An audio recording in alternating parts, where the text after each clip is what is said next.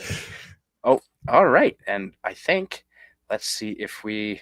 Oh, I still have my Halloween Japanese devil up there. Oh, So are we doing cameras off, or are we? What no, are we no, doing? cameras on. No, I just All wanted right. to see what. I'm just fucking around. Hello, chat. Hi, and I want to welcome Scotty. Am I looking the right way? No, this way. ScottyR37. Hi. Oh, they have it so that when we look the right way, it's the right way now. They flipped it around. There we Yeah, go. see, Hey. they automatically mirror image because remember you used to have to look the opposite way to look the right way. I found you. Yeah, that's awesome. Well, so tonight we've got some people in the chat. It's exciting. I didn't know this until just half an hour ago, but one of our better known territories in Canada is having a provincial election, and it's the Yukon Territory. Right now, I've lived and worked up there at a gold mine, the largest gold mine in the Yukon, as well as one of the largest disasters in Canadian history up at Faro. It was a zinc or silver mine, and it went horribly wrong for about a year and a half in total. What do you know about the Yukon, and have you ever been there? Do you have any desire to go there, Scotty? I have absolutely no knowledge whatsoever about the Yukon Territory or the Northwest Shit. Territory. I don't even know if it's called that anymore. Yeah, no, those are the northernmost places. I believe that the population is sparse, largely Indeed. Inuit or First Nations. Yes, do Um, well, yeah. Do you know what the population is offhand? no, I was just Googling it. No, 45,000. That's it. the town that I live is 133,000. Yeah. The nearest town to me is Vernon, about an hour away in the Okanagan here, and that's about the same size, 45,000, as the entire state territory Territory. of the Yeah. Yukon. And the Yukon, have you looked down on a map? It's large, man. It's like a third of the size of BC at least, maybe It's bigger. It's giant. And it is like, and one of the things that is interesting about just geopolitics, especially when it comes to Nunavut, Northwest Territories, and Yukon and Alaska, obviously, they're sort of there's a circumference there, is that it's just a hop, skip, and a jump over the top of the world. And Yes. then you're confronted with Siberians and the entire Russian army. And so it is an interesting border of sorts. Although, the North Pole is somewhat of a barrier. Well, it is, and a lot of the Yukon is inside the Arctic Circle. And actually, I've got a map of it. Instead of why don't Speculating, yeah. Instead of why don't I share screen and yeah, all right, fuck it, we'll go the whole window. Okay, there we go. That's gonna get trippy for just a minute. Wahoo. Here we go. All right, so are you looking at a map of Canada? I am. And hopefully the chat is too. Oh, you can see the little black dot. That's me right down by Vancouver. That's my location, folks.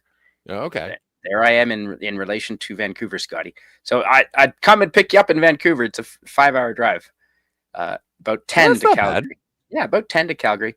Or Kelowna is like an hour and a half. And that's a nice airport. Anyway, so up here can you see my cursor moving around on? I can. Oh, okay. So here is, let's zoom in a little bit. Here is YT, and that stands for Yukon Territory. It's too bad the letters shrink as you zoom in. It would have been nice to have them bigger. But anyway, this is the Yukon, and this is Northern Territory, and this is Alberta below, and here's British Columbia right on the coast. And Whitehorse is quite far south. I would fly into Whitehorse when I worked there, and then drive up to, let's see, Mayo is right about here, the town of Mayo. That's where the largest gold mine in the Yukon at the time was. They had a horrible, they went bankrupt and a huge environmental disaster up there now because of poor management. It was government run in cooperation with the local native tribes, and everything looked great on paper. When you say environmental disaster, what do you mean? Like an explosion? No, like the tailings pond let go. They all the water they use. See, they would process the gold by rinsing it. They would put all the mine earth on a 45-degree slope that they had covered in thick plastic, like rubber, if you will. Big fan of rubber. And so they'd cover a mountainside at a 45-degree angle with rubber. And then they would spread all the dirt out on it, and they would spray like acid over it and that leaches the gold out of the soil, but it leaves a horrible waste product, and they use a lot of water, so they have a tailings pond, they call it, a big artificial pond full of like horrible, disgusting, bad water that they treat in theory and release and clean it up. But there's often huge around mines around the world. That's a common thing. But there's often breaches in this man-made dam of dirt often. So it spreads out, and they're often located next to a river, and it contaminates the whole area once those breach. So my understanding is that is what's happened. I wasn't up there. I haven't seen it. I've just talked to my ex coworkers. Then they're not good right now. And that also happened to the other location I worked at, and it's over here where my cursor is now, somewhere over in a town called Faro. What legend has it that's where Wolverine is from. And in Faro, about, I don't know, 50 or 60 years ago, there was a zinc or silver mine, and the same thing happened. A similar thing happened with the tailings pond. And so I was employed there in 2019 as part of the cleanup crew up there. And it's a 100-year plan, and they're hoping they can get like 10% cleanup by the time they're done. And it's very expensive, and that site is Canada's worst environmental disaster so far. So that's what I know. Well, that's terrifying to a certain extent, simply because it is something that, as a Southern Ontarian, like, I've never heard of this. Well, I hadn't heard of it either. So here's British Columbia right here, and I'll trace it out. So British Columbia is that big, down, and here's the border with America down here. And holy shit, look how big Yukon is. That's half the size of BC, more than half. There's Alaska. There's the border with Alaska, and it's quite easy. There's a highway that goes over right to Alaska, and it's a very common motorcycle tour to go there. Oh yeah, I think Russia, and over to Russia. They take ferries over to Russia from there, crazy bastards. Well, I think they did that. Obi-Wan Kenobi and the son of the guy who directed Zardoz. Yes. Yeah, you know that. The long way around and the long way down. It's great. Yeah, the long way around. That's it.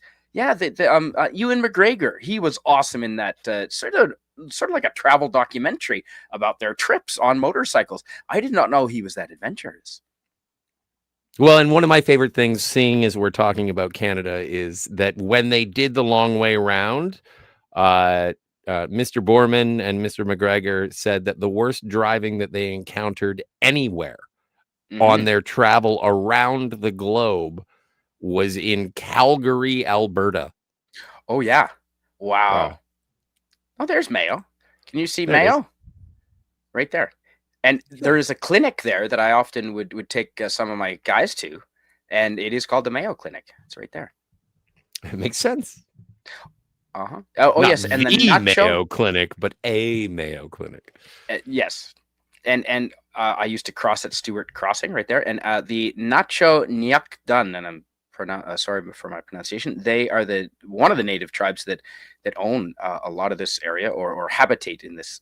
Let's not talk about ownership, but they habitate in this area, and so they also had a big stake in the mine, and it's a shame that I suspect greed and typical government on both sides, on the native side and the Canadian government and the Yukon government sides, all around. I think there was some better management that could have happened. And if you, anyway, well, I would, and so obviously mining is a lot of their economy. It is huge. It is a huge part of it, and it employs like the mines there. There's many of them, and they employ a lot of people. Absolutely. And so but there they obviously not much agriculture. There's there's shipping. A little, and there's Faro right there. Okay, there's the other site, the site of the silver and that disaster there where I worked to clean up. Ross River. Now do you know about Ross River since you traveled in Australia? Ross River? No, tell me more. The Ross River disease you can get from getting bit by a mosquito in Australia. No, I've never Different. heard of the Ross Diff- River disease. oh yeah, no, okay. Well, it's a different Ross River, clearly. But this is the town of Faro, right there. So Faro is where the legend has it that Wolverine was found, or just and yeah, right. That's where Wolverine is from. Although in the movie, when they show Wolverine in Faro, that is not Faro at all. I don't know where that is. I think it's like somewhere in Alaska. But it has like the Faro Hotel. Bullshit. There is no hotel in Faro. That is not Faro with big buildings. No, Faro Hall has single story and double story buildings at most.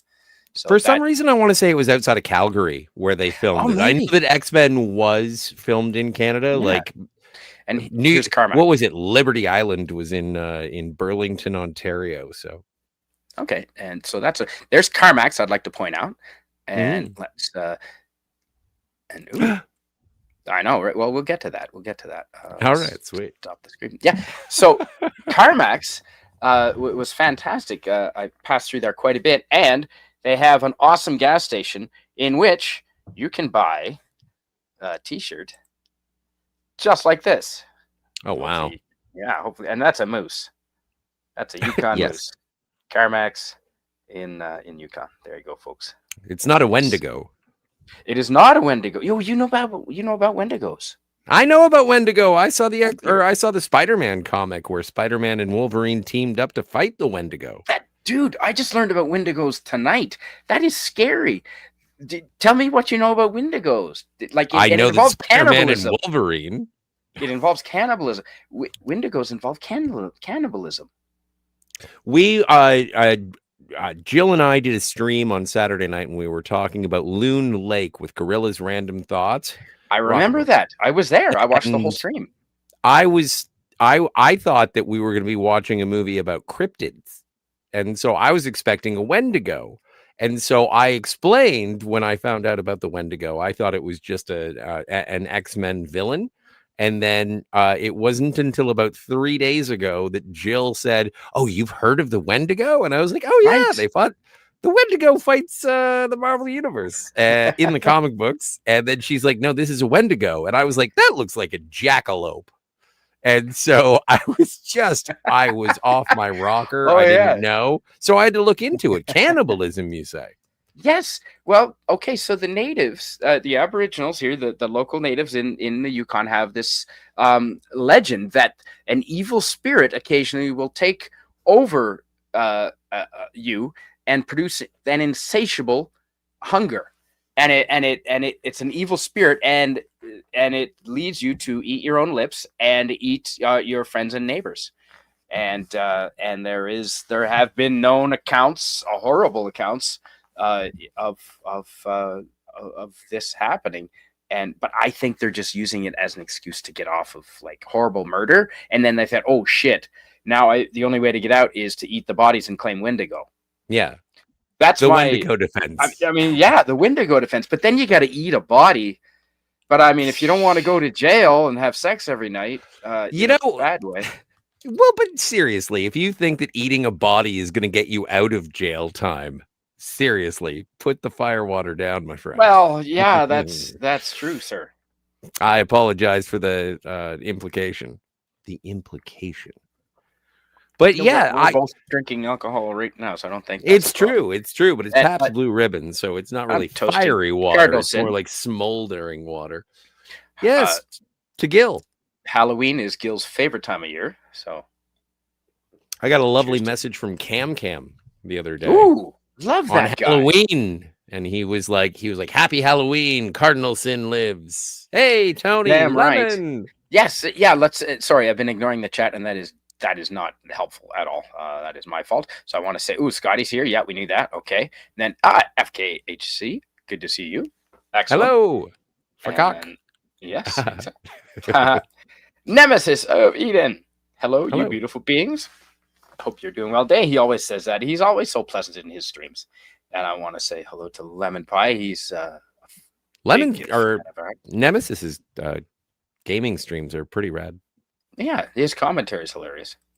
Good to see you, Lemon. And he has a good chat. He's always got a good chat in there. And Sashi, excellent. Hello to see you, Sashi. I don't know if you know about Sashi, what you know about the Yukon, but they are having a provincial, sorry, not a provincial, because they're not a full province. They are a territory, much like Puerto Rico is to the, well, no, probably a stronger affiliation, because they Puerto actually get to Rico's a vote. protectorate. Yeah, because they actually get to vote. Okay, sort of like Tasmania then, because you and I have both been to Australia. Tasmania is a territory, and I believe my understanding is they do get to vote, much to the chagrin of the mainlanders in elections. So as does the Yukon Territory, and now they are. And hello, Tony Stark of Iron. Good to see you, Tony. And just chiming, I'm alive. Oh, good to see you, man. Excellent to see you, Tony. And I saw the ad Jones? for your Patreon. So if anyone is interested, Tony has a Patreon. Oh, fantastic. Mm. And David Jones, excellent to see you. And Kimberly Ann Hart is in here. Where is she? Kim. Oh yeah, Kimberly Ann Hart popped in. Good to see you. Oh yes, of course, I get it. Hold the mayo, please. Of course. And Scotty, would you mind reading this from our friend Sashi? Sashi says, we had tin mining back in the day over here. The tilling was more radioactive material. There was a study on it a while back. Heavens. Well, I just went down a rabbit hole this morning, and there's a reason why chemotherapy works. And there is a reason why the people that live in very high altitudes, such as Iran and high places around the world, have a lower cancer rate than normal. There is a reason why the emergency workers that went into Chernobyl in 1986, 1987, and got dosages of radiation, but not lethal doses, they have lower rates of cancer. And the Trump administration is starting to realize this and focus on this. Low levels of radiation are not bad for us, and in fact might be helpful as per chemotherapy. And they are changing the nuclear. They're looking at changing the nuclear power plants radiation protocols to reflect what the real data, because what they're based on now, they changed they reverted from the 1936 regulations in the 1950s to much more strict regulations based on what happened in Fukushima. But Fukushima, their baseline was massive. Like, they don't have little trace bits of radiation. They had massive, and so when you have massive levels, yeah, it's bad. But anyway, it's a rabbit hole I went down, and it's worth. Well, I think that there are probably people in the audience who know more about chemotherapy than I do. I've never, sadly, probably. And not sadly, Rod. because as you mentioned, it is a way. Hey, Rod, and he'll be up soon. Bauxite mining, however, turned everything red. Right. I assume you mean Republican. Well, isn't that where Pink? Have you been to Pink Lake in Western Australia? I was in Western Australia, but I never went to Pink Lake. Pink Lake is north of Perth, about 2 hours. That's where I lived. Okay, well, I went to the Pinnacles. My friends went to Wave Rock. Pinnacles and Wave Rock, yeah. Well, they're not far. They're not far from Pink Lake, and it's a lake that is there's a bauxite mine nearby, and so it turned the lake all pink. I think it's a man-made lake. So don't drink the water, is what you're saying? Don't drink the water. I was in it, but I didn't. Yeah. Well, I wanted to see if it turned me pink. It did not. Well, I guess I'm kind of pink already. Yeah, it's true. It's true. Yeah, and also a little bit of a sunburn. And Rod Thunderheart, yes, the Blue Jays lost. Well, any chance to make fun of Toronto is a good thing. Yeah, I'm not really all that upset. No. Life is shitty for you Yanks. We figured you guys needed a win. In what way is life shitty for America? No, sir. I was just down there. They are booming. I don't know if you've seen the economy of the States compared to Canada. It is incredible. It's 40 times stronger than ours, the growth in the last 10 years. Their interest rates are down. Their food prices are dropping. Their gasoline prices are dropping. They're getting rid of the immigrants, which Canada needs to do. No, the Americans are having a really good time, Rod. I'm not sure what you've been hearing, but talk to some Americans. They will tell you. Well, I know we're all very time, it seems. we're all very focused on the Yukon Territory Oh, election yes. results Yes, for we are. this evening. Yes. But tomorrow apparently is a big one. There is going to be an election tomorrow in the United States of America. We are going to see the rise of a what appears to be socialized food distribution in New Ooh. York City. So you And want your grocery stores to be run like the DMV. well, yeah, exactly. That's Ow. actually not a bad call because you know when your stock boy is paid by the government, he doesn't necessarily have to work as hard. Although you are New Yorkers, and so there is a certain level of pride I would hope that you have in your city, even if you do work for the government. You would think so. Ooh, and I that madman Mom Dowmy. I don't care for his finger licking good ways. nope, I And agree. But I don't know where he is. but if America, I'm a Silwa fan or a Sliwa fan. Sliwa. yeah.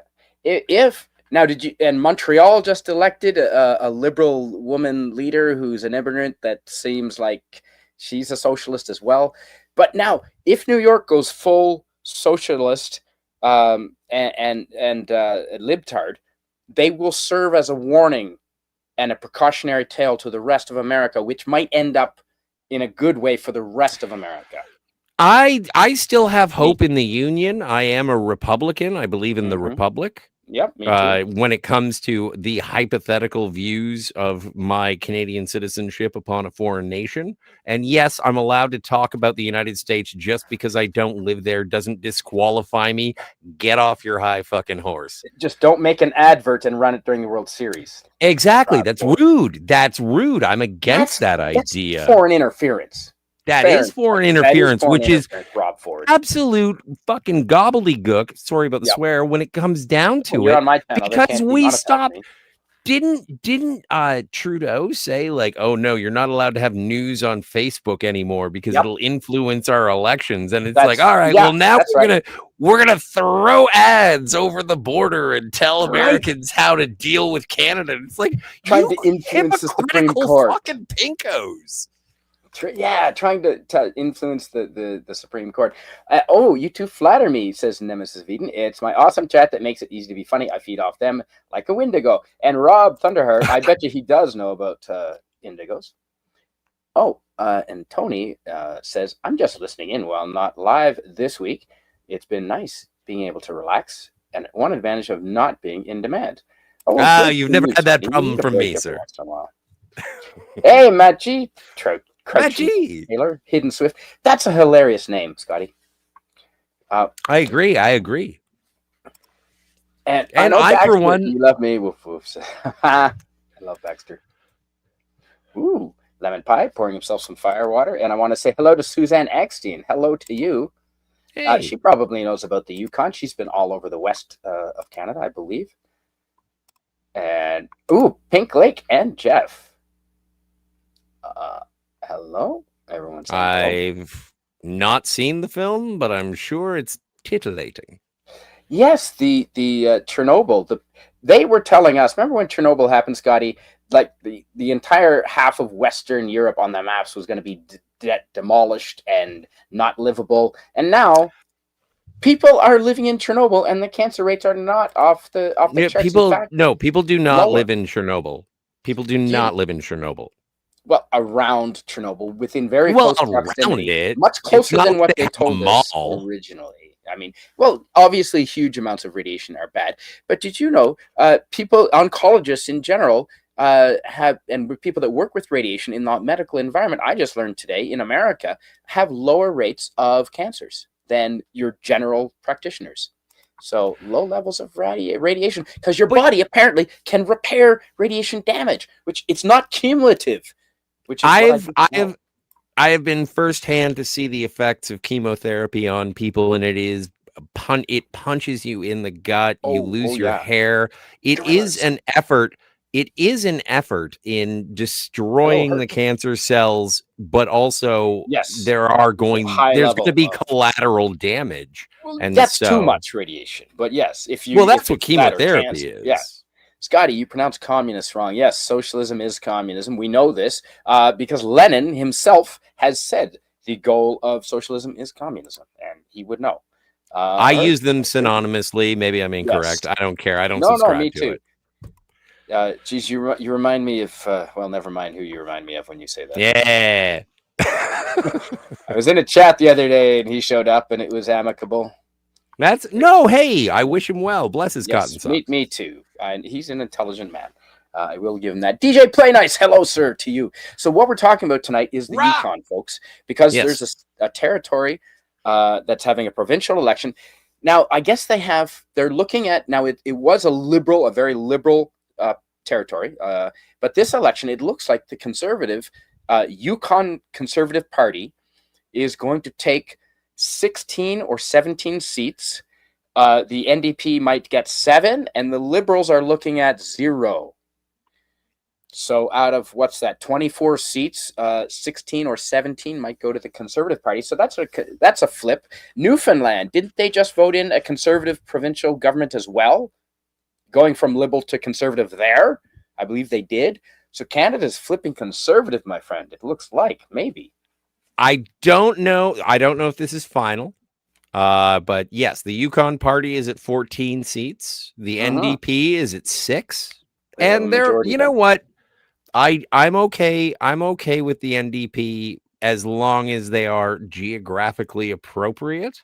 Yes, I can agree with that. I think I voted for them once. Not now, ever. No. Jagmeet was a moron. Yeah, no, Jagmeet. It depends on the. Anyway, Jack it doesn't Layton. matter. Jack Layton was a good man with good policies. I think Good that even when intentions. Bob Rae was part of the NDP, I was Yes. like, all right, Yeah. all right. Canadian politics is fascinating, isn't it, America?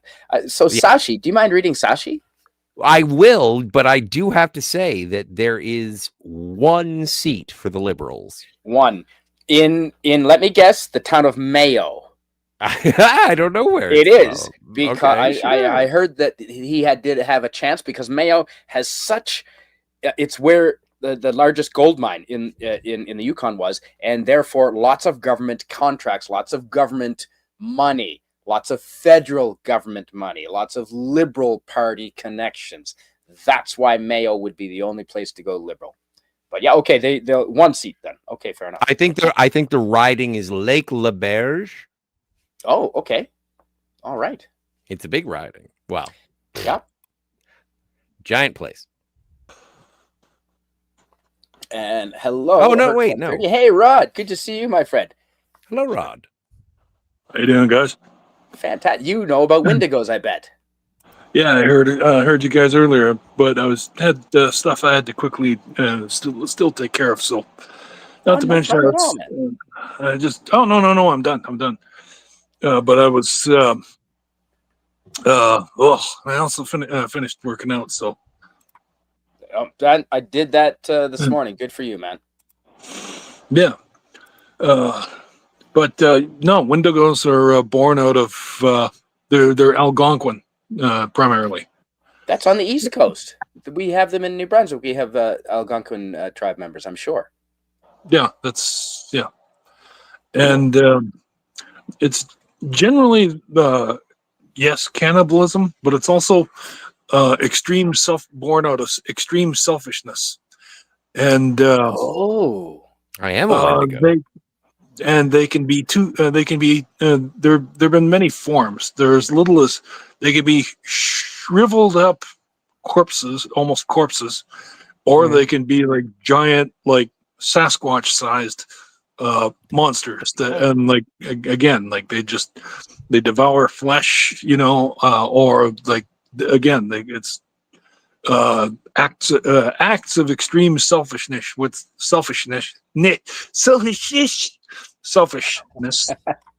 and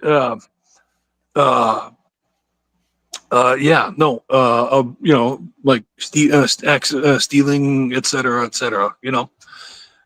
But yeah, no, like and it's and then it's also of course associated with like coal, which they would be possessed by the spirit and they would consume others. So That's right. There and apparently I've got when the I'll share this Wendigo? Is that when the the hottest club? when when when the local natives were shown images in a because this is hundreds of years old legend, right? When a long time ago, when they were shown images of animals, Mhm. this is what they pointed out. Pictures of the giant sloth was the closest they could imagine that its true form was, Yeah. and this article, this is cryptid profile, and Rod, do you know how to? And I'm not saying this just because you're native, but do you know how to pronounce that word? It's a native Yeah. word. Cryptid. No, Cryptid. the other one, the Oh, Satochin, the Satoshi. Satochin, Satoshi. Satochin. All right, and this is from the Pine Barrens Institute. Shout out to the Pine Barren Institute, and this is another cryptid called the Beaver Eater. Sorry, I'm confusing the Wendigo doesn't look like that. This is the Beaver Eater. Yeah, Wendigo looks like it's a ghost that takes a normal man sometimes. Can That you looks just more like can a you sloth, but yeah. can you just make when you announce the Beaver Eater, can you just make my picture bigger? Oh. So have you heard of this? Have you heard of the Canadian Beaver Eater, Scotty? Yukon? Yes, I have business cards. The Yukon Beaver Eater. Sorry, this is the No, Yukon I've Beaver never Eater. eaten beavers in the Yukon. Yeah. Have you heard of the I'm gonna run Yukon with this joke, Beaver yeah. Eater legend, Rod? Okay, I'll be honest. You got me. No. Yeah. No, this is a real thing. This is a real thing. I'm not making this up. This is from the Pine Barrens Institute, and I believe you. I just learned of this today. And in the Really? Yukon Territory of Canada, that getting back to the Yukon because it is the election, that's why the live stream is Yeah. going. Members of the Canadian First Nations sometimes spoke of an unknown creature while retelling stories that had been passed down from generation to generation. In the Tutchone language, the creature is also known as the Saytochin to everyone else.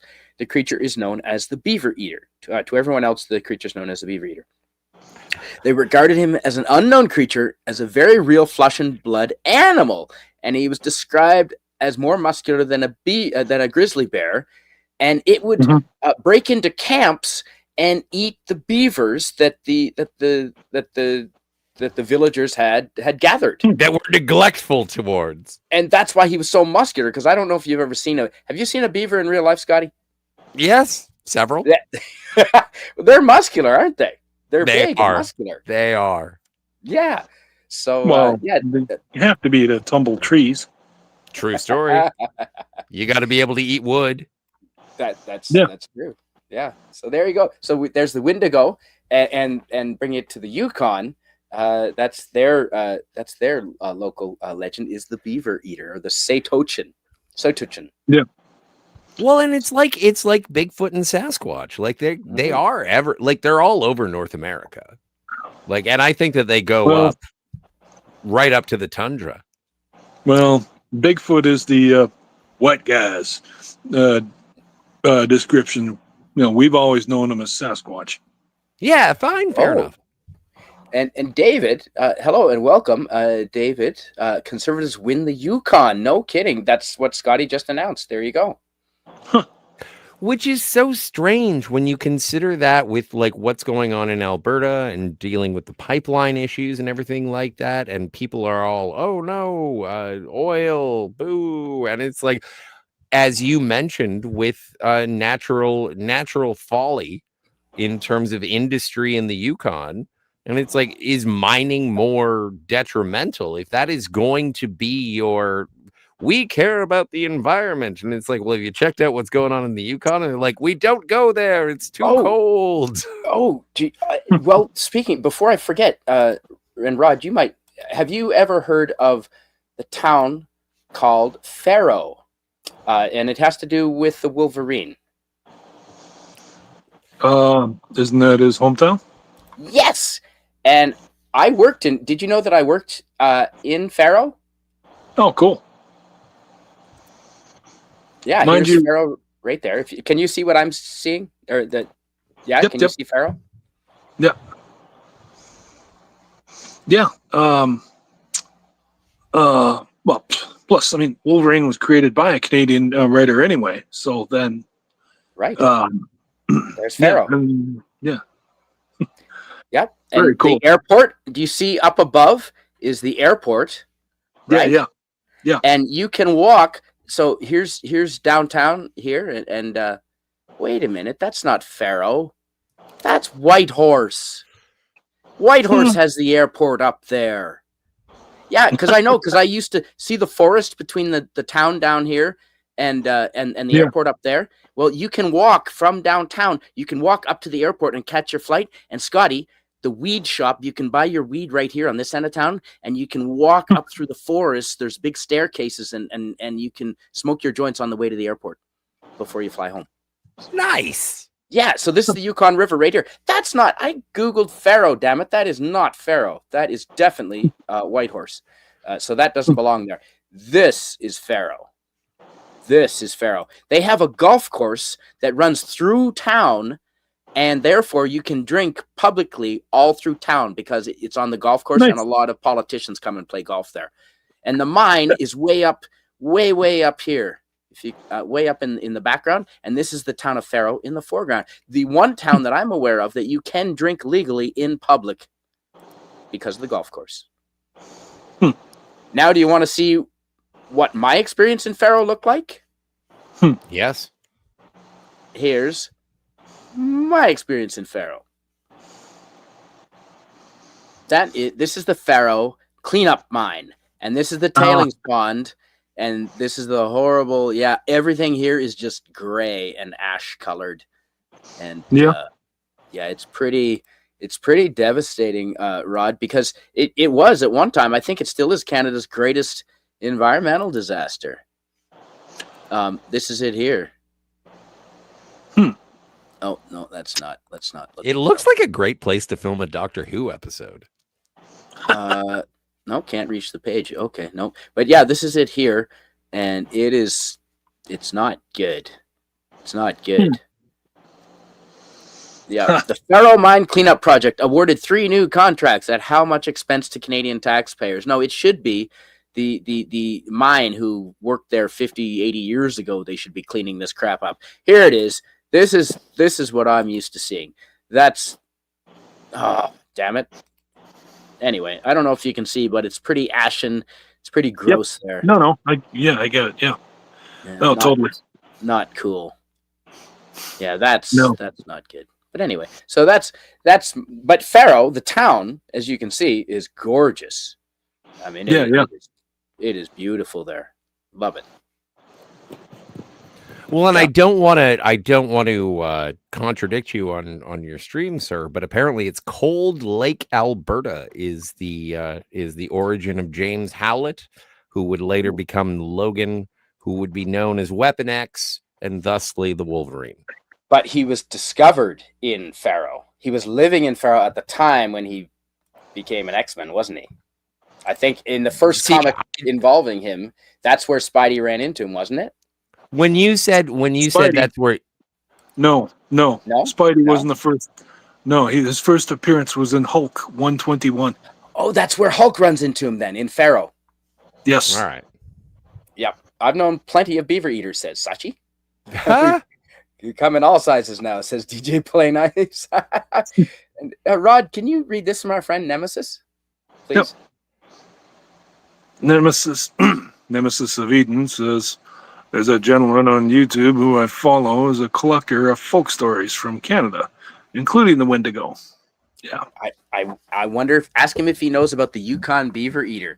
The Yukon Beaver Eater, man. If maybe I didn't know about the Yukon Beaver Eater, and I worked I didn't for either. a year and a half.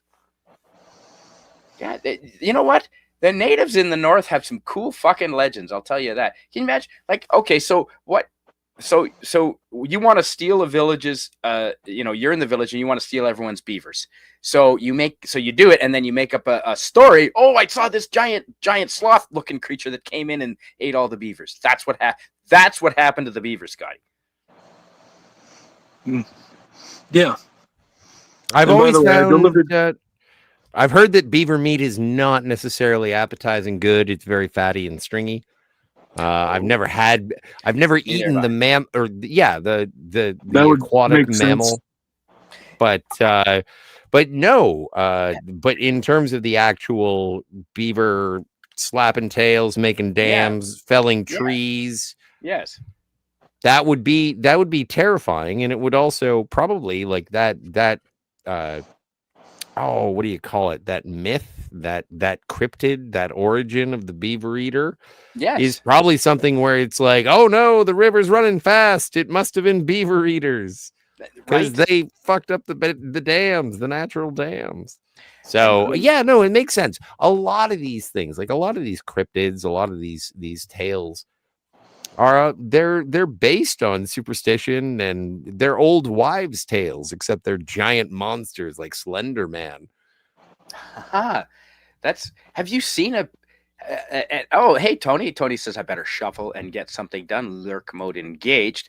And Granola, I've made you a moderator. There's no responsibilities. I've just recognized you, and I think DJ Play Nice knows you as well. So I make everyone a moderator. And he says, nice. I hope they're actual conservatives in the Yukon and not just skin suits. I believe up there they are. The Yukon, Rod, have you ever been to the Yukon? You've been way far north, but have you been to the Yukon? I'll be honest, I have not. Yeah, because I know you've driven a lot of places. And yes, Yeah. please, Nemesis of Eden, if you want to drop the link, please do ahead.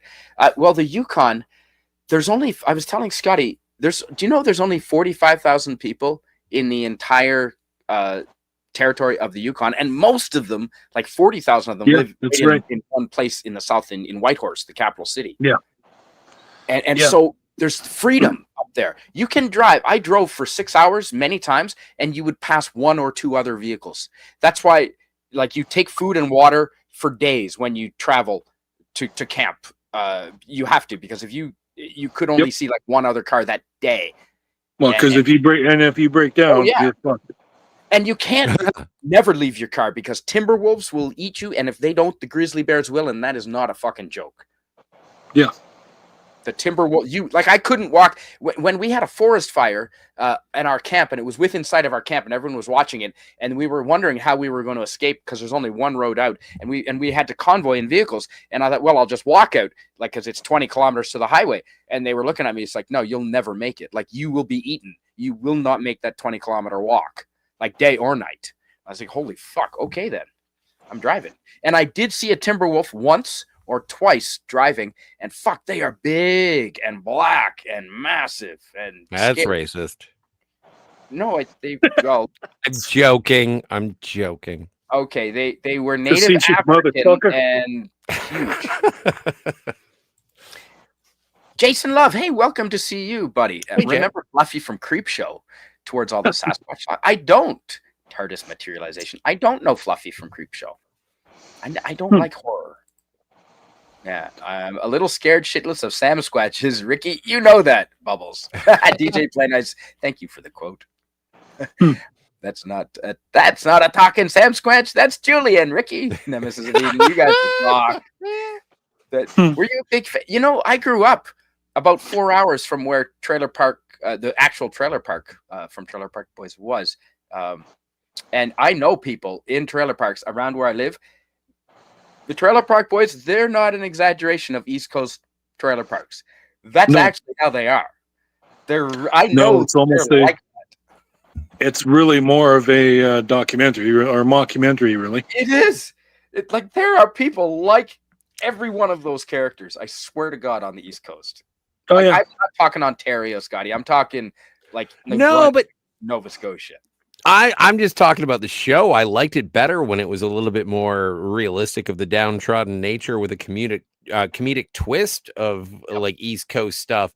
And then when they started building up almost like a Simpsonian lore about it, and it's like, oh, we got to go back to jail now because it's cold in the winter, and then we get released every spring, and it was just like, oh my God. So I like to say I liked the Trailer Park Boys when Elliot was Ellen.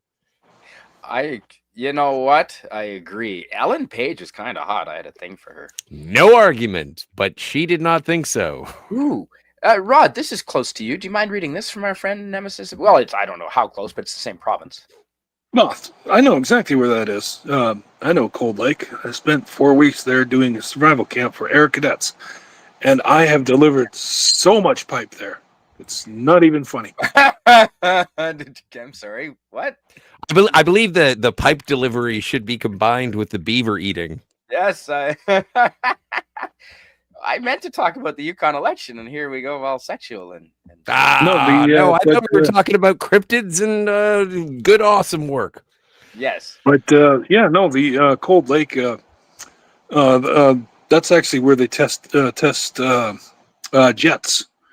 And there's so many jets flying overhead when you're, and it's very, very far that you have to drive to get into it. And then even once you get into it, you're still probably another 40 kilometers to get in.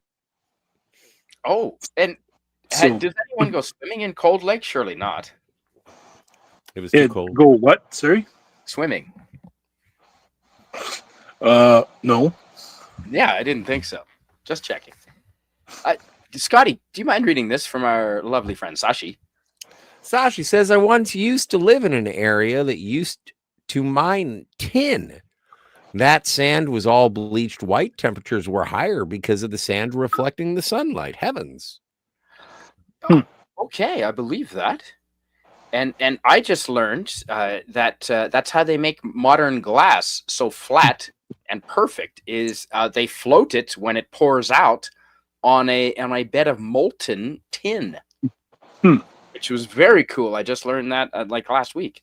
And molten or not Molecular Arts, who was on my stream a little while ago, he knew that as well. But yeah, that's fascinating. Love tin. What does a tin digger know about mining gold? That's a quote from the 33. Oh, okay. Oh, nice.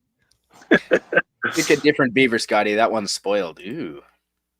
That's always the way, man. That's why I go to different pool halls. Hammerson Pete. Oh, hey, thanks, Nemesis of Eden. And Scotty, is this you? No. He says, But, name. Scotty D 3138. I do like the 3138. Yeah, that's not you. Okay. No. Ooh. Nice. Don't, says DJ Playnets. Food and music are good with me. Welcome in, Granella. Oh, perfect. People underestimate the size of Wolves. Dude, he was like, his back was up to my chest. It was crazy. Yeah. I swam in Cold Lake, says Nemesis of Eden. It lives up to its name. Shit. Yeah. They don't call it the hot tub for nothing. I guess not. Yeah. And, no, but it's insane. Like I do sort of take to heart people talk about the impossibility. I'm going to expand out from the Yukon, but they talk about the impossibility of the habitable nature of the earth. And it's like, can't believe how this globe can sustain all of us people so well, so much. And then people are like scientists will actually look at it and be like, really? If we dropped you off in the middle of the Gobi Desert, how hospitable, how habitable is Earth? If we dropped you in the Yukon, how habitable is the Yukon? Would you like to spend a bunch of time in the fucking Himalayas? No lighters, no knives. Just survive. Just survive. That is brutal. I mean, even in places that are warm and have everything, all the animals around you, it's still not easy to go and get them and survive. Not really. Like it's an incredible biosphere. I love the majesty of the earth. I respect the earth. I agree. But it's just like, yeah, you drop me off anywhere. If you just do like a Google map, spin around the globe, and then you drop me off, first things first, I'm probably falling in an ocean. Probably, yes. Or I'm going to be in the middle of a desert, or I'm going to be in the middle of a frozen wasteland. Like, yep. Yep. That's do you know what else? Since we're talking about or in a predator's playground, I'm just going to be in a forest or a jungle. there is something that might make it worthwhile, the risk of being eaten if you're up in the Yukon. And do you know what it is? Beavers. And no, it's not the Yukon beer, although it is good. Stop obsessing over beavers, Scotty. All right, No. I'll stop. I like This. the joke though. This is glorious. Yeah, clearly. Right? How's that, folks? How's that for a slice of They like, actually look solar like wind? that. They Yeah. look like that. Well, haven't you seen mine? Oh, my! Yes. Those don't even compare to mine.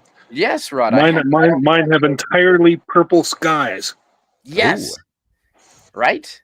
Yeah. Yep. You you not these showed me. squishes. No, this mine was the entire sky was purple. And do they dance? Because they do dance a lot, don't they? Oh yeah. They dance quite fast. Yeah. You know what's funnily enough though? Like all I saw was white. You know, the auroras were white for me, but like Well, that is racist. I suddenly realized though that when I took a couple of pictures, suddenly it's like I'm like purple. Why is it purple? Then I looked at it carefully, and if you look at it's actually flashing. Yes, So they flash, rapid flashing. that's why what you're seeing is a microsecond. So like that's why it's like different. Oh yeah, different colors. Yep. Yeah. I would love to see it. I would just There you love to go, see folks. it wash over the sky. Yeah. That does not look hospitable. I mean, at least you'll die having a beautiful light show, Scotty. Or I'll get picked up by the Nexus and end up with Captain Kirk. Do we talk about that movie? Does that movie count? Is it? I don't know. No, the Aurora Borealis is not the Nexus. Is the correct thing to say to me. It again. I don't want to turn into Tolly and Soren. No. Yeah. No. Now I did see.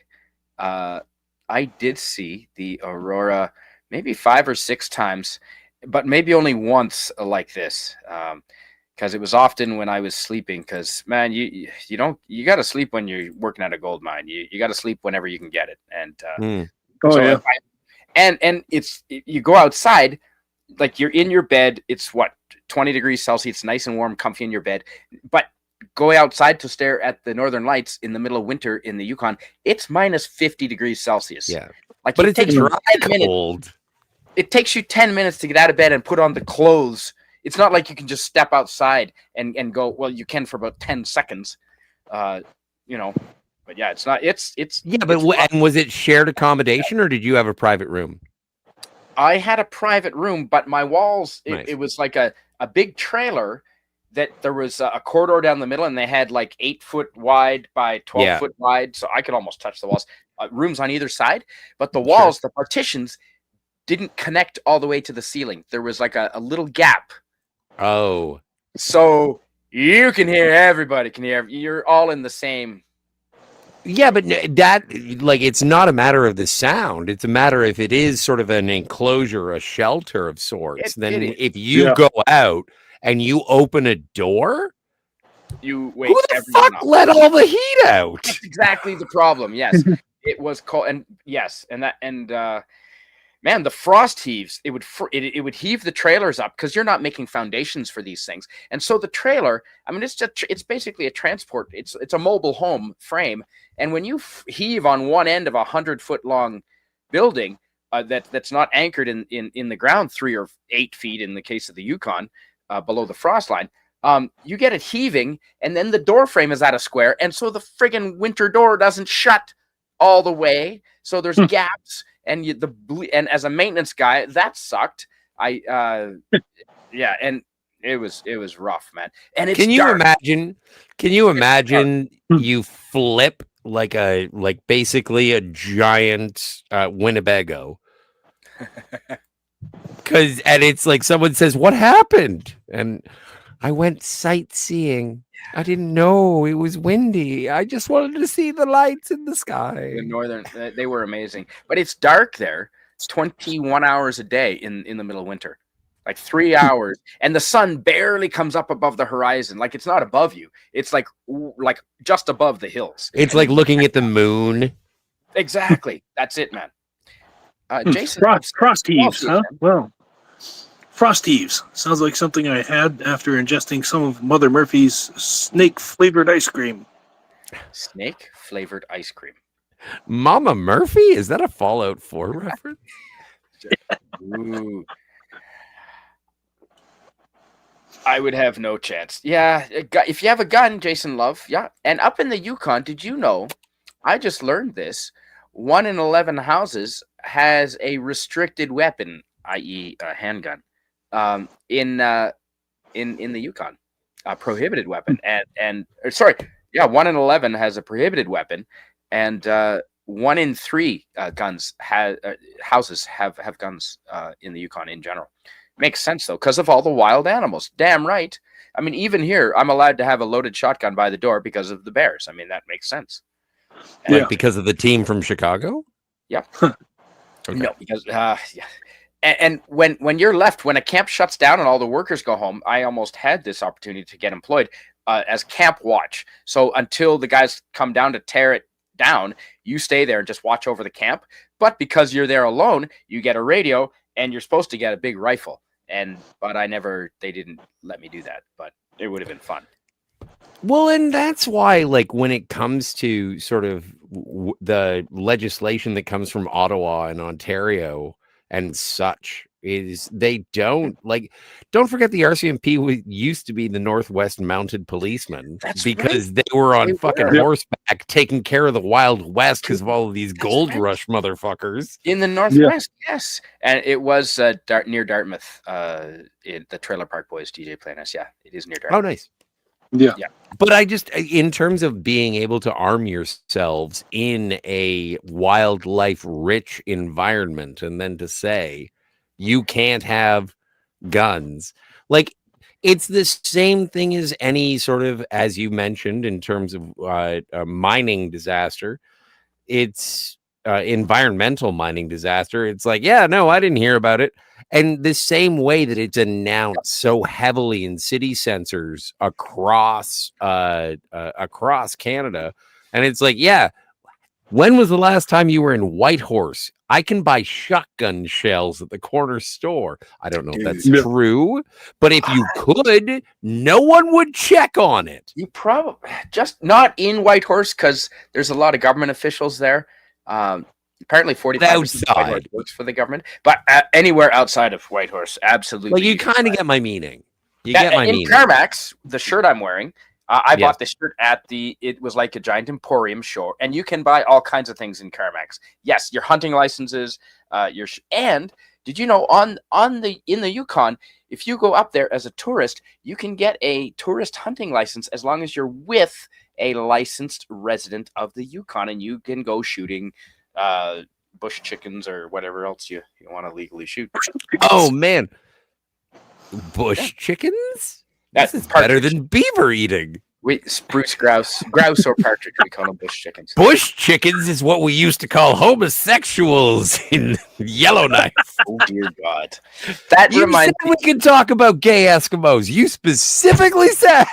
I did. Have you heard of the song by Corky? Corky and the Juice Pigs. You know it? Of course. You do know it. Muck, luck, luck, luck. Yes, that's an awesome song. It is funny. Yeah, no, From I love that 1992. song. I don't know if you could get away with it now. Well, yeah, no, you couldn't, but you can still listen to it on YouTube, I'm sure. Yeah, yes, you can. But yeah, that's Funny you mentioned Eskimos because Eskimos actually translates. It's from French. It actually translates to eaters of raw meat. and that is They why. love their blubber.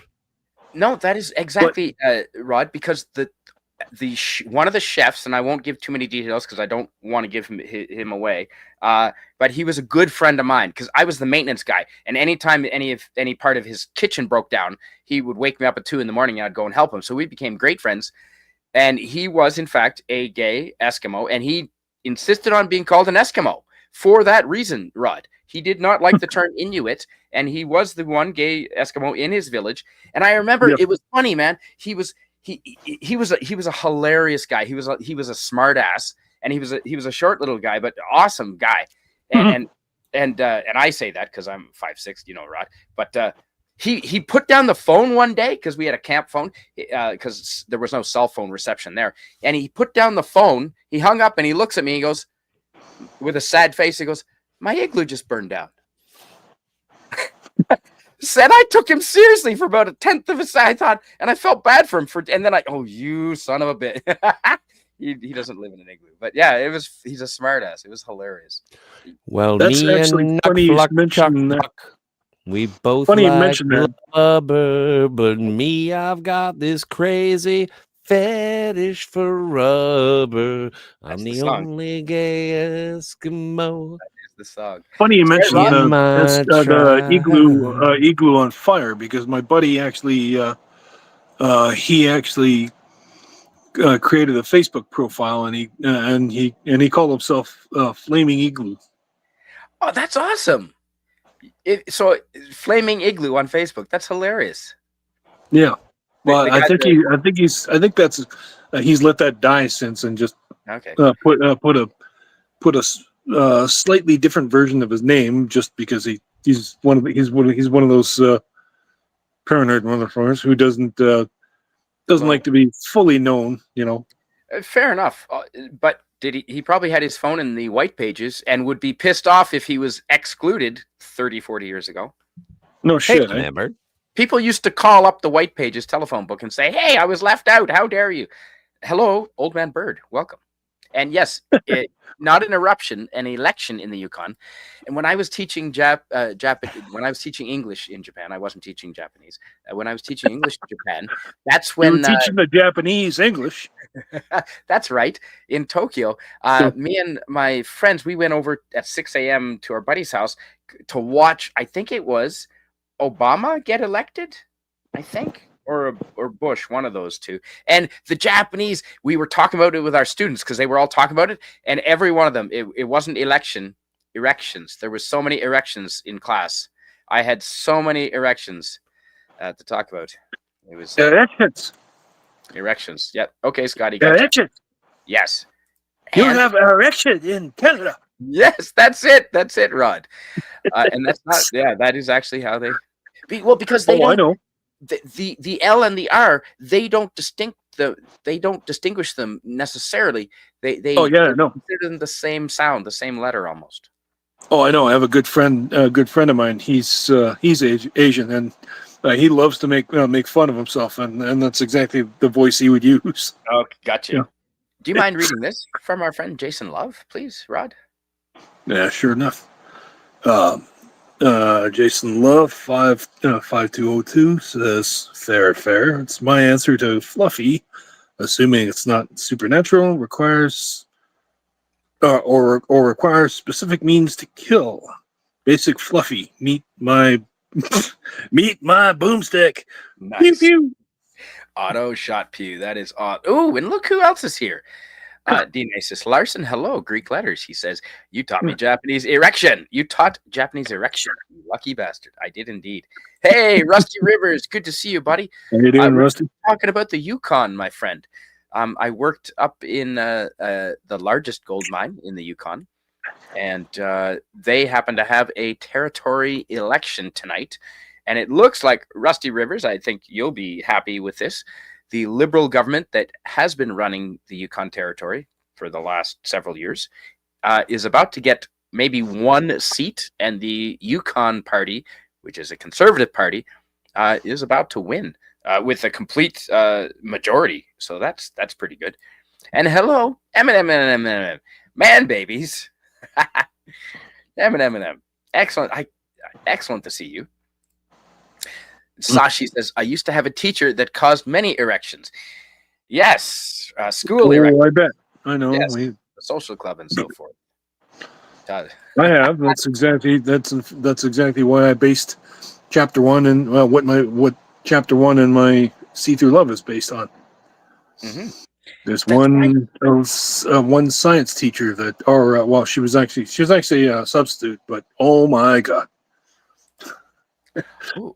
Many erections in my class. Dude. Yep. How come French teachers never look hot? I've never had a hot Are French you teacher. kidding? Opposite. Some Oh, of man. them are like smoking, man. Man, one of ours, we called her Yoda, dude. Oh, Not to her what? face. Not to her No, face. but I mean, no, but my point being is, you know, I mean, you just, you just lucked out like the wrong way, you know. But I The mean, like, wrong way, yeah. man, oh God, man, like Speaking of, French, that was hard that to French accent. Oh my God. that was a hard expression to explain to my Japanese students. Like luck out is good.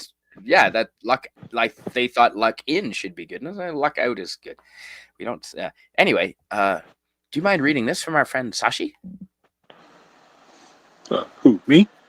Yes, Rod. Sorry, Scotty's away for a bit. Oh yeah, we aren't allowed. Sashi 441 or 440, 4440. Yeah, Say Sashi. We know who it is. yeah, Sashi. We aren't allowed to have guns. If an elephant or tiger shows up, the best I can do is harsh language. Same. Yeah. Well, I don't even think we're allowed to carry. We're not allowed to use bear spray or pepper spray as a weapon, are we, Rod? Only against animals, not against humans. Yeah. Yeah, that's right. But I mean, like, at least we can with animals, but like this. Yeah. If anyone, I mean, we're allowed to have shotguns, but we can't use them on humans. So if you do have to use them on humans, you have to bury the evidence or get rid of it somehow. Not Yeah. in Minecraft. I mean, in Minecraft. Yeah. DJ Plainice says there are towns in Georgia that require all homes to have a firearm and ammunition. Yes, there are exceptions granted. The same with Israel. I met many Israeli backpackers around the world, and they all do, and Switzerland as well, I believe, are required to do 2 years or a year military training and then keep their guns at home in good working order. Although a lot of the Swiss people, the ones that I talked to, that it was years ago, and they don't really keep up with maintaining the weapon. Some of them didn't even know where the hell it was, but they did have it. But yeah, that's a thing in a lot of places. Yeah. Well, reportedly, their ammunition is supposed to be kept at the from what I understand. Right. That would make sense. Although you'd think you'd have a few. Sounds like Canada, Sashi. If someone breaks in, says Nemesis Veden, use strong words, but don't defend yourself. That's true. Although there has been some public support for castle law. And so we'll see how that goes. Yeah. 12. Go for 12 gauge hunt. Na. Yeah, Jason Love. Like Caddyshack style, my friend. Georgia's required to have, they're all supposed to have guns and handguns and shotguns? A firearm, it says. A firearm. Yeah. Gee, why does America have so many school shootings? I just can't figure that out. It's probably because of all the psychos. It's, well, you know where they don't. Yeah, but Rod. Well, a gun-toting, pie-eating, flag-waving, we're better than you Yanks. No, hang on, Rod. Hang on, because I think you might have the wrong impression. Because Texas has lower gun crimes than California and New York and Chicago, all of which have a no-gun policy, a no-gun law. So think about that before you say that. The places that have high guns, like Texas, have very low gun crime. And any mass shootings that start, they get stopped within 2 seconds because they get shot themselves. And that has happened time and time again. And this is not, and here's someone who's an expert on it. Hi, Jill. And we've had 2 shootings this year. Yeah. But most of the shootings are in New York, where there's no guns, California, where there's no guns, and Chicago, where there's no guns, Rod. That's what I'm saying. Where these shooting statistics are coming from are places that don't have guns. Jill, what about Texas? You have a lot of guns. A lot of guns. Is there a lot of shootings there? Do you feel unsafe? Do you feel like you're going to get shot? Well, there's just something to be said about having unarmed. Sorry. There's something to be said about having armed guards around to protect people, and they can do that. And it's just something that it makes no sense that the schools don't have it. So there are still school shootings in places where guns are not allowed, like schools, which is unfortunate. And of course, the people wielding them should be trained And they don't have to be inside the school or anything, but they can be out and they can just patrol outside of the school. And I don't know, it just seems like a real common sense kind of thing. They have them at banks. Why not protect your children? It used to be required for you to wear your sidearm a long time ago into the courtrooms and the public institutions around the states, because the citizens were trusted as much as the police officers in keeping law and order. Because if you're a law-abiding citizen, you are not below the police. If the police can have guns and can be trusted, then so can law-abiding citizens. And when you take away the guns, i.e. China, then you get tyranny. That's what happens. If you disarm the population, you get tyranny. That's my firm belief, and that's why what the whole Second Amendment is about. Yes, it's true. And that's really so. Why is Australia so safe? I mean, my nephew lives there. God. Have you I not wouldn't. heard?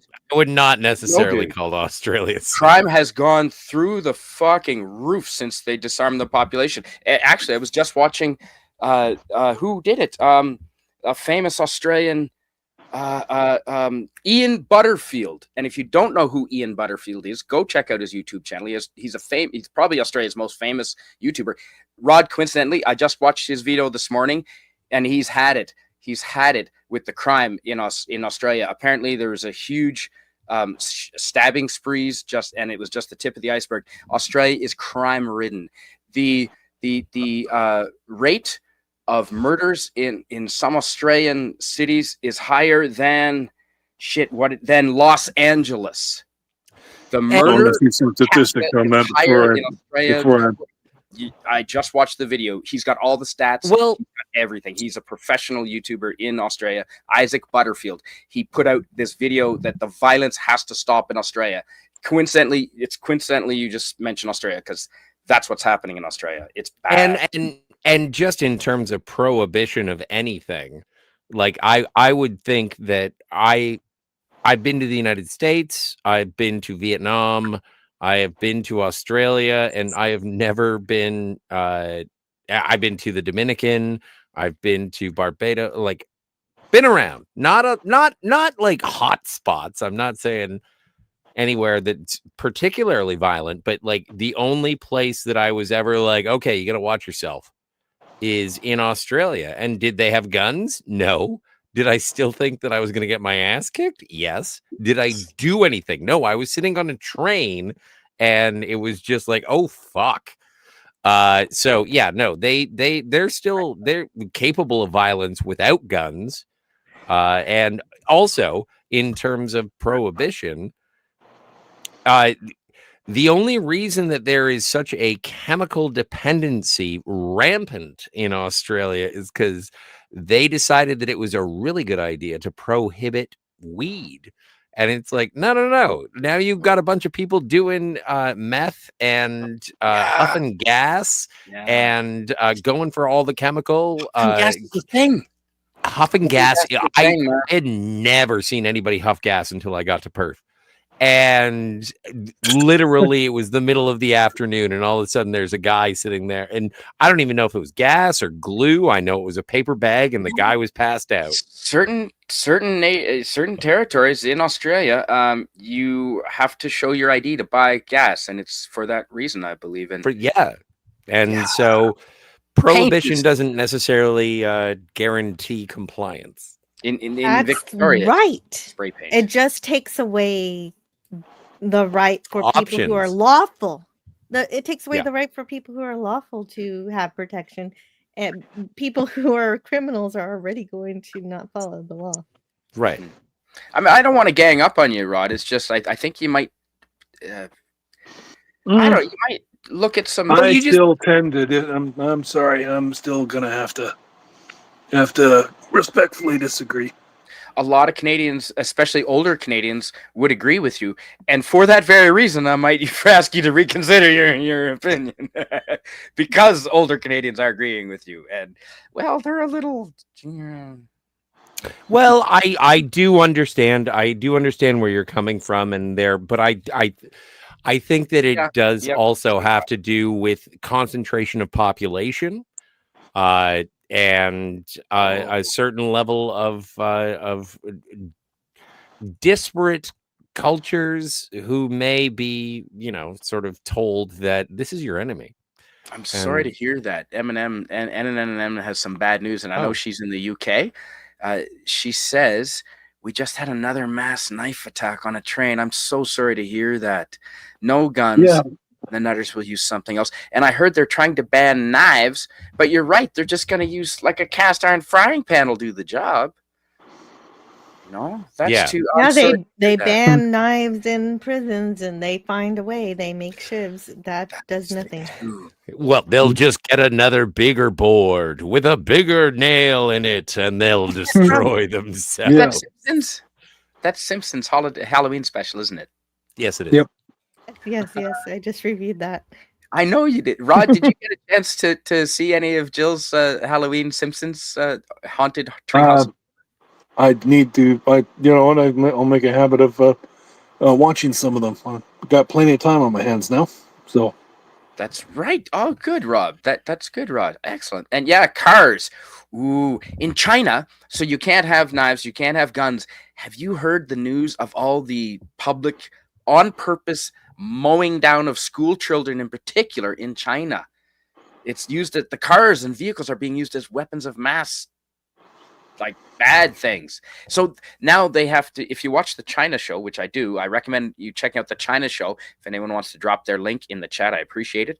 The China show has two expats, one American, one South American. They lived in China. They have Chinese wives for decades.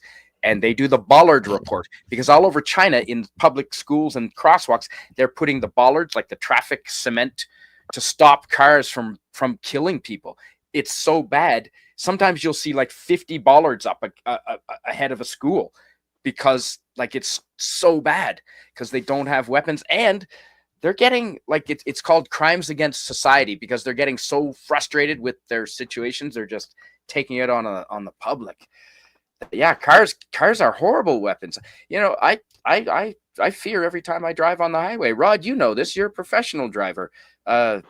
People are idiots when they get behind a wheel. They really are. Even more so recently. People do seem a little more aggressive now. I'm a truck driver. I Mhm. agree. On that level, I'll agree with you. What did you, Isaac Butterfield, stand-up comedian? That's him, exactly, Sashi. Now Yep. he might be a little rough. He drops the F-bomb, and he's very conservative, but he brings facts to the. He shows the receipts. He brings stats, and he gives references, and he makes But comedy. Comedy's a good way to criticize politics. oh, I agree. And Jim Jeffries does too. Jim Jeffries, right? What's he doing now? I haven't seen him in a while. Jim He's Jeffries. touring. Jim Nice. Jeffries had a bit of a dip, in my opinion, like my regard for him, just because he kind of got roped into the Comedy Central progressive. He would make. I love this show. Yeah, I did not. I don't care. I don't care for him because I think that he is not consistent because he did get into the foray of politics and now he's sort of walked it back, but I still think he's an asshole. Well, wow, but you am I? thinking him an asshole? You, me of all people, I tells yous. And Jill, would you mind reading this from our friend Old Man Bird? Old men have to protect themselves. I know that I ain't getting rolled. Yeah. I met you in person, Old Man Bird. You're like 6'4".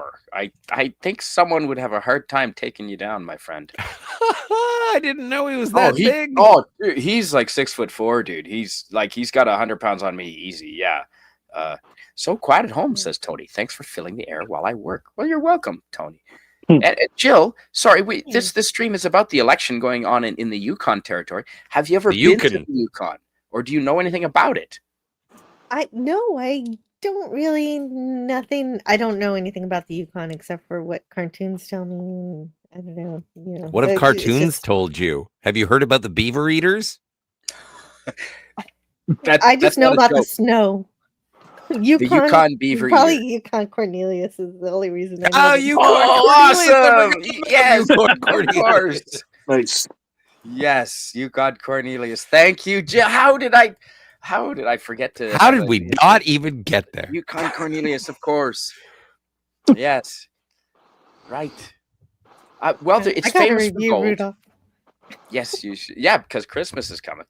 The Yukon is full of gold, and it's rugged beauty. Although it doesn't have like I thought all of it would be just stark mountains, Scotty.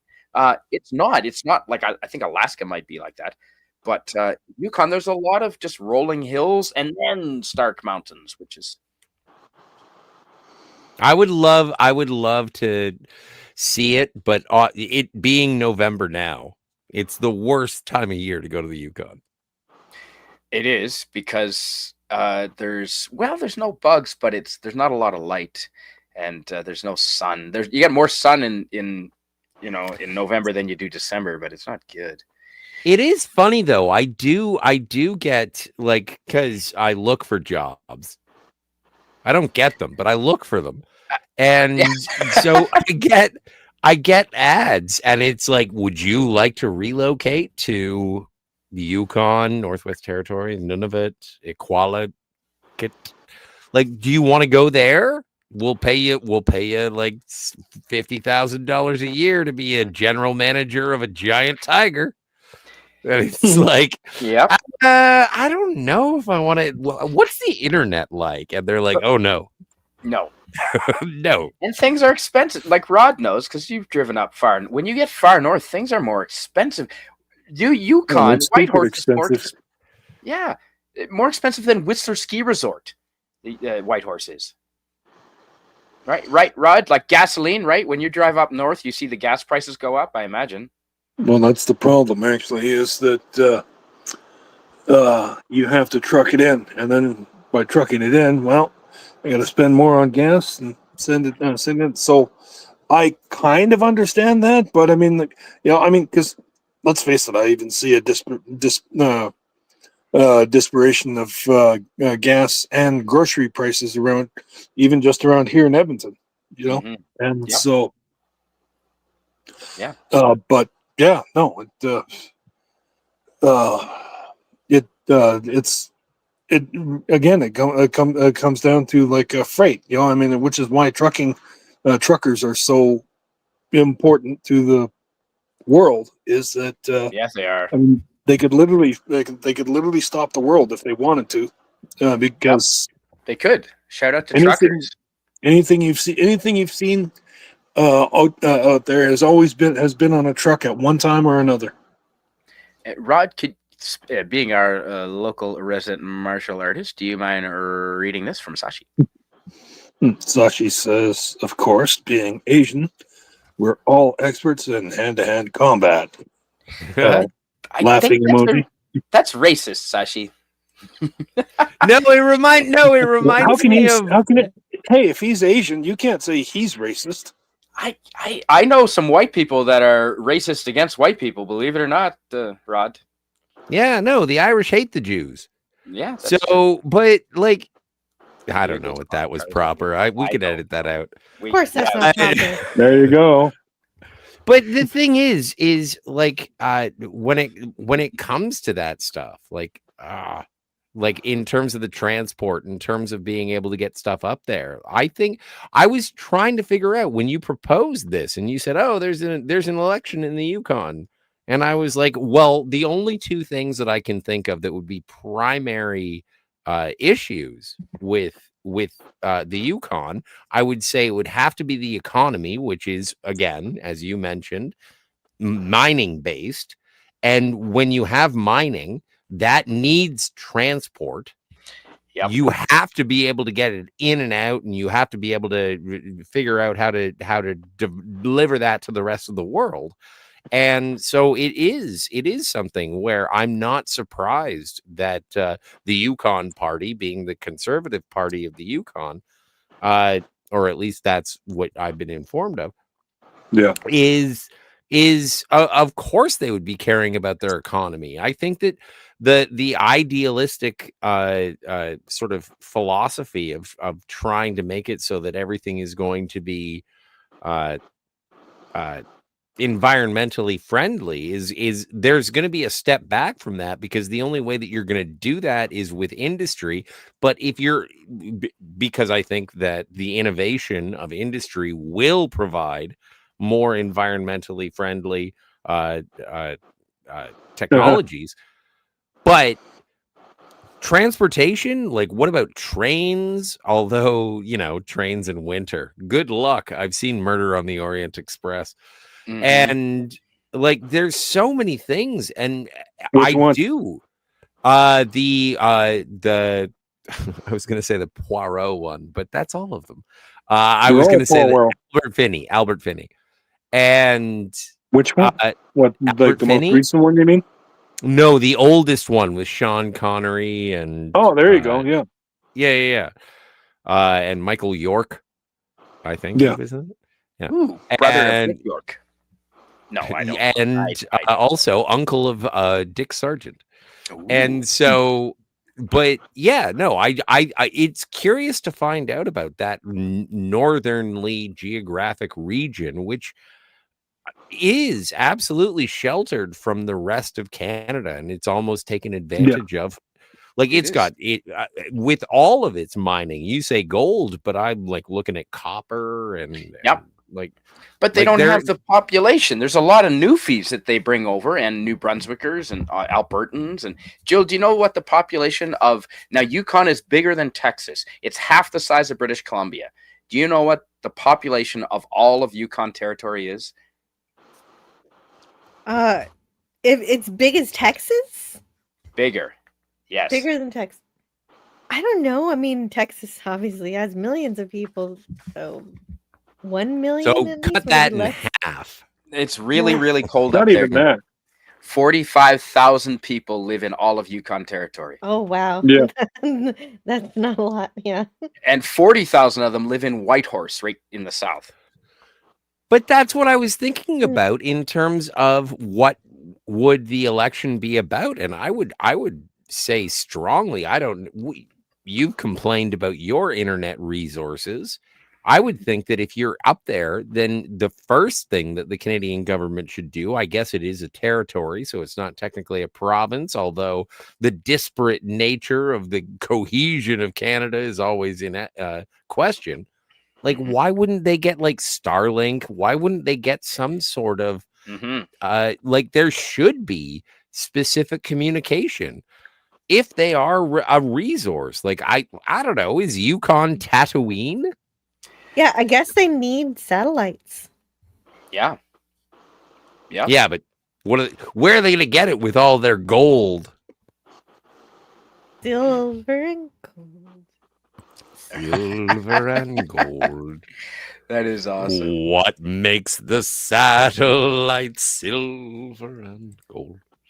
Alberta is just only slightly smaller than Texas, by the way. They're granola. Oh, Alberta's smaller than Texas. I didn't know that. Slightly.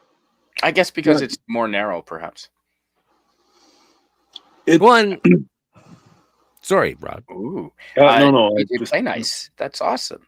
Rod, do you mind reading this from our friend DJ Play Nice? Yeah.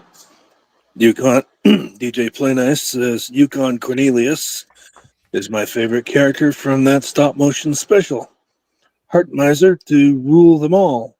What? Heat miser? What? Heat miser. Heat miser. Isn't that from Heat miser? Yeah. Yep. What? Yeah, do the song. That's it. And the dude that licks his pickaxe. That's right, Old Man Bird. That's from Jack Frost.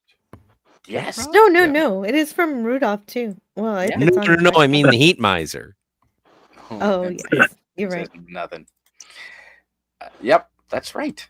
And well, listen, the it's dude who licks his pickaxe. I wish I could lick my own pickaxe. Oh dear. 3 hours. Come on. A little over 3 hours before I got to go for my run. So. Oh shit, I Rod. got to run off.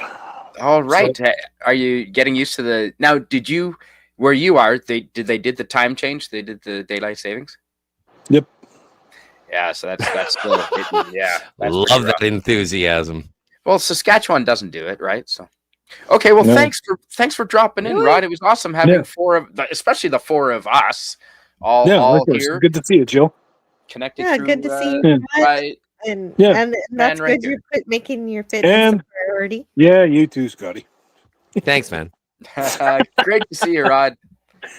Yeah, likewise. Take care, All guys. right. We'll Have a good night. chat at you later. See ya. Good night.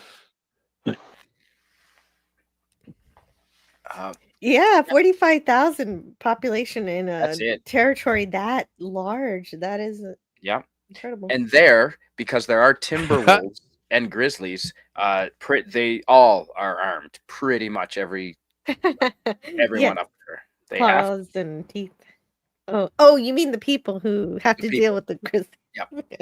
Yeah, and as Rod just left, and thank you for being here, Rod. I completely understand his position, because when I was in university and many years ago, I shared his views. I was firm believer that we didn't need to be armed. We can trust the government and the police to have all the guns, and that's fine. And then I learned more history and watched what was going on around the world, and then my opinion has changed. So, but full respect to Rod. I always love hearing your opinions, and we often have different opinions, Rod, but I fucking love you, brother. So thanks for being here, buddy. That's true. That's true. That goes back a long way. And you guys are best friends anyway. That's wonderful. Absolutely. He's got the keys to my channel. Yeah. And do you mind reading this, Scotty, from our friend Jason Love?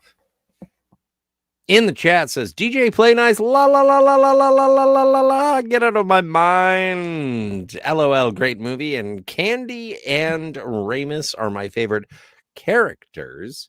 They're the voice throughout the movie. I'm assuming you're talking about Heavy Metal. I think he was, because there we go. Here it is right here. To quote Heavy Metal, Big. What is heavy metal? I know what heavy metal is, because I grew up in the 70s and 80s, but what is he talking about with John Candy? What? Heavy Metal was an animated. Yeah, Heavy Metal was an animated movie. I think it was made by Nelvana, but it was a Canadian production of Heavy Metal was an American adaptation of Metal Hurlant, which was a French science fiction magazine that gave rise to Mobius. And they made a movie based on the adaptation, the American adaptation. And it's fantastic. It's animated. It's science fiction. It's 1980 tickety 2. And I highly recommend it. Check it out. Oh, well, friggin' A, I will. Absolutely. Thanks, Scotty. This granola, is that how you... Granola, that's it. I like what you're laying down there. That is fantastic. I agree. Granola in the chat says, we need to pressure provincial and federal governments to get trucking jobs back to properly trained Canadians, not the passport slave imports. You are correct. And it's taking advantage of the poor immigrants that come in. They are not getting a fair deal. They're not being paid enough, and in addition to hurting the Canadians that it's taking the jobs away from. So it's a lose-lose situation. I agree with you. And Jill, do you mind reading this from our friggin' awesome friend, DJ Play Nice?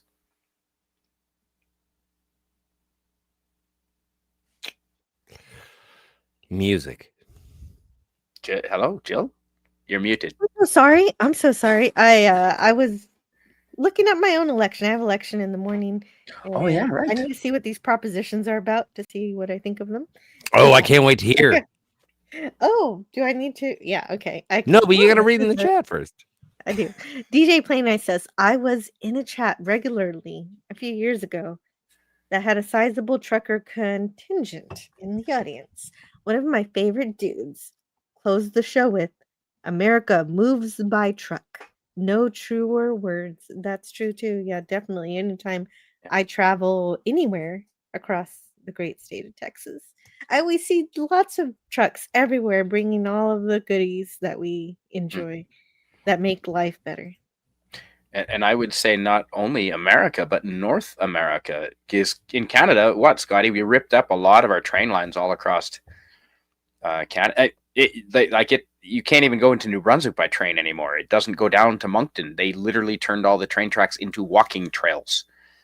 You cannot. There are no more rails. And But Mexico.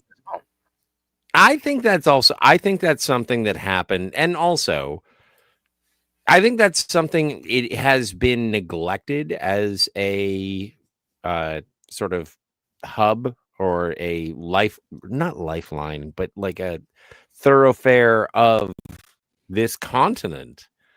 Like I've seen great transit in Australia through train. Japan apparently has great trains. Like all of this, but it seems that trains have turned more into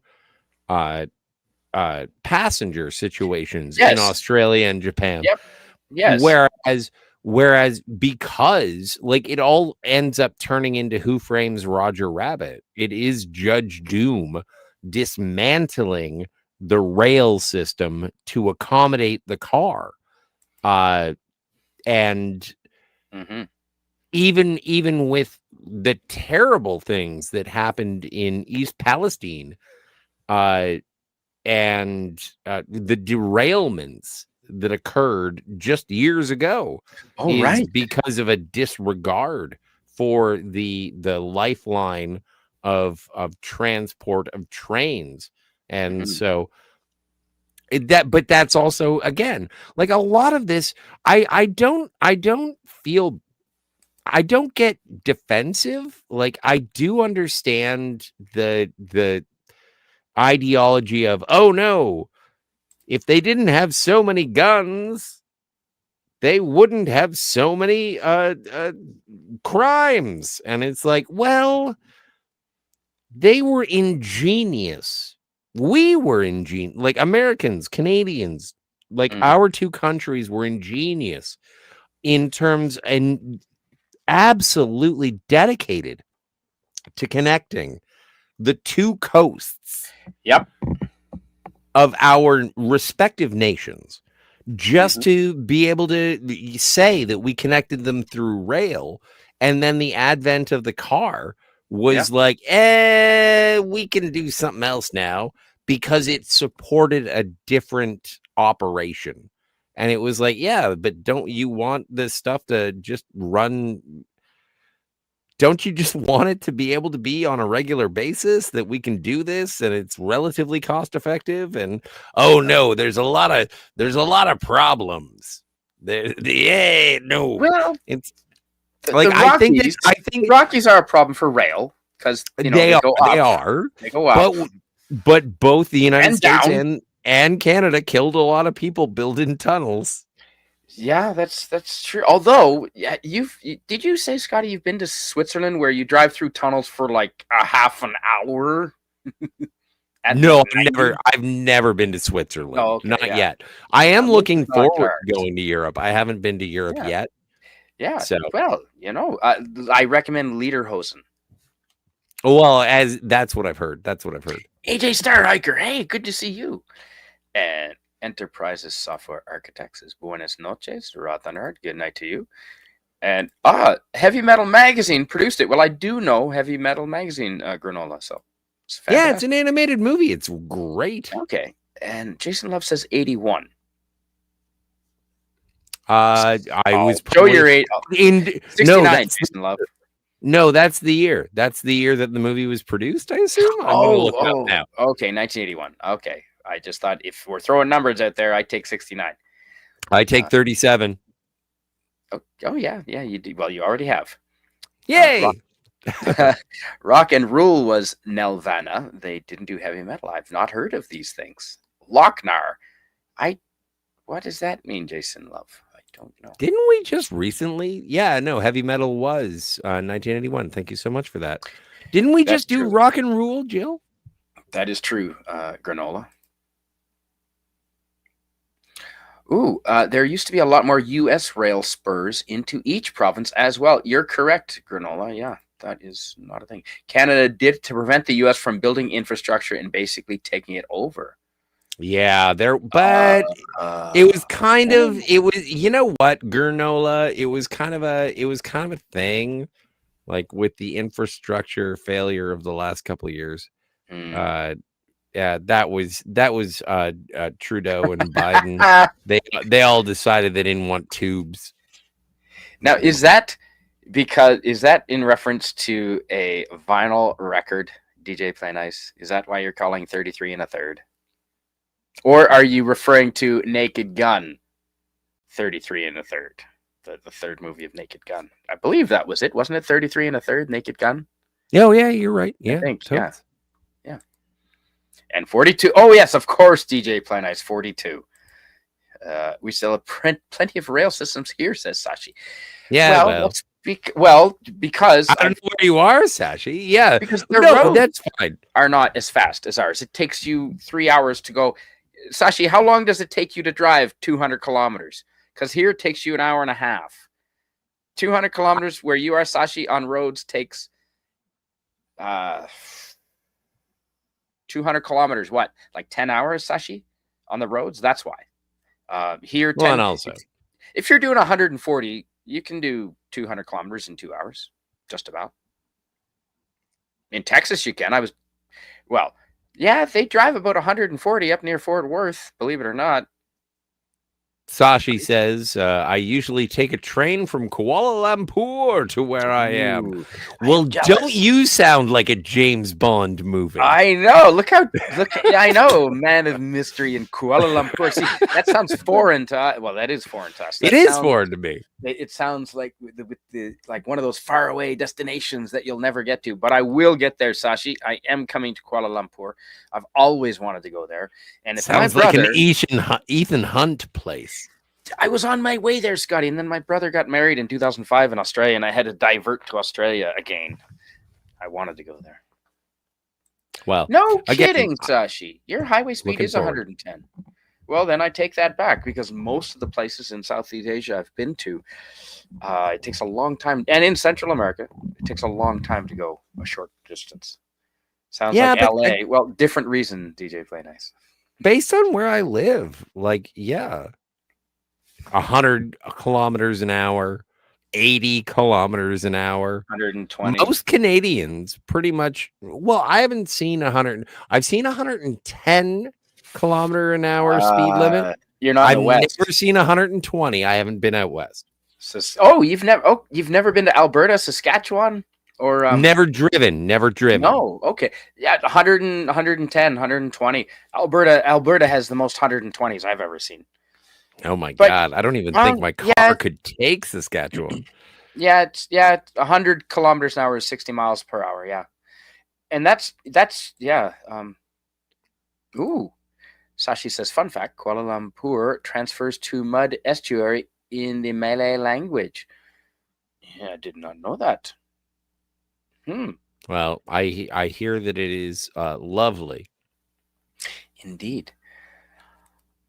Jill, I'm so thrilled that you brought up Yukon Cornelius. That is all right. Now, is it okay now that we start celebrating Christmas now that Halloween has passed? Or no, Thanksgiving, American Thanksgiving. No, we got to wait until, okay. And this is, you know what? Thank you so much. Jill has put her badge on. She's currently away.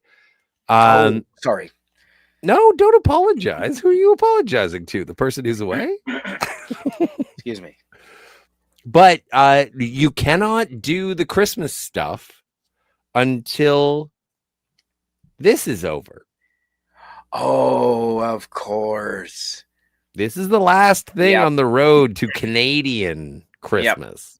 You're right. You can't wear a puppy to honor and respect those fallen in past conflicts, our servicemen and women, mostly men. Mostly men that die in war, yes. Well, no, but we're talking about like World War One, World War Two. It's still even to Korea this day, was recognized. Vietnam is still. I don't 95% of think it all is. military. Oh yeah, 95% of our military is male, man. Absolutely. Yeah, Well, and for And us, so- does that fall on the same date as our Veterans Day? it's November 11th. Probably. It's Armistice That's the Day, same. I think. Yeah, Yeah, so it's the same day.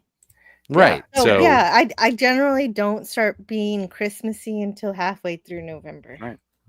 So, Oh, I Rancor already- Steve is here. Hello, I Rancor already Steve. posted. Hello, Hey, Steve. Rancor. Good to see you. Rancor Steve, I have something for you, my friend. I have to show you something that involved where this stream is about the Yukon. And so something I know you'll like about the Yukon is this. This is called the Yukon Beaver Eater. And Oh it my is stars. and it is a native Yukon legend. And it's called in native language Tochin. And it's a real thing, and it looks like a giant sloth. And in the Yukon Territory of Canada, members of the Canadian First Nations sometimes spoke of an unknown creature known as the Tochin.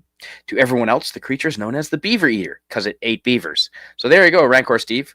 A little education for you: Yukon Beaver Eater. is there you this an extinct being? go. Well, it's a legend. This is the picture of a If you ask giant nicely. sloth. This is a picture of a giant sloth, and the native local tribes, when they were shown all pictures of animals to try and describe what the beaver eater looked like, this is the one they pointed to. Sexy. Well, he does It just look like a sloth. Okay, Yeah. so it is a legend. Got you. Okay. Yeah. It's a legend. We but have based we on have the giant sloth. chupacabra down here. Yes, And- right. And just so everyone knows, I am a legendary beaver eater. Yeah, well, of course. Malaysia is one of the more advanced Southeast Asian countries. Second tallest building in the world is here. Well, I knew that, Sashi. I didn't realize it because I've never been to Malaysia and I'm dying to go. See, now I want to go even more because I'm sure I have complete misconceptions about your country. And I would love to be educated and meet your people and eat your food and see your oceans and go diving.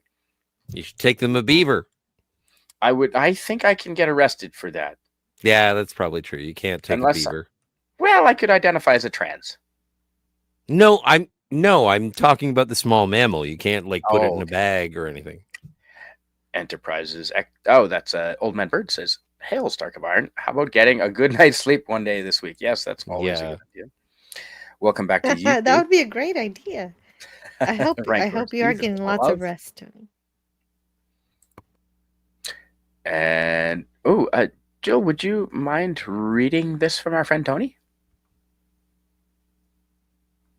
I'm doing all right, Eugene. Double backing and refocusing is paramount to becoming important in this business. I would agree. Good for you, Tony. Yeah. Howdy, Steve, he says. Ooh, and M says, we've had the pro-Palestine people. Oh, okay. Yeah, you can say Palestine and I don't care about monetization or anything like that. We've had the pro-Palestine people disrupting our November 11th Remembrance Day services in London the last couple of years. Nasty. We'll see. Then veterans should be allowed to shoot them, in my opinion. Not the police. Veterans. It's a bit much. I don't with advocate beanbags. for such. Beanbag shotguns, maybe? In Minecraft. Paintballs. In Minecraft. Paintballs. Right in the nuts. Yes, Sure. exactly. Sure. No, but I just don't understand. I don't understand because it is like the reason I bring it up, the reason I show it off Mm-hmm. is because of Don Cherry. Don Cherry Ooh, I agree. was fired because he Yep. was like, hey, I don't know if you guys know Don Cherry. Don Cherry was a very, very well-known, legendary sports commentator. He Legendary. coached the Boston Bruins for a He while, did. didn't he? He did. And Yep. he said, Most respected if you come to commentator. this country and you don't want to wear the poppy, you gotta respect what made Canada Canada. And I'm doing a bad impression because I'm Yep. trying to add a little bit of levity. But you should pay attention. You should wear the poppy, support the veterans, support the people. It's almost, it was a thing. It was a defining moment in terms of liberalism and in conservatism, in a time where people were saying you should, like, there was a part of the population that wanted to revere and honor servicemen and women throughout the wars that who had fallen. Respect the fallen, lest we forget. That's right. In Flanders Fields. Dude, And been there. they booted one of the most important broadcasters because he advocated for such a thing. And when it comes to the people who refuted his assertions as being prejudiced, it was like, how about you go fuck yourself? Because granddad's talking. He should have. Yeah, And but he he didn't back should've. down. Don Cherry didn't bend the No. knee. He did not bend the knee. Apologize. But now, what television broadcaster did he work for? The Canadian Communist Broadcasting Corporation. Bingo. But the thing CBC. is, but this A is the thing, leftist- and this is something personal to me, and this is part of I'm not a sports fan. I couldn't give a shit about hockey. But the thing is that I do respect a man who's been fired many times. Yep. And Don Cherry has never been afraid of being fired. He has been fired but many he speaks times his mind. He for believes what he saying says. exactly what he wanted. He And believes so, what he says, though. coming up on this Memorial Day, on this Remembrance Day, on this Armistice Day, Yes, please remember those who that's right. who have fallen. And This no is Greek not letters. this is not for the people who are like, I was in a war once, and it's like, no. If you're wearing a poppy, it's not for the people who are still kicking around being People like, have I get beer at the Legion, I'm at the ANAF. It's like, no, this is for the dead kids. No Greek letters. I was saying, not the police should be allowed to fire on the protesters. The veterans, never the police. No, never the police. I'm not into firing into crowds. But No, wait well, a minute. Veterans Day paintballs. is for Paintballs. the people who served, who were with us, and Memorial Day is the one who died during the wars. and, like, Oh, But November Right. 11th for us is the one where, the like, we poppies. have a cenotaph and we have people who actually, pause for the hour, and it is for the fallen. It is for the fallen on November I 11th see. for us.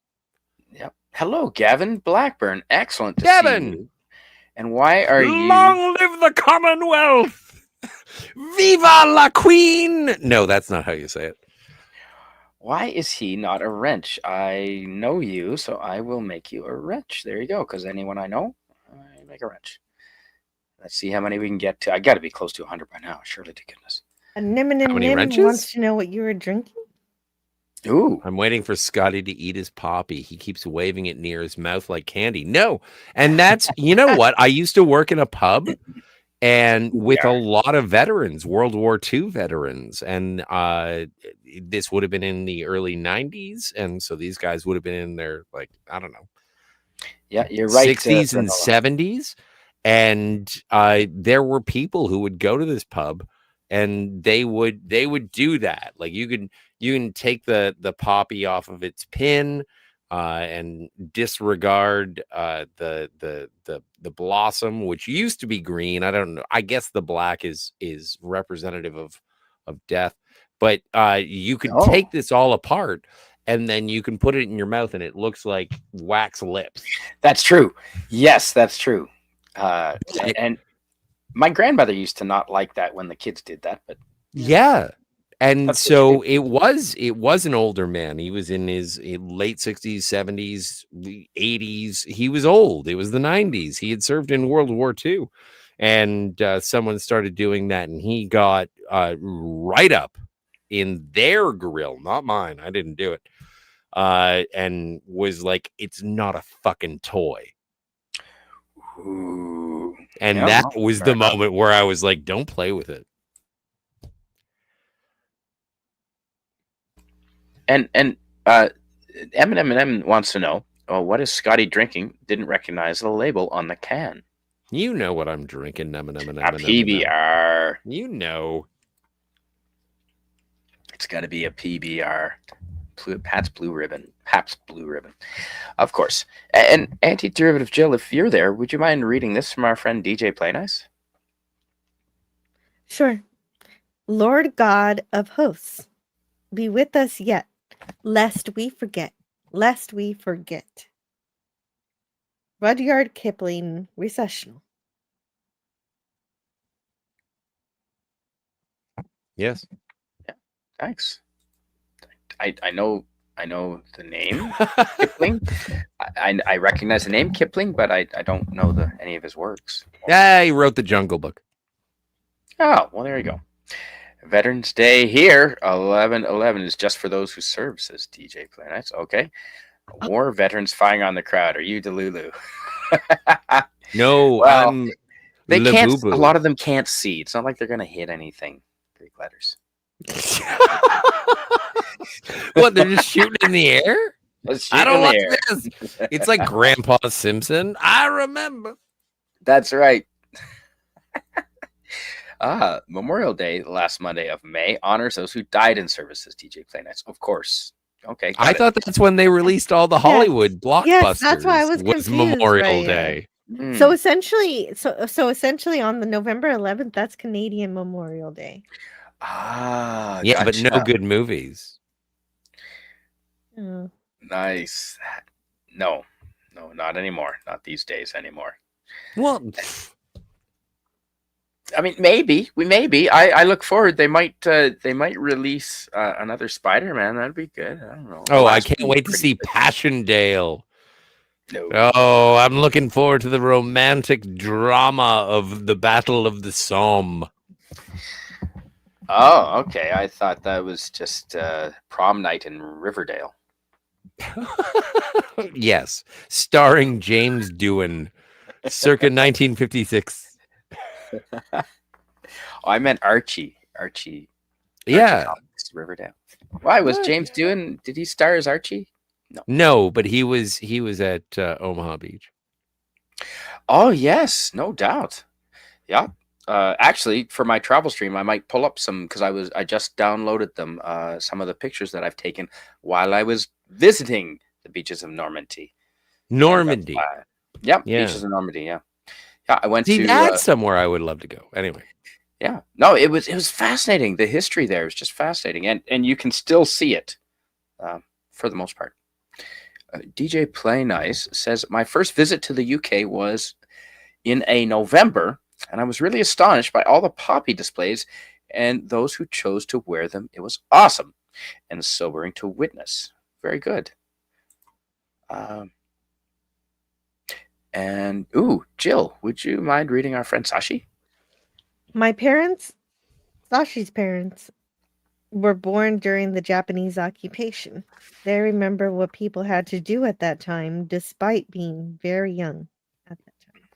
Ooh, that would be rough. That is definitely no relation to Mr. Kipling, who makes exceedingly bad cakes. Says Kevin Blackburn. All right. Well, I don't. No, that's Mr. Christie. He makes really good cookies. Yeah. Gallipoli is a good World War I movie, and starring that Aussie hero, Mel Gibson. And Brian Brown. I think Brian Brian Brown is in right. there too. I like that guy. Jill, do you mind reading our friend M? Scotty, please try a double Bailey's Irish cream in a pint glass with a can of lager dumped on top of it. Watch it unfold for 2 minutes, then down in one, including the solids. Great party drink. 2 minutes, really? Am I reading that correctly? 2M? 2 minutes, yep. Isn't that I'm going to go with no. That's what's known as a cement mixer, and it's a party gag shot that my youngest brother used to get for me all the time. unless I'm mixing it up with something else. But yeah, it curdled and went. Yeah, the cement mixer's not good. Don't order a It's cement mixer. not good. Yeah, Scotty Oh. already knew not to do that. He was a bartender, so he knows better. I Oh. know that I only want my Baileys with ice cream. Mm. Okay. If you want to view paradise, simply look around and view it. Yes. Yeah, sugar on top of my sugar. Yes. Oh, of course. Meanwhile, back at the flashing light that is the Tony Stark CEO says, hope you all like this new entertainment incentive I'm working on. Don't forget to go to my Patreon. I would submit it to being myself, but my channel would just flatline and then I'd have to. Hey, we have streamed with you just as yourself, and we had a great time, Tony. I'll take you any day, man. Chat about. He does say he will modify himself to suit the venue, so he will be himself here, but on his channel he will be Karma, chameleon. Oh, Crouching Tiger, Hidden Swift. That is an awesome name. I love that name. Yeah. How high did you have to get to think of that, Crouching Tiger, Hidden Swift, Matt G? Because that's an awesome name. Just had to love Party in the USA. Blue Bulls and Lager. I don't know what that is. Brian Brown was in Gallipoli. I can check. I think so. I'm pretty sure. Well, there's two Brian Browns, isn't there? Well, Brian Brown from FX. Yes, him, the skinny guy. And he was also in Cocktail. He was the guy who killed himself with a snifter. That's true. Yes. That's right. Yeah. Brian Brown was in a Boer War movie with Edward Woodward. Ooh, awesome. Edward Woodward is the man. Now let's check on the Yukon election. It is. Let's see what the results are. The winning party is the Yukon Conservative Party, or the Yukon Party, led by Curry Dixon, and they achieved a majority government. Excellent. The official opposition, which is a very important role for a party because they get to critique the government, is the New Democratic Party, a socialist party led by Kate White. And and the Liberal Party, who was the incumbent party, led by Mike Pemberton. This marks one of their worst performances in history. And that's not awesome. Well, I mean, it is. It's not awesome for the Liberal Party, but it's good for Canadians who have had enough of the Liberals, I think. No, you're right. I was wrong. I'm sorry. Brian Brown is not in Gallipoli, but he is in Breaker Morant. So yes, there was a collection of brain cells at one point. That's awesome. Okay. So switching from liberals to conservatism. Well, that's probably good for our bank. You know what? We might get some pipelines built, Scotty. Speaking of trains and getting traffic off the road. If the government is conservative, they probably want to do mining. They probably want to do more pipelines. Heck, let's build a pipeline from Alberta straight up to Alaska going through the Yukon. No, Alaska has their own oil. Why would we build a pipeline to Alaska? That doesn't make sense. Yeah, but if they have their oil and you want to have a pipeline through Canada down, you'd go through the Yukon. And BC. You'd go through the Yukon and BC or Alberta. Alberta seems very amicable. Yeah. But it's so ridiculous. I think that the transfer of energy is important, and the only thing that is going to fuel, no pun intended, the development of new technologies, more sustainable technologies that all your Al Gores and your Inconvenient Truths are going to tell me about. That's going to be funded by what we have now. So you spend money now to develop the future. And that's why I believe in New Detroit.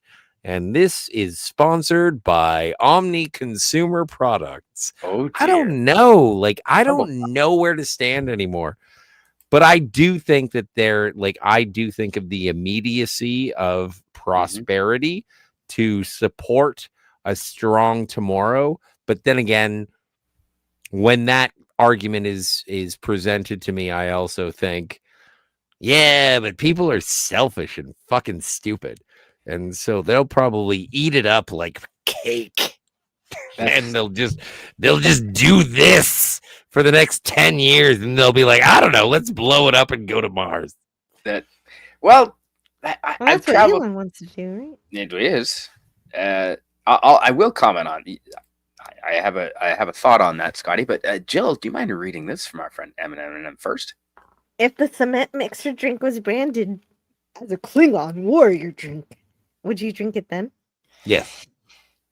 Sounds gross. No, No, I would do it. I'd buy that for $1. Says Old Man Bird. Well, I've been to, I don't know, maybe 20 some third world and second world countries around the world, developing nations, let's call them. I've been to a lot of them. Over 20, easily over 20, and I've been to some of the richest countries in the world too. And I'm telling you, the countries that are poor and don't have good ample access and free access to cheap energy, they end up not caring about the environment. They want to use whatever energy is available at the time.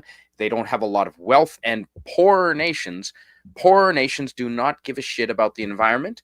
Not that they don't care about it, but they don't have the luxury of being able to change their lifestyles to be able to do anything about it. And they will do practices that are horrible for the environment just because they have to, because they don't have any other way, because they're so poor. And I dozens of countries have shown that to me. And although richer countries, the ones that have ample energy and lots of it, and it's free energy, not free energy, but cheaper energy and free access to it, they can have the ability to care about the environment and take steps to help the environment. That's just my experience.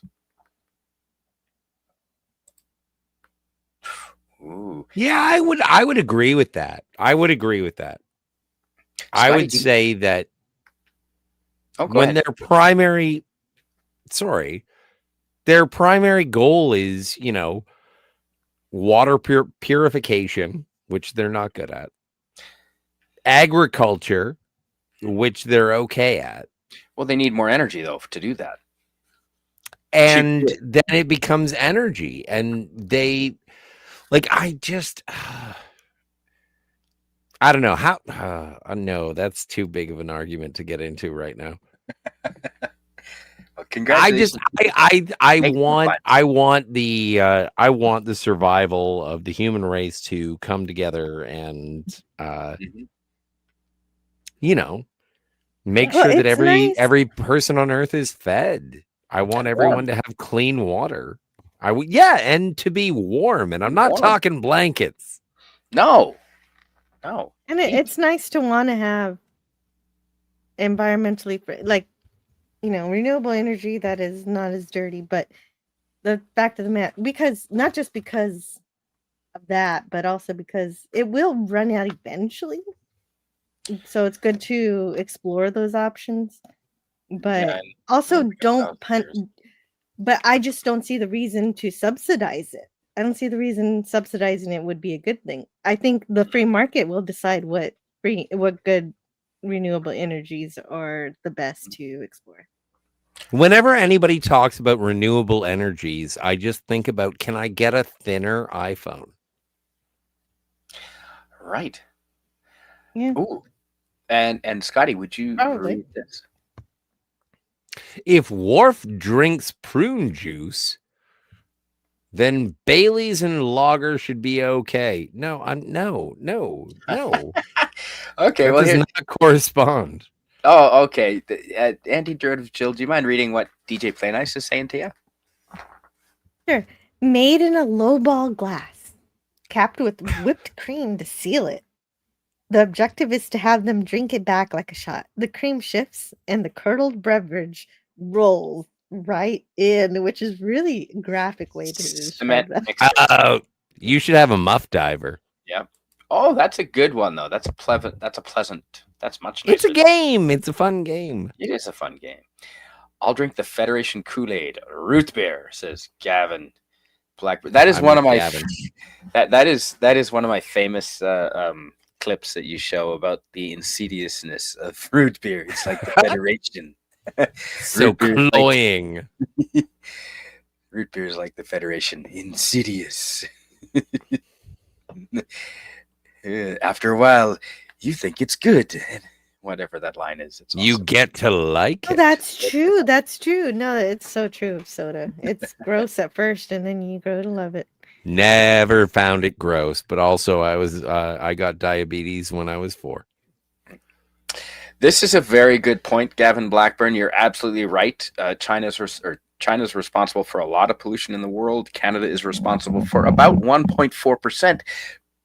But then our huge boreal forests make us a net negative carbon producer, or CO2 producer. But Yeah, but people keep lighting them on fire. yeah, well, no, that's true. They do. China's still building coal-fired power stations en masse until they stop. It's pointless. You're right. We need to produce our fuel and get it over to them at a reasonable price. We were supposed to be doing that.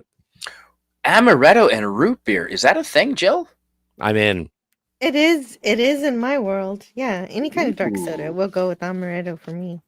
I have yeah, amaretto. I don't both. have root beer. What if I just drink the amaretto? Is that okay? That's okay too. Sure. All right. I have a bunch of habanero. A little water. I put water if I have no soda. I'm gonna grab one. Yeah. I just picked a How habanero. can you be plant. married and gay? Sorry about that. This is don't touch my eyes with this. So this is a habanero. I got a habanero plant right beside me. I brought it in the house for the day. And what nice. about, because I make my own hot sauce. Wow, Yeah, that's nice. the plant's right here. Trust me, it's yeah. I don't want my guns to be shown because then YouTube will boot me off. But anyway, I have a habanero because that's how I got this. Yep, I got a I hot believe one. it. That's Eat salsa? it. Are you There. gonna make some salsa? So I was gonna make a hot See, sauce. you have 2. Eat one. Oh, I have like 30 on this Oh. plant. I just picked these. So 2. eat one. No, my question. No way. Are you kidding? I wouldn't be able to No, continue. I dare to you. I stream. dare you. I These are triple dog super dare hot, you. Scotty. No, you don't All understand. right. how If you're not, if you are afraid for your I'm afraid of- your O-ring, I mean, yeah, no, not my own ring. It's just it's gonna hurt. Like you know, it's no. I've seen you fall That's on. gonna hurt. I've seen you fall on a fire. that's true. So I want to see you put one in your mouth. I just my question. You is, did. You just did. You don't have to eat anymore. It was too Oh, yeah, much to ask in the first place, and I feel bad. No, don't worry. But that's All okay. right. I know I love hot stuff, and so I make my own hot sauce, and I've been using orange juice as the base. What about using root beer for the base to your hot sauce instead of vinegar, instead of orange juice? It's not bad because there is acid in the root beer, and it Oh. has plenty of sugar and And- caramel coloring. That's what I'm wondering. Use root beer because I made orange juice hot sauce, orange juice based hot sauce, and it's freaking Yeah. delicious. Delicious. Yeah. With these very peppers. But I have enough. I can make another batch. I think I might try a root beer hot sauce. What about some honey? I added to the orange juice one. I added maple syrup that my parents. Okay. Yeah, maybe. Antimatter power stations, Wow. please, says Gavin Blackburn. And noble Antimatter ideas, matters. says DJ Play Nice. Thank They you, are DJ. Scotty is full of noble ideas. Well, not everybody agrees. No, I think If maybe, I- Heidi, if you do a soda base, I think maybe cherry cola for a salsa. Oh, I like the Can we cherry get cola. that in Can we get that in Canada? I don't think I we don't can. know. No, I think Oh, Rob okay. Ford Oh, dumped it all cherry out. Coke. I have cherry Coke in Ontario, but maybe Yeah, I that's don't just think I because have of. it. Yeah, sorry about that. I can send some to you. I think Maybe Yeah, I'll awesome. smuggle it. I'll send you some jalapenos. Yay! It'll be a swap. Yes. Oh dear. Would you mind reading this, Scotty, from our friend Eminem?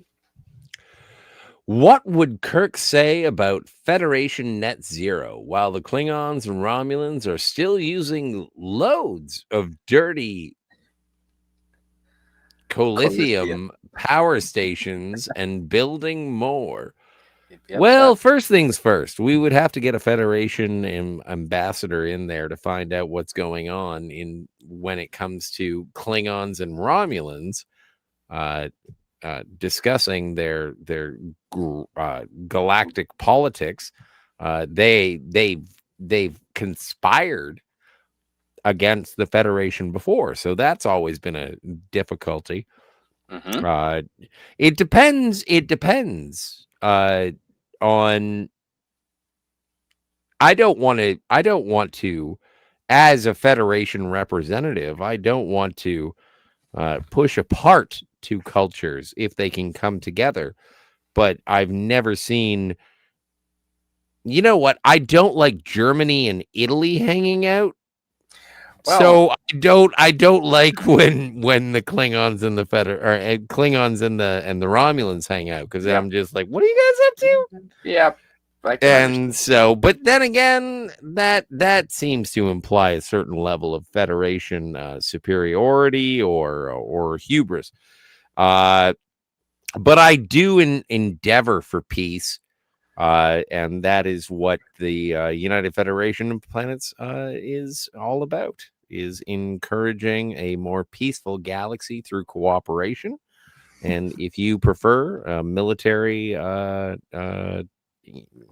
decision in terms of peace, then we're going to have to work on that a little bit more. We're going to have to work on demilitarization of your philosophy, and if that is where you stand, I would recommend getting a soccer team. TOS times, the resources were still limited. He still had to go mine stuff. He still had to get things to replace the things that you used. But I think that we had figured out cleaner energy at that point already. So the Klingons and the Romulans just need an instruction manual provided by the Federation on how not to be But ridiculous anymore. That's kind of interventionism. Well, you don't have to force them to do it. Just educate them. Well, they can still decide to use the coal. Have you ever tried to force a Klingon to do anything? Yeah. That's why it's not forceful. You Yep. just give them the information and don't tell them where it came from. And then all of a sudden they're just railing you with a giant shot each. I joke. Yeah. Scary habanero. They are old man bird. I grew some cayenne peppers. They're about a third of the spice power of these habaneros. And then I have. Ooh, you know what? I think it's ready. It's right behind me. Let me reach down. I have a virtual. See, I have plants. I brought all my peppers inside behind me here. Nice. So I have a Carolina Reaper. Jill, have you ever had a Carolina or heard of a Carolina Reaper? I've heard of it. I've never had it. That's I wild. shouldn't touch it with my bare hands, but here it is. Ooh, here you go, Scotty. A Carolina Reaper. Put it down. Put it down. I thank you for showing it to me. I'm not going to ask you to eat it. No, it's still not ripe yet. It's a sauce pepper. Yeah, I think it's a Carolina Reaper. There you go. Well, no, it's stronger than the habanero, I think. I believe it is. Ooh, okay. M says amaretto and lager. It's a. You know what? I'm sick and great. tired of you asking. I'm going to see if I can do it. Do it, Scotty. Do what? Oh my God, he's actually gonna do it. You're getting your dream come true. I don't even like it when they put beer in my margarita. I just No, I don't. The micheladas. I tried that several times in Mexico, Jill. Yeah, I'm not a fan. Not a fan of the peach squash. No. I just want my margarita the way it comes. Yeah, exactly. Don't ruin a good margarita or a beer by combining them. Egyptian strawberries, is that what they're called, Gavin Blackburn? Ooh. Ooh, do you mind reading this from our friend Granola? I make an orange juice jalapeno sort of teriyaki derivative wing glaze. That's amazing. That sounds so good. Gosh. Oh man. Yeah, I want some wings now. I think the only thing that stops me for buying wings for the entire family to eat for dinner is my 6-year-old. Oh, what do you mean? Cause it's a little spicy for her, but maybe she can do it. Maybe I'll try it.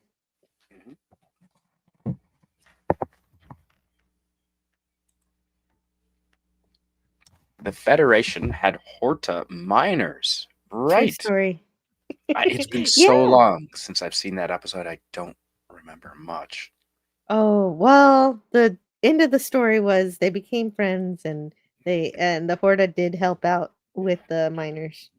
And as long as the miners, stopped killing their babies and let them Right. live. Okay, the Horta was a huge entity, wasn't it? I remember that. Yes. Save your She pepper had lots seeds. of babies. I already do, Granola. I already saved my pepper seeds. Absolutely. In fact, did I grow that one from seed? I might have grown that one from seed. Do you freeze the seeds? How do you store the seeds? In a cool, dry cupboard in an open container with paper towel.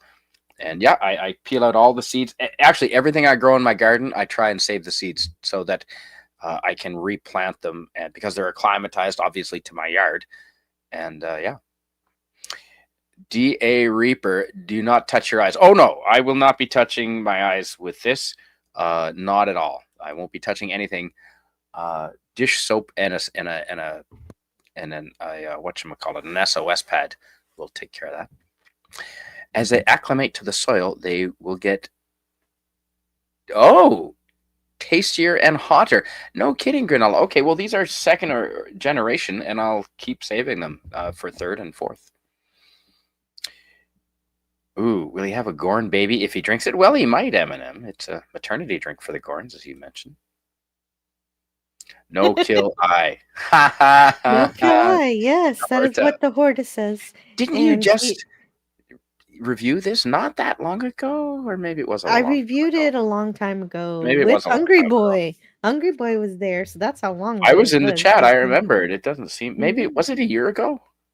It was a couple, 1 to 2 years ago. Oh damn! It was Okay. a while. It was a while back, but I love the Horta. She's the only lady in the episode, really, and she's greatest.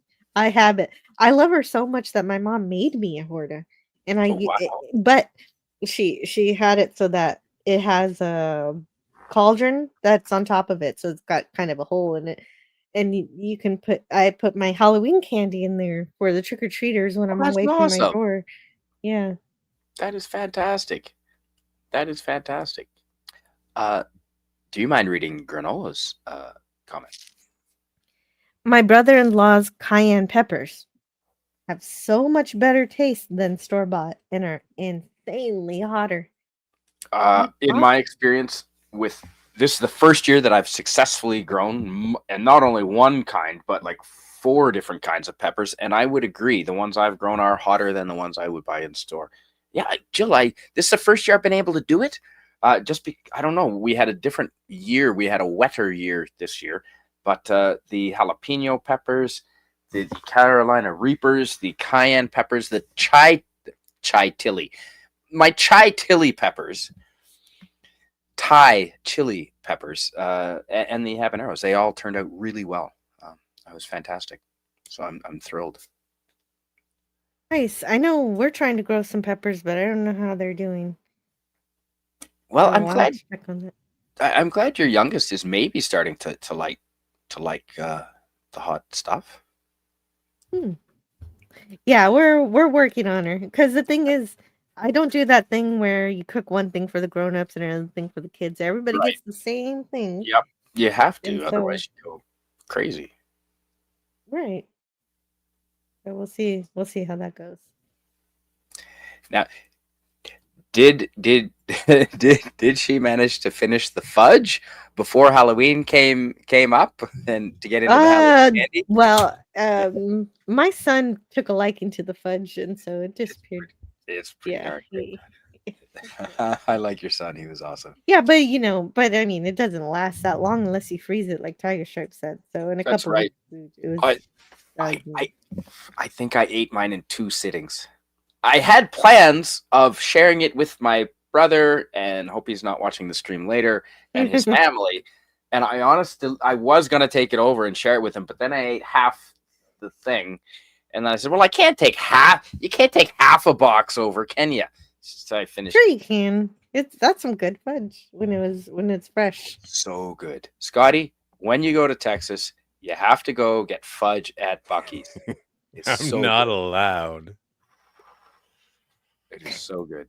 Well, maybe somebody can ship you some fudge. Yes. It lasts a couple weeks, so you don't want to keep it too long. But you ate it so fast, you didn't realize that. So I will not do it in the way suggested. Ooh, do you want? What did we do, Scotty? That's the I'm not gonna pour lager into this. Oh, okay. Okay. No. I will. Yes. Drink that and then drink lager on top of it. Delicious. That'll work. Nice. I'm about to throw up. Yeah, well, perhaps. Perhaps. So there's your circus. So, will it curdle in Scotty's stomach in the chat? What do you think? Exactly. And I'll continue. Yeah. Oh, so yeah, we were just saying that if the Yukon, now that they just elected a conservative government, Newfoundland, out in Newfoundland, they just got rid of their liberal government and voted a conservative government. And the thing that ties the conservative governments provincially, I think, in with the federal conservatives is that I think all of them want to invest in developing energy projects and open, because Scotty, we should be one of the richest nations on earth. We shouldn't even have to pay tax because we have so many resources. We're just not developing them in a responsible way. But this is something that I think is Canadian. And I think that you exemplify that is a hard-working attitude. I do not exemplify that. Oh, you do, because you have gone to the Yukon and you've worked into mining towns. You've done cleanup. And when it comes to, and I think you and I both agree that there is a lot of immigration that happens. Yeah. And maybe it's a ridiculous thing to ask of newcomers to this country, but I think it's like, okay, you want to come to Canada? Well, you're gonna have to move to Nunavut for a bit. You're gonna have to go to these places, and if you would like to be a part of it, but then I start thinking about human nature. And there is a certain level of animosity that happens with the differences between Europeans and First Nations, Inuit, Eskimos, fucking chupacabras, and like the Wendigos. And so it's like, I don't know. I just think we have a large landmass and everyone comes over and they're like, we want to stay in the nice places. And it's like, yeah, everyone does. Everyone does. Yeah. But guess what? There's a lot of Anglicans who are living in fucking Northwest Territory. So, but like, we have citizenship tests where you got to learn something about the country before you become a citizen. And you take these tests and, well, theoretically, obviously, a lot of people bypass this. But that is sort of a question for people. Like I was born here. I never had to take a citizenship test. I don't know what the qualifications of passing. But True, but I think the reasoning for would it pass is, do you living- want to Yeah. be here to assimilate? Do you care about the country Right. you're coming to be a part of it, or Hi, are Wes you Kegel. trying to invade it? Hey, Kegel. Wes Kegel, you have Hello a to link. Wes Bagel. Should you decide to choose it, it self-destructs in. No, it doesn't. Never mind. DJ Planet saying hello. Well, did you watch? Because I watched it live today, Scotty. Coincidentally, funny you should mention that topic, Jill. We had a vote on citizenship and changing the rules for citizenship in Canada today in Parliament. It was a Liberal Party bill. It passed barely. The Conservatives voted against it. Do you know anything about which I'm talking about? No, I do not. Now, it needs to be approved by the Senate, thank goodness, but it probably will get approved. Today, it was just passed that you don't have to, in order to become a Canadian citizen as a foreigner, your parents don't have to be born here anymore, and you don't have to be born here anymore.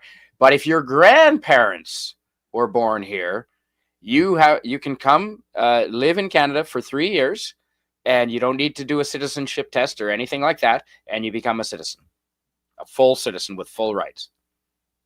They just passed that.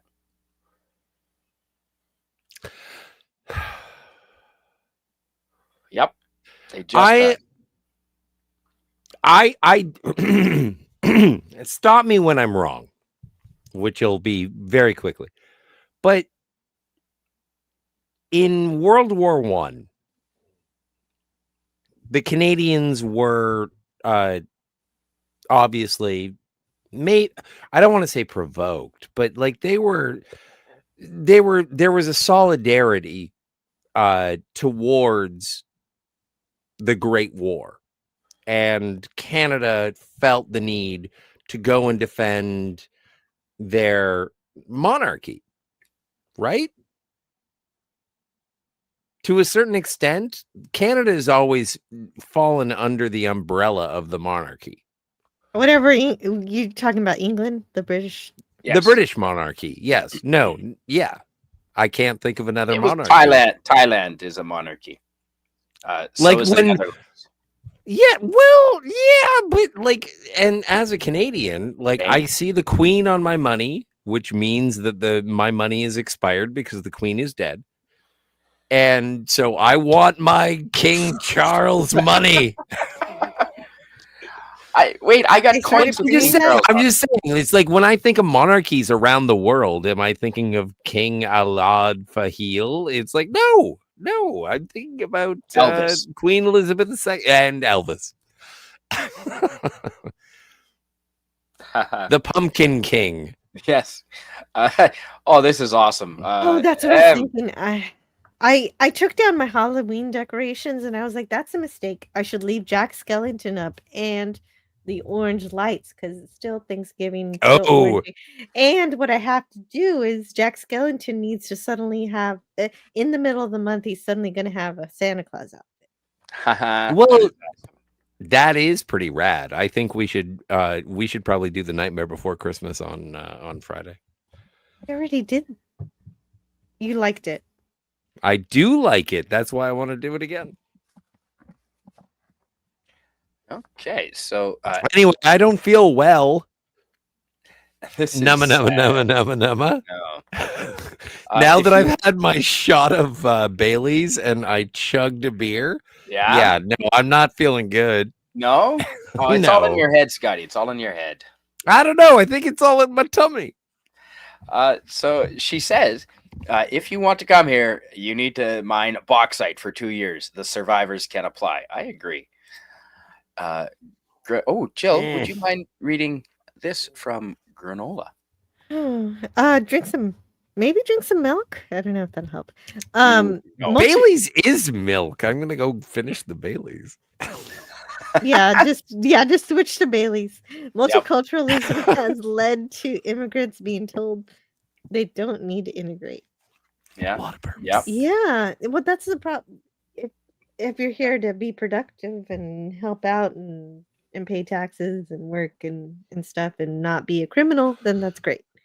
Okay, Immigration is so great I for mean, that. keep your own culture for sure, but integrate, but learn. to Right. break it, Right. Keep your own culture personally, but in public, you adopt what the country does.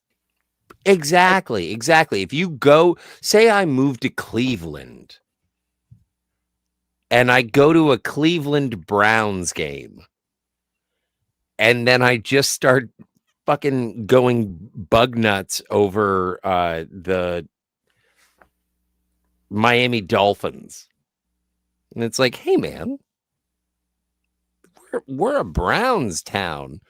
And they're like, no, I've never been a Browns fan. I only like the Miami Dolphins. And it's like, Get well, beat we're up. gonna beat the fuck out of you. Yep, you're gonna get Like, beat up, you're and that's not, fair. Good night, you're Granola. not Thanks for here. being here. Great to have you here. Good night. Yes. Yeah, good night, And Granola. that's expected. That's expected, Scotty. If you wear a Dolphins shirt there, you're gonna get beat up, and that's no, we don't go that. I'm not saying beat up immigrants. Holy shit, YouTube. That is not what Scotty and I are recommending at all. We're recommending beating up Dolphins fans. Yeah, that's it. That we Now, if just they happen to that's be what we're immigrants, saying, beat up I mean, Dolphins that's- fans. That's right. But if they happen to be immigrants, then it's fair game. If they're wearing a Dolphins shirt, then beat up immigrants. That makes sense to me. Right? There's always West. a legal way to become an immigrant to the country, but the legal way is always the more difficult way, and so many people take shortcuts that are not as honorable. But if you are moving to a country and you do want to be a part of it, and they say, like, I guess there are going to be legal responsibilities for you to become a citizen. And if it says you have to go this way, like, as long as you're not doing sort of American 1940s Japanese internment camps, it's like, we need workers over here. So if you want to come over to our country, then you're going to have to go and do this. Or I think we that's would actually a prefer it kindness. if this. Actually, if they're immigrants and they don't have a in being able to figure out where to work, then you're helping them find that work. Right. No, But then go for it. Mining but box. that's where the difficulty comes in, is that you're gonna, no matter how you decide to disperse the population or immigrant population, it's going to crash into the population that is. It's like sanctuary cities. It's like, oh yeah, no, it's fine. We'll just we'll put 10,000 people here. And it's like, well, do they know anything about this? And it's like, no, they don't know anything about you. So, and they're going to live here. Yes. And so what are they going to do? Whatever we tell them. Are they going to feel good about that? I don't know. They may rebel. Yeah. Did anybody think about asking them how they got here and why they're here and are they happy to be here? Like, do talk to the immigrants first. They are people. Let's figure out why they're here, how they got here. Did somebody bus them in and say, "Hey, you're going here now. And You live here now." Here? It's like, I didn't want to be here. It's too cold. No. And it's like, it's Canada. It's fucking Yukon. I told you a little bit about this, Jill, when we met in person. We didn't have nearly long enough to chat in person.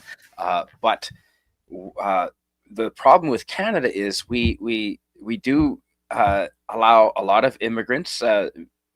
Some of which we do absolutely. Their skills are exactly the type we need. We used to do that back when I was growing up. Invite in the immigrants from all over the world, and we had a very good immigration system. But we made sure that those people would. Shared common values with Canadian Western values for freedom and independence and equality and all that sort of thing. And also they had skills. They were bringing something to the table with them to contribute. And I forget where I was going with this. But I agree with you.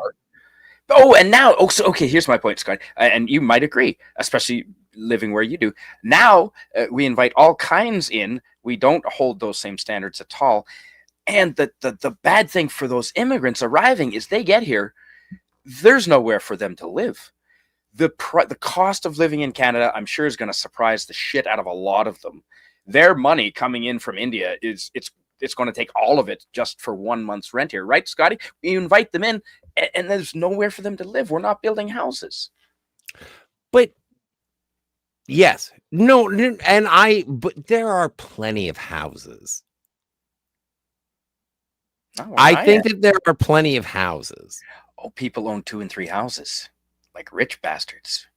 Yeah, well, I know, and they, you know what, they earn those houses. But what I'm saying is that back when that initial colonialization was happening, they went to, it was like, oh my God, there are so many people here.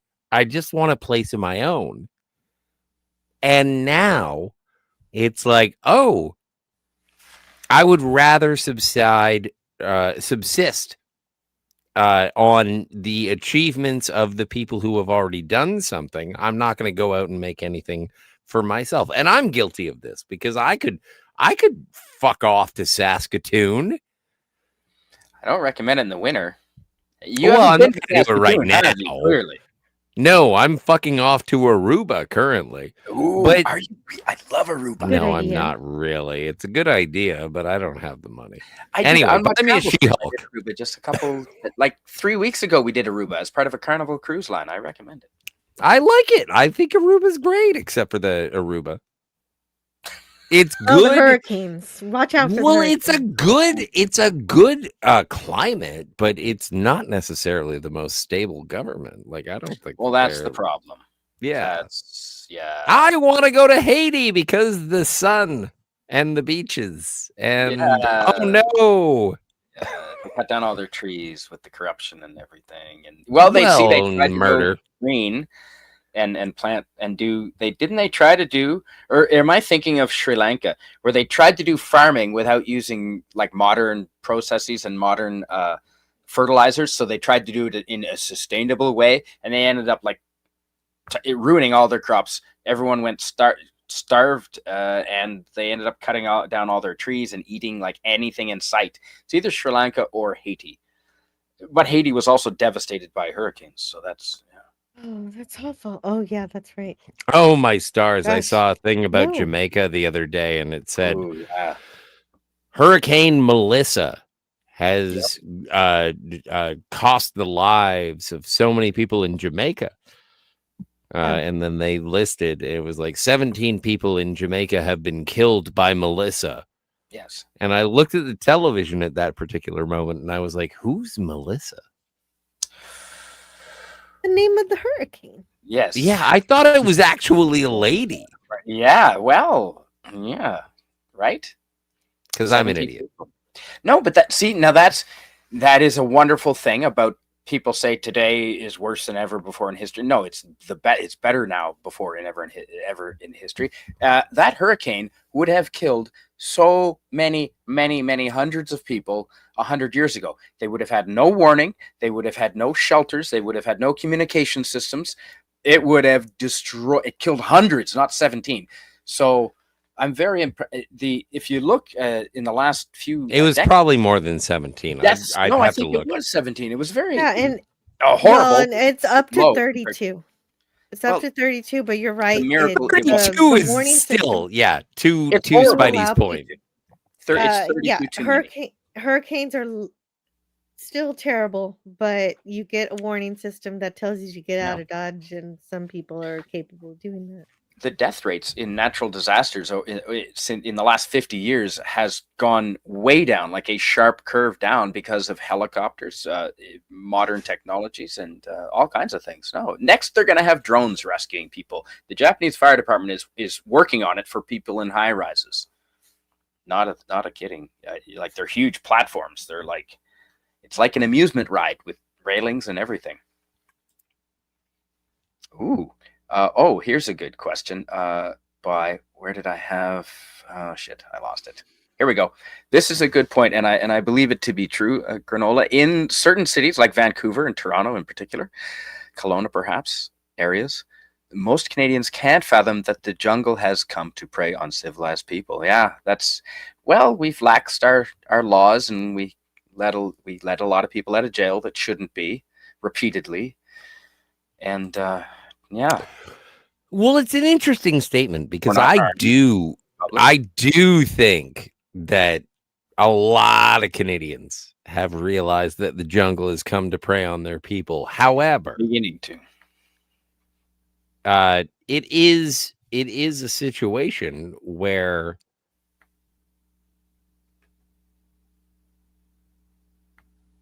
I wish you know what? I thought you froze. I did freeze. I But did. really, in real life. It's like I was like, Yikes. oh no, the jungle is coming to prey on Canada. But on the flip side, Toronto, oh it is. shit, I don't know what the flip side is. Well, I mean, prominent politicians are starting to say, maybe castle law is a good thing, so that might help. Like, you're not going to break into a house. Have you heard the sheriff and the politicians in Florida saying, yeah, it's not good for your health if you're breaking into homes. You're gonna die or you're gonna get hurt. Yeah, that that might curb it, but then we don't want to turn into Florida because there's too many Florida man stories floating around there. No, but that's the I'm a thing. You Florida should be able man. to- You should be He able to gets protect around. your He's own. busy. You should be able to protect your own property. Yep. We have that in Texas too. Yes, yeah. And less. I'm Do you have mad. crazy Florida man stories in Texas? What? What's the question?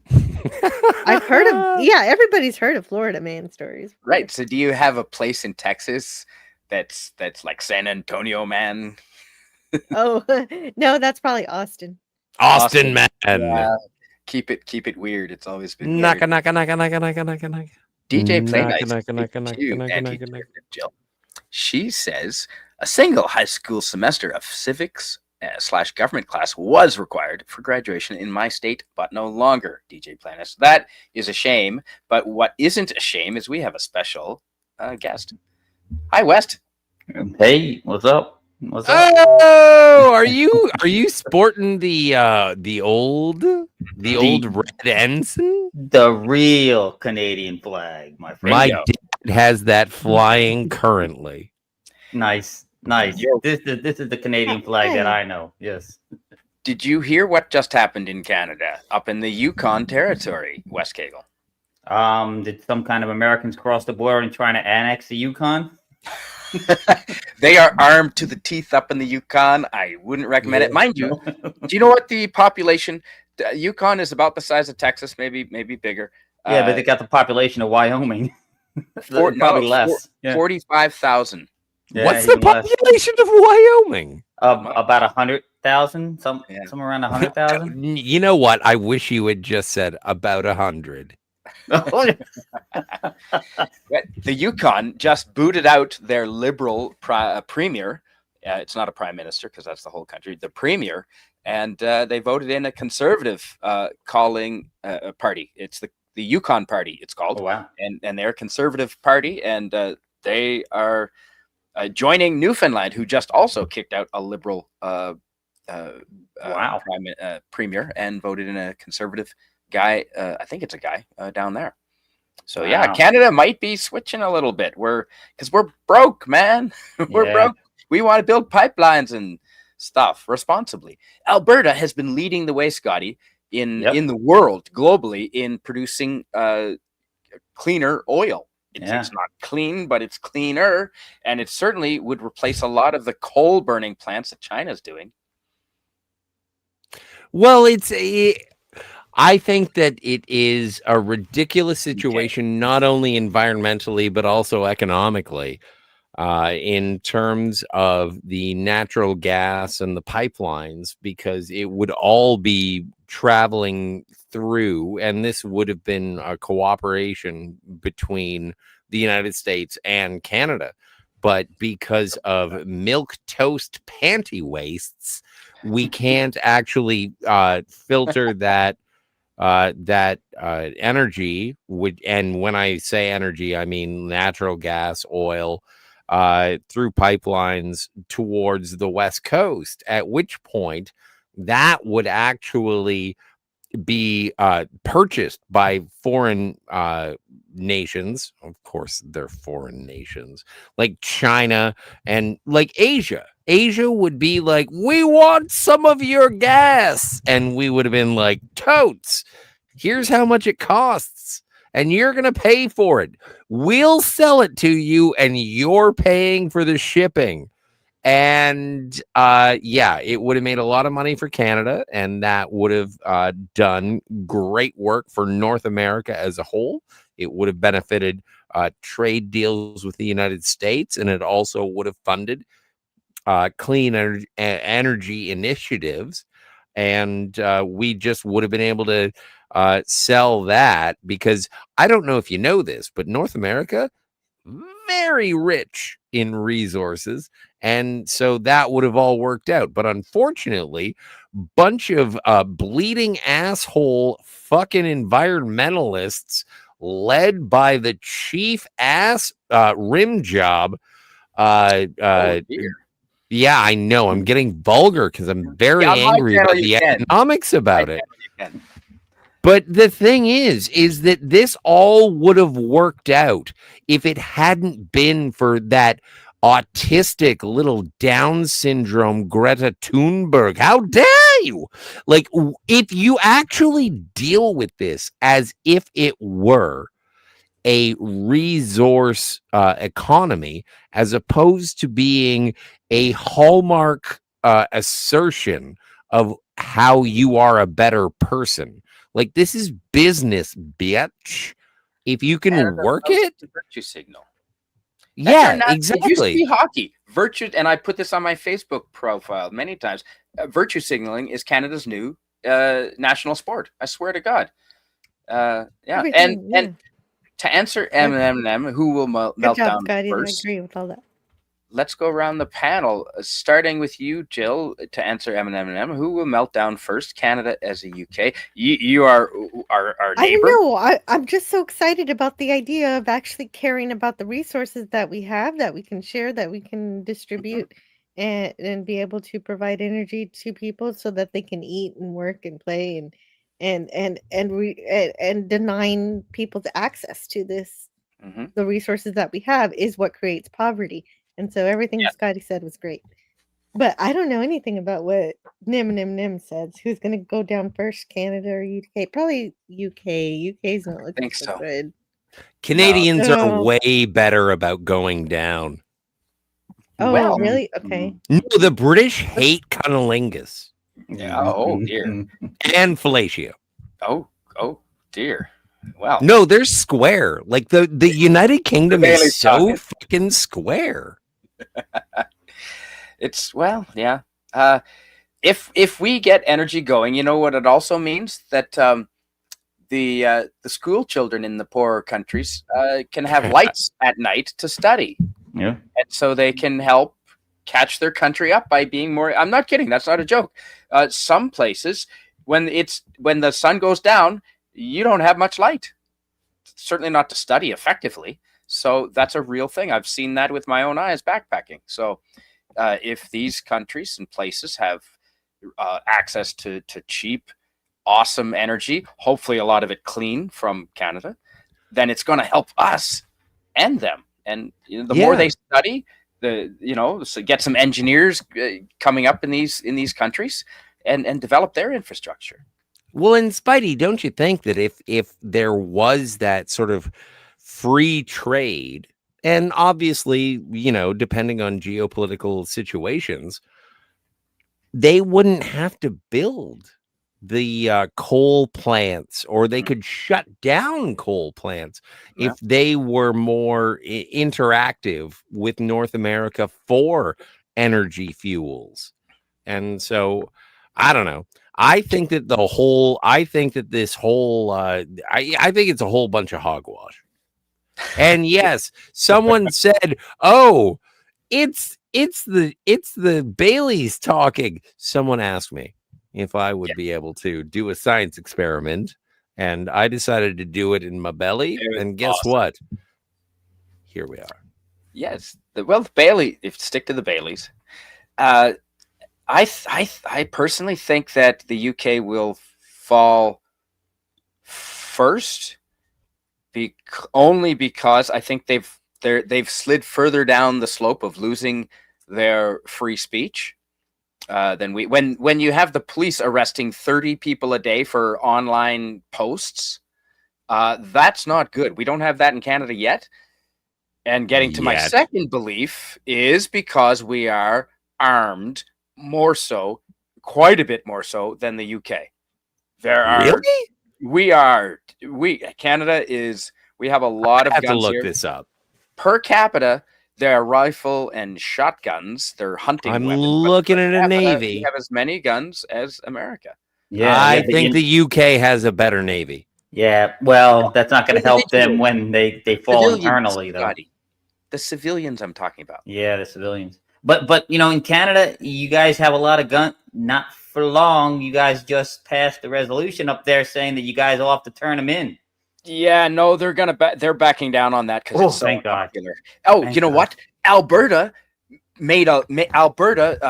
Premier Danielle Smith they passed a law in Alberta saying that they will not allow the RCMP resources that they pay for to be used in that way. Saskatchewan also passed an even stricter law saying, nope, you're not going to take our guns. And BC's looking at similar legislation. So the provincial leaders are standing up to it. And the police chiefs are saying, no way. And the Yukon, that was debated tonight because the Yukon just went conservative, like I said. And they were saying, you mean you want to confiscate guns in the Yukon? So you want cops to go into reserves and take guns away from natives? That's not going to look good, and you're going to have a lot of dead cops. Yeah. You know what the worst part about that is that the CBC won't broadcast it, because if they actually did that, I would love to watch it on cable. Well, you know, he's right though. It would not just look bad. I mean, it's a precedent here. What happened to the native population here in America when we disarmed them? We told them, just turn in your guns. We'll protect you. Don't worry.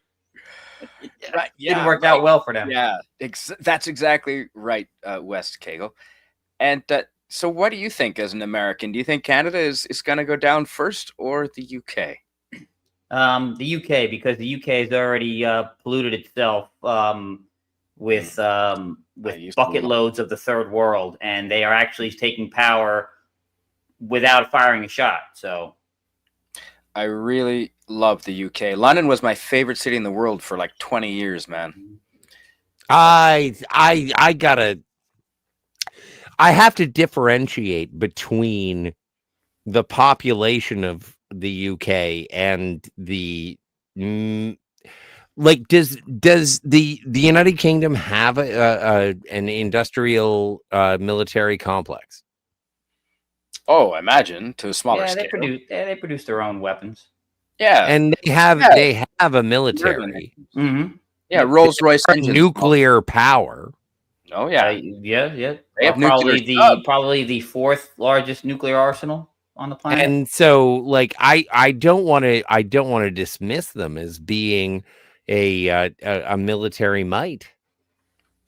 Oh yeah, no. Unfortunately, like I said, they've polluted themselves from within, and the people running the military are actually antithetical to the foundations that the UK was based upon. So that's going down. You've not been drinking, have you, at all? No. Traditionally, everyone in the United Kingdom's military appreciated seeing well-coiffed hair. Mm. And so if you do have people from different nations who prefer to hide their hair, then it's like, fuck off. We love good haircuts. Do you remember the commotion that was caused when this dude wearing a turban wanted to join the RCMP, and they said, no, that's not part of the uniform, and it went to the Supreme Court of Canada, and now they're all allowed to wear turbans. Which is fucking stupid. It is. Yeah. Well, The RCMP have a uniform. It has nothing do. to do with cultural sensitivity. The word is uniform. It is into itself a definition. Everybody wears the same thing, yo. And he's like, no, I don't wanna. And it's like, well, but it's a uniform. And he's like, it's against my beliefs. Then don't fucking join, mustache beard. See, the one thing about fucking protect little orphan Annie. But the one thing about the turban though is that it is primarily the people wearing those. They're not the typical. I like Hindus. People you're talking about. It's the Sikhs, and the Sikhs are the most loyal to the country that they emigrate to. If you ask any hardliner in the UK who's against immigration, they are on the side of the Sikhs. So sure, but here's the I'm still away, but I just have to change your you got to change your thing before you can say anything. It says you're away. I'm just saying I'm still away, but I just want to drop Bajoran earrings. Oh, they gotta go. Those gotta go. Those Bajorans, they're just terrorists anyway. I had a problem with that, to be honest. Now that you mentioned that, Jill, I had a big problem with wearing the Bajoran earrings. I thought that, nope, you can't. It's like the turbans. Nope, sorry, nope. Because it's a slippery slope and it's not uniform. And I'm not making this up. I really did have a problem with the Bajoran earrings. I said, no, that's not Starfleet. Sorry. Now that and also, God bless. You know what? It would have been an amazing thing to see Captain Jellicoe interact with Ensign Rowe. West Kegel, do you mind reading this from our great friend Sashi? Sashi says that we have issues with I don't know this word, Rohingya refugees from Myanmar. The UN recognizes them, however, the local government doesn't, so they can't work here legally. Well, the UN doesn't get to tell sovereign nations what they can and can't do, so not yet. Fuck off. Not yet. You just wait. But they all fall in line. Like what? Canada just they acknowledged Palestine as being a nation, even though it has no defined borders, no defined leadership. The UN doesn't recognize Palestine, right? They only have observer status in the UN. They're not recognized as a nation, so Canada's ahead of the curve for the UN. Even Canada will recognize Palestine, but you watch, they won't recognize Alberta. They will be hypocrites and they won't recognize Alberta. Oh yeah, exactly. Yeah, but they only recognize Botany Bay. Hey, don't worry. There's a growing movement, and it's gaining traction in the US. That we want the US, our citizens want us to withdraw from the UN and then kick its sorry ass right off our soil. Good. Hey man, League of Nations. Yep. Okay, Sashi in the chat says, over here we call them typhoons, same as Japan. Same thing, different name. Malaysia is mostly safe from them because it's surrounded by other nations. Okay, you're pretty protected there. Yeah. I live in Tar Nation. Yeah, that's true. Ooh, the what baby. Tar Nation are you doing up there, you guys? Exactly. Go.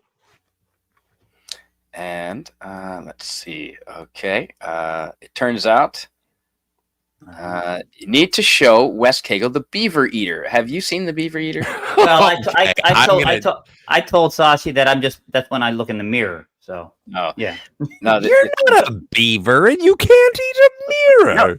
Because we were talking about the Yukon, and he said the beaver eater. And it's qualify as a beaver eater. Yes. Spidey, I gotta go to the washroom. If you could just roll the clip for Wes Kegel, show him the beaver eater. I will. This is a Yukon legend that the native peoples.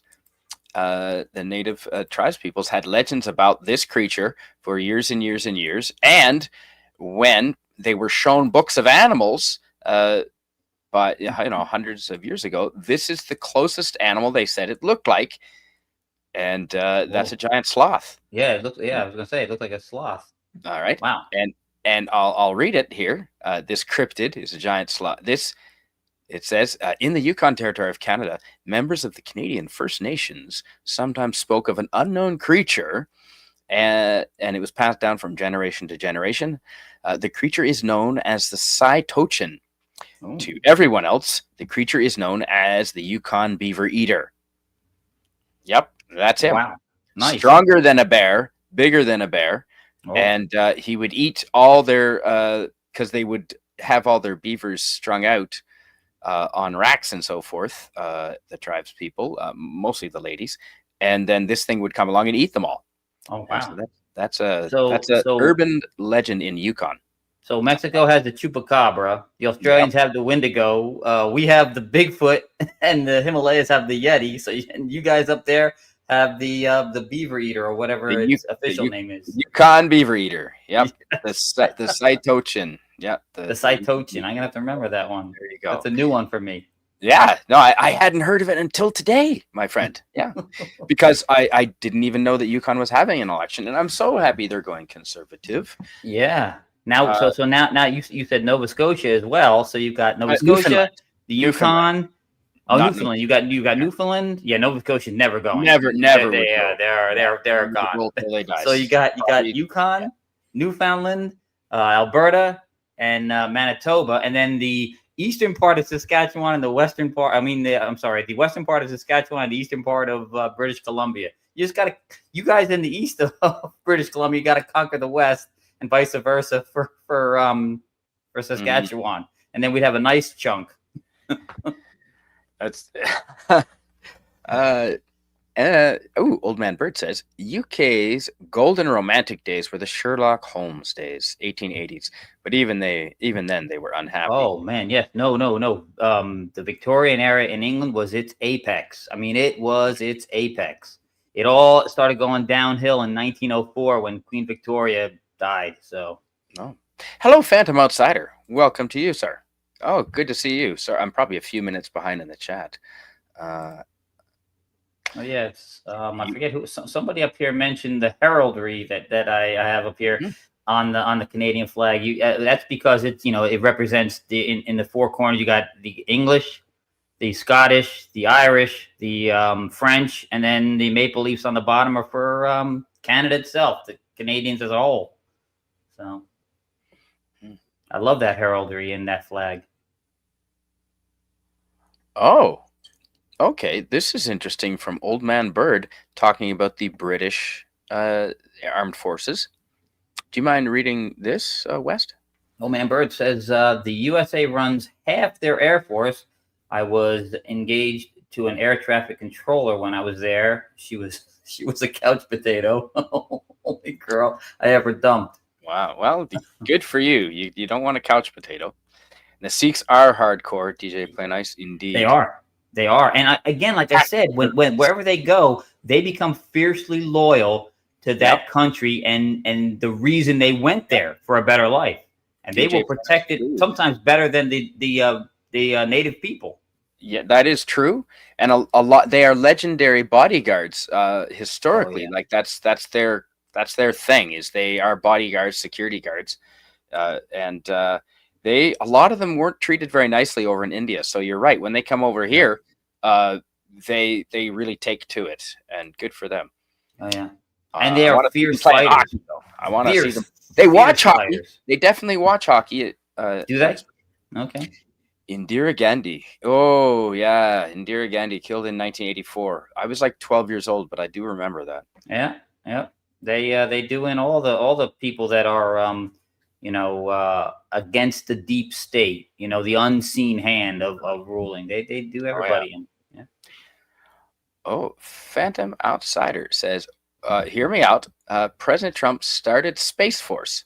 What if he now decides to incorporate all of the willing countries and renegade province of Canada into the United Federation of fucking Earth? Oh my God, yes! Holy sweet shit, yes! Yes! Yeah, that's now awesome. we're talking. You know what, Spidey? I have to say, and this, I mourn this all the time when I think about it. Can you imagine if at some point during the Revolution, the American colonists actually tried to invade Canada, and then they tried it again in the War of 1812? If the United States had actually managed to bring Canada in to the fold, and then in the war of with Mexico in 1848, we had not just annexed the American Southwest, but all of Mexico. Mhm. Dude, it'd be. Can you imagine the strength of that nation? All of North America, excluding Central America. My goodness. Well, we have everything. Oh my goodness, yeah. Between Mexico, America, and Canada, assuming, of course, we took over Greenland, Yeah. we would have everything Yep. we would ever need. Well, not take over Greenland. Offer them a deal they cannot refuse. Yeah, buy it from Denmark. The Danes are stubborn, but I think they could be bought. I think so. But no, dude, that would be. You think, God, because imagine this: Mexico doesn't go down the route that it does. It goes down the route that the United States does. So it has the Constitution to protect it, Yep. and it's a stable country. And Canada now not just doesn't have those privileges that your government can take away, but it has a solid Bill of Rights that they are not allowed to infringe upon. So Yep. Including the Second Amendment. Second Amendment. Yep. Phantom Outsider. Do you mind reading his comment? So Phantom Outsider says it's likely he'll turn it into a club where you pay for membership like Costco, but there'll likely be perks too. He's talking about Trump making. Yep, dude. Well, we could even get into a little, since we have 2 Canadians and 2 Americans. Our countries are at a trade war right now, aren't they? Yeah. Well, I think it's cooling down a little bit.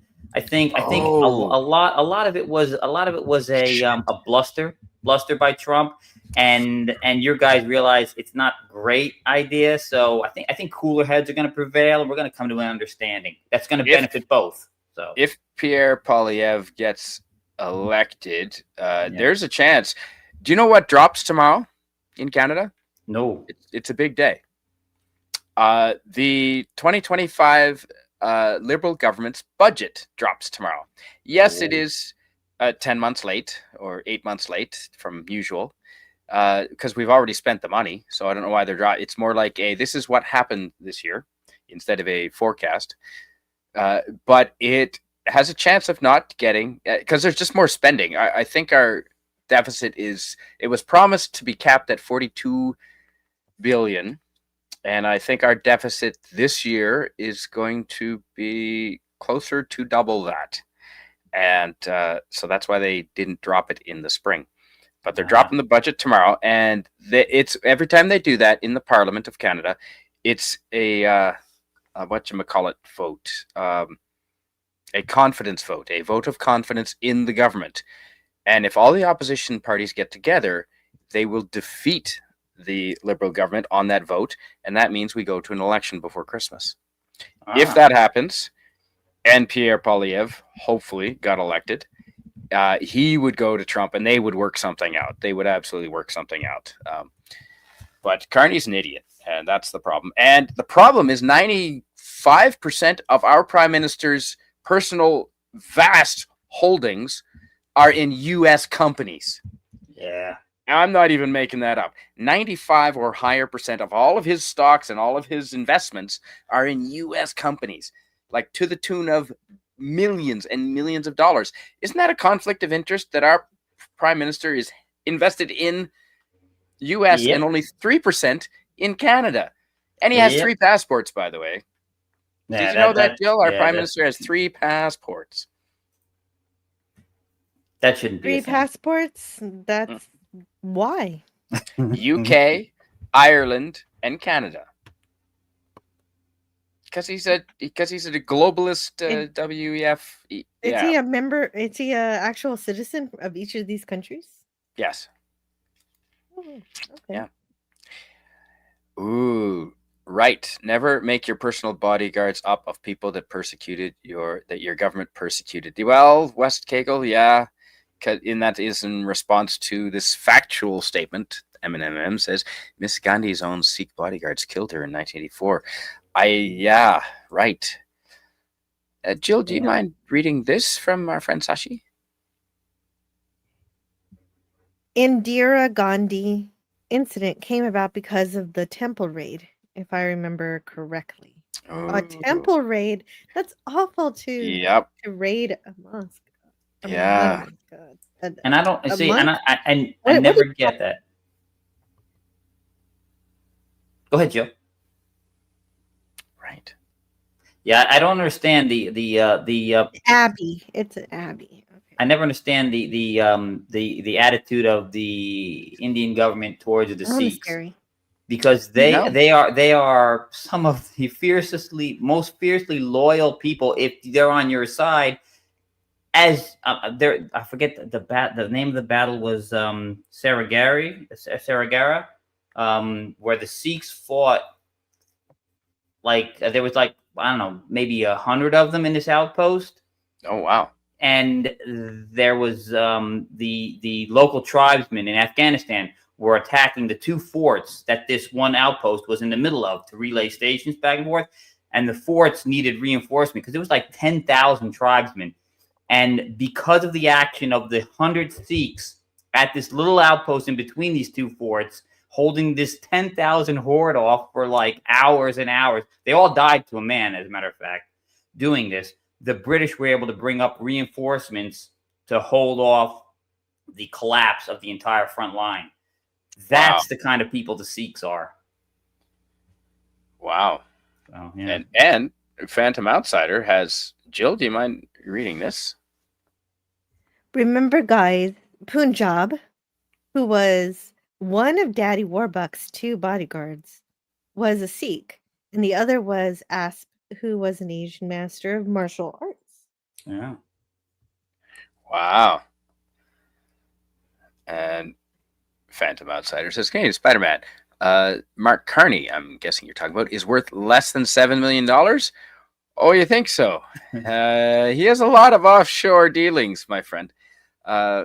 Go see a fella by the name of David. His channel is called Moose on the Loose, and he has an entire chart that would take up my back wall, and it's all digital, and he's got contacts and leads, and it's very impressive. But okay, let's go. 7 million. Still though, $7 million. I don't want our prime minister to be a millionaire. No, I want him to focus on service and not money. It's funny we say 7 million like it's nothing. The average American slob working his entire life would never even sniff that amount. Not even. And they, Phantom Outsider continues. The moron I have to vote against later today, while in Congress, used her position in Congress to make $7 million in one transaction. Yeah. There's a really not big just problem. slobs either. Like even okay, she middle had to pay class are never gonna get there. It's true, very true, Joe. Yep. But no, the that's a big problem though, Spidey. In our, if you look at Congress, if you look at the American population, about maybe 10%, probably less, are millionaires. It is in Congress. Boot. In Congress, it's like 60% of Congress are millionaires. So wow. Yeah. I don't like our politicians being millionaires. I think they should do it because they want to serve the country. Yeah. Well, but that was the biggest thing with Trudeau, is that he really, like him and his family, he did make a lot of money off of being politicians. Like the entire reason that Justin Trudeau was prime minister for so long is because he was a celebrity. He was an heir apparent. There was just recently the No Kings thing going on, and I know that it's all controversial and whatever, but it does come down to, I think it's something that the Americans did themselves when they were like, no, we don't want more Bushes. Like when Jeb Bush ran for president and Trump was like, shut the fuck up. Well, and good news, Scotty, like there are no kings. George Washington refused being a king, and we haven't had one since. Exactly. And but that's the thing, is that I don't believe in that sort of oligarchy. I don't know what all the archies mean. I just know Sugar Sugar. It's my favorite Archie song. And anyway, But if you're No, talking but I'm about just saying- that kind I'm of just saying, it's oligarchy, like you that's have- been a thing since forever. Yeah. But you had Queen's on our money, and she did. I want my new money. So, but no, the thing is, you don't want King Charlie. oh no, Chuck looks great. Chuck looks great. It's I want, just not new. no, I want Canadian money to be like baseball cards because we had the Queen Elizabeth, or not, yeah, Queen Elizabeth II yes, second. for like 80 years, and now I want new money, and then I do want, what's the name of the new king when he gets to be king? William. Yeah. Yeah. Like, I want this rotated out. I want, like, stamps. Like, if you're gonna commit to it, we committed to it for so long. I'm just saying, if we are so committed as Canadians to the monarchy, then as soon as we get a new fucking monarch, Yeah, collect all the old money. Yeah. let's get rid of the old money. Yeah. Let's get some Chuck money. Nah, forget. Pass right over Chuck. Pass right over William. Put Kate on your money, man. Just put Well, Kate. oh, who's my favorite king? Arthur? Yeah, King Arthur. Let's I just like keep King Ralph. Arthur. Actually, I like King Ralph. Oh, no, totally, absolutely, King Ralph. Can you imagine it, Spidey? Hey, We have John Goodman on our money.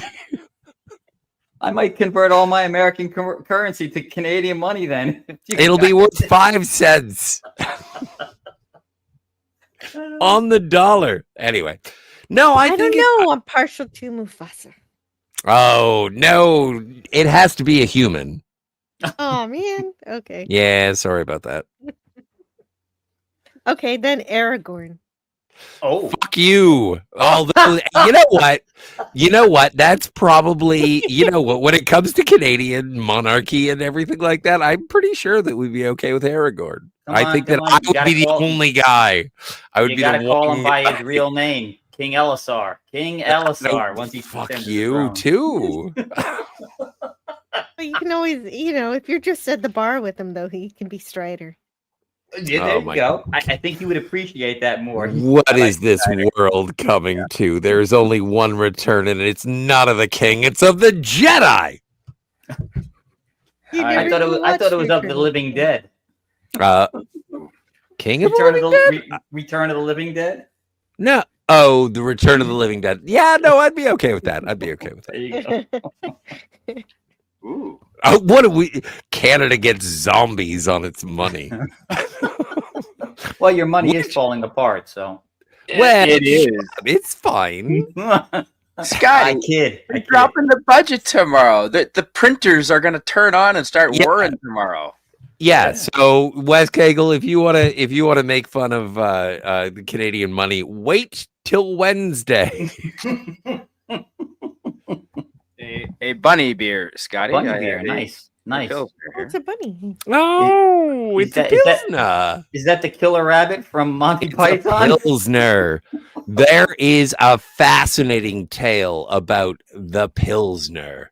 This is a fantastic beer. It is very hoppy, but you would expect that from something called the Pilsner. And also, it's advertising campaign, how this brewery came to be nationwide. They said that there were 7 bunnies on the can or on the bottle. And it was like, if you could find them all, then you could open the drink or something like that. And there were always 7 rabbits on the advertising. And so it was absolutely fantastic. Did you find all the bunnies, Spidey? It's like 2. It's like, where's Waldo? I didn't know this existed, and I need to drink it next Easter. Yes, you do need to drink it next Easter. It is an Easter beer. Yes, Jesus would have enjoyed it. Jesus loved Pilsner. Did Jesus drink? Oh yeah. Why do you think he turned the water into wine? There you yeah, go. the wine. Yeah, but it doesn't mean he's gonna drink it himself. Every time I have a glass of red wine, I'm like, thank you, Jesus. Jill, would you mind reading this from our good friend Phantom Outsider? Representative Omar went in with student department 6 years ago, and now Debt. with the Student- 100 student debt. See, it I says think it's what- department, Yeah, I know. but student debt makes way more sense. Thank you, Spidey. So she had student debt 6 years ago, and now with a $175,000 year salary, has reported a net worth of between $5 and $30 million. Yes. They like to ballpark it. Well, at least Yeah. she paid off her. Well, student this loans. is the one that says that she has allegiance to Somalia over the United States, so she needs to go. I heard she married her brother. She did. She did. Wow. In That's order to get him fucked up, yo. citizenship, yes. In order to get him into the country. Well, and you know what you need to do to get, marriages finalized. You have to consummate that marriage. That's what I heard. That's what I heard. That's legal. That's nasty. Why are we talking about that? She because she is nasty. yeah, she's but nasty. how did anybody decide to vote for her if she did that? Well, That's because all there is a American. huge Blame Pornhub. Somali population in Minnesota. So No, but seriously, I saw Ilhan Omar get stuck into a dryer and then someone had to pull her out, and it was very vulgar. oh. No. Oh my goodness, Oh. Scotty. Mommy's stuck in the wall, son. Can you help me out? Oh, no, stop it. You started The it. wall. What the? Scotty knows what I'm Understand talking what about. the wall was happening, so I didn't. That's why I said stop. Was Don King a politician? Don King was a politician. Oh yeah, yeah. I think he ran for. I do believe he ran for office at one time. No way. I think. he Lovely did. avatar, Tony. Did all of you happen to see the Colonel Sanders at the Toronto Blue Jays versus Dodgers World Series? I No. did not. Game 5 it was. He said that avatar for since last year. Yes. No, I haven't. Yeah, well, because it was sponsored by KFC, and so they paid some dude to go and dress, and he looked like, I guess he looks like Colonel Sanders, and they paid him to dress up, and he looked like friggin' Colonel Sanders, and he was sitting like 3 rows back behind the home plate. I think it was in Dodger Stadium, and like every time they were showing the batter for that World Series game, you were looking at friggin' Colonel Sanders on the right-hand side of the batter, 3 rows up. And That's it was awesome. a brilliant promo.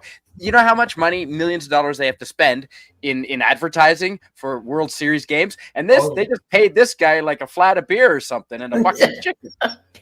Brilliant. That's brilliant. And playoff seats. No, it's not I brilliant. know, It's but I actually see- rather sad. I saw Because- this What? No. Okay. So where is Colonel Saunders? Where is Kentucky Fried Chicken from? I'm guessing Kentucky. Right.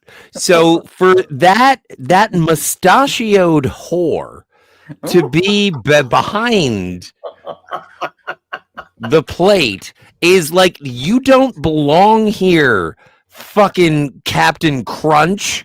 Why don't you go home? You're advertising. You are the most scallywag of scallywags. Wow. capitalism for you, but Colonel I prefer. Sanders, I am not going to eat Kentucky Fried Chicken until the Kansas City. What's the name of the Kansas City team? Royals, the Kansas City Royals. Sure, I don't fucking care. Let's the bring baseball it back to the monarchy. Why is Kansas all about the monarchy? Because they're royalty. I don't know. I like Popeyes. I think Scotty's still upset that Canada got cheated out of the World I think Series crown. Nama Nama Nama Nama Nama dared me to drink a lot of. Well, listen. It was a trade-off. I had to drink We extra Baileys to balance agreed out that the- the umps would Yeah, I rig didn't the have to have game a so that lot. the United States could keep the World Series Good. crown, and then you guys are going to get to keep the Stanley Cup this year. So Well, but the Stanley Cup's a whole different ball of wax. Well, most of them are Canadians on the American teams anyway, so the Stanley Yeah. Cup does make a tour through Canada in the off season. It's true. It's And true. and honestly, it is a North American thing. And I get it. When the Dodgers won the World Series, I was kind of happy because I do think that it's an American game. And because Toronto is the only Canadian baseball team now, like when it used to be the Expos. The Expos were there, and then there was for like the Grizzlies. No, that was the Timberwolves. Was it the Timberwolves? No, that was the NBA too. Well, maybe not Vancouver. Maybe Vancouver never got the baseball. But the thing is that I do kind of like I'm a big fan of the United States, and so I'm a big fan of America, and so I think that baseball is America's pastime. And I've already in my lifetime had 2 Canadian World Series championships back to back. Yep, and that's pretty fucking rad. Yeah. And so when the oh my god, Joe Carter's hells yeah, go Joe Carter. See, see that's where I'm bitter against Canada here, because you guys did that to me, my beloved Phillies, man. Oh, sorry, man. Oh, John Kruk. Yeah, John Kruk, and you did it to poor Mitch Williams, the wild thing. You knocked that ball right out of the ball. Right, that's fair. Poor That's guy, fair. Poor Mitch Williams had to move out of Philadelphia with all the death threats after that. Oh my goodness. Well, but Wes Kegel, it would have been a three-peat if it hadn't been for the baseball strike. The Jays were on track to win. They were fucking plowing through the season, and the only reason, and when people say baseball is fixed, I agree, because 92 Jays, 93 Jays, 94, it was going to be the Jays, and then the baseball strike. Well, only reason that the three-peat did not happen is because the baseball said we're shutting down. Everything is costing too much money. And it was why is that? Because Toronto is making all of it? Well, I think they were angling to promote Canadian baseball. I really think they wanted more. I mean, I'm still bitter that the Expos are gone, man. I mean, come on. I love their logo, man.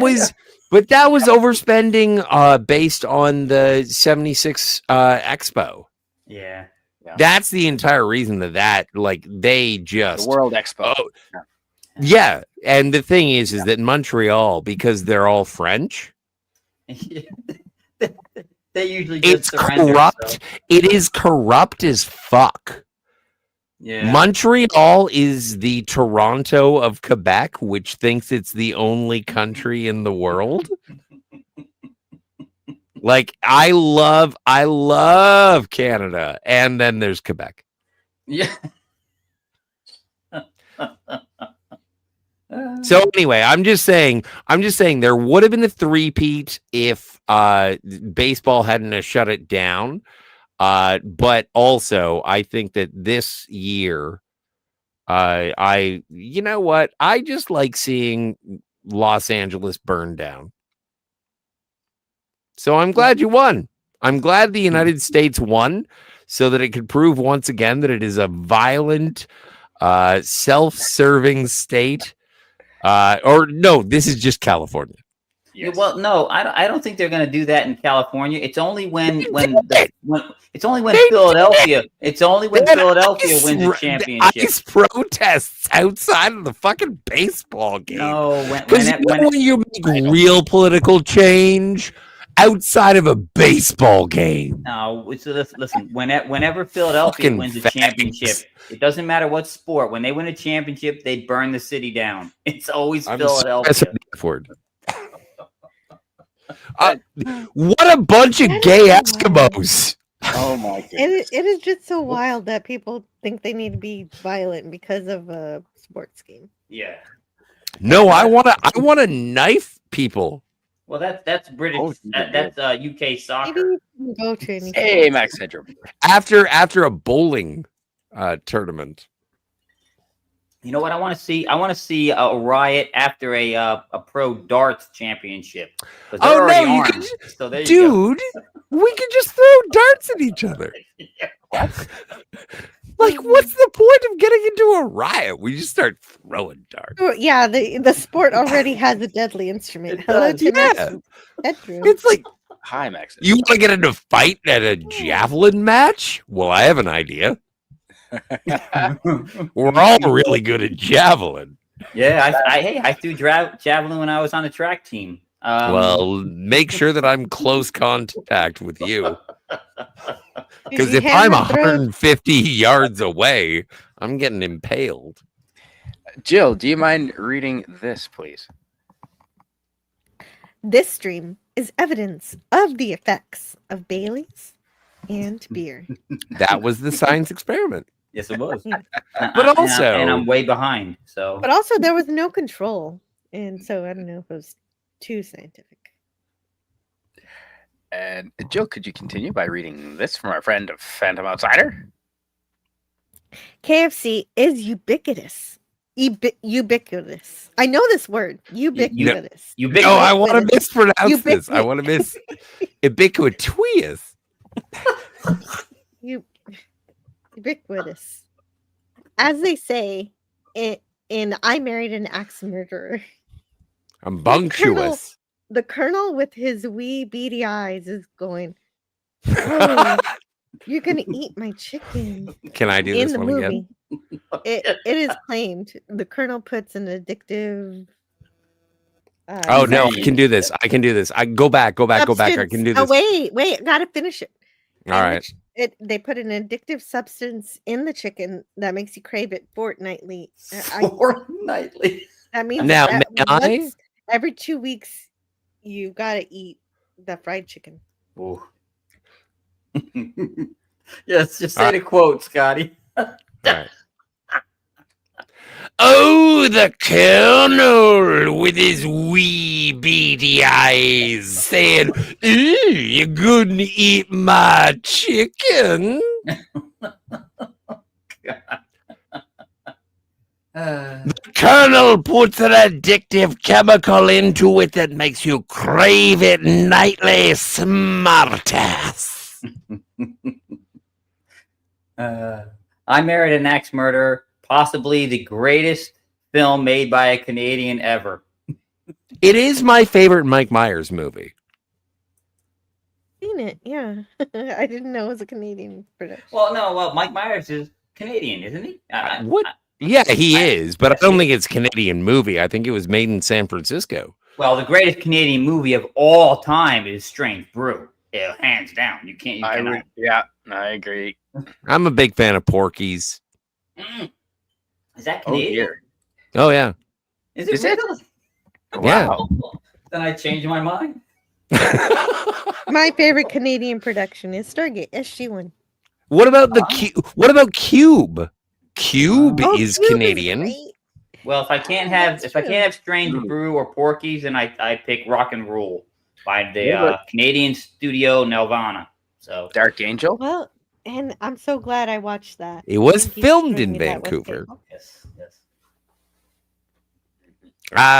You know what? I was shitting all over Canadian productions earlier, and you know what? It's nice to be reminded that there are some good ones. Oh, there are. The best television show I ever watched growing up as a kid came out of Canada. You can't do that on television. Oh wow, Oh, that's They not gave a it to bad one. Nickelodeon. Oh, it's great. Yes. Although we got a watered down version. The original used to be like an hour long, and there was a lot of live segments where they were interviewing people. It's real. If you look at some of the original stuff that came out of Canada, it's much different than the show with and you know what? I have to say I'm man enough to admit it. I had a crush on Moose. She was hot. No argument. Ask my mom because she watched it because I didn't get around to it. By the time I got to Nickelodeon, it was already all that. Oh, Did you guys ever Well, and You Can't Do That on Television was the first appearance of Alanis Morissette.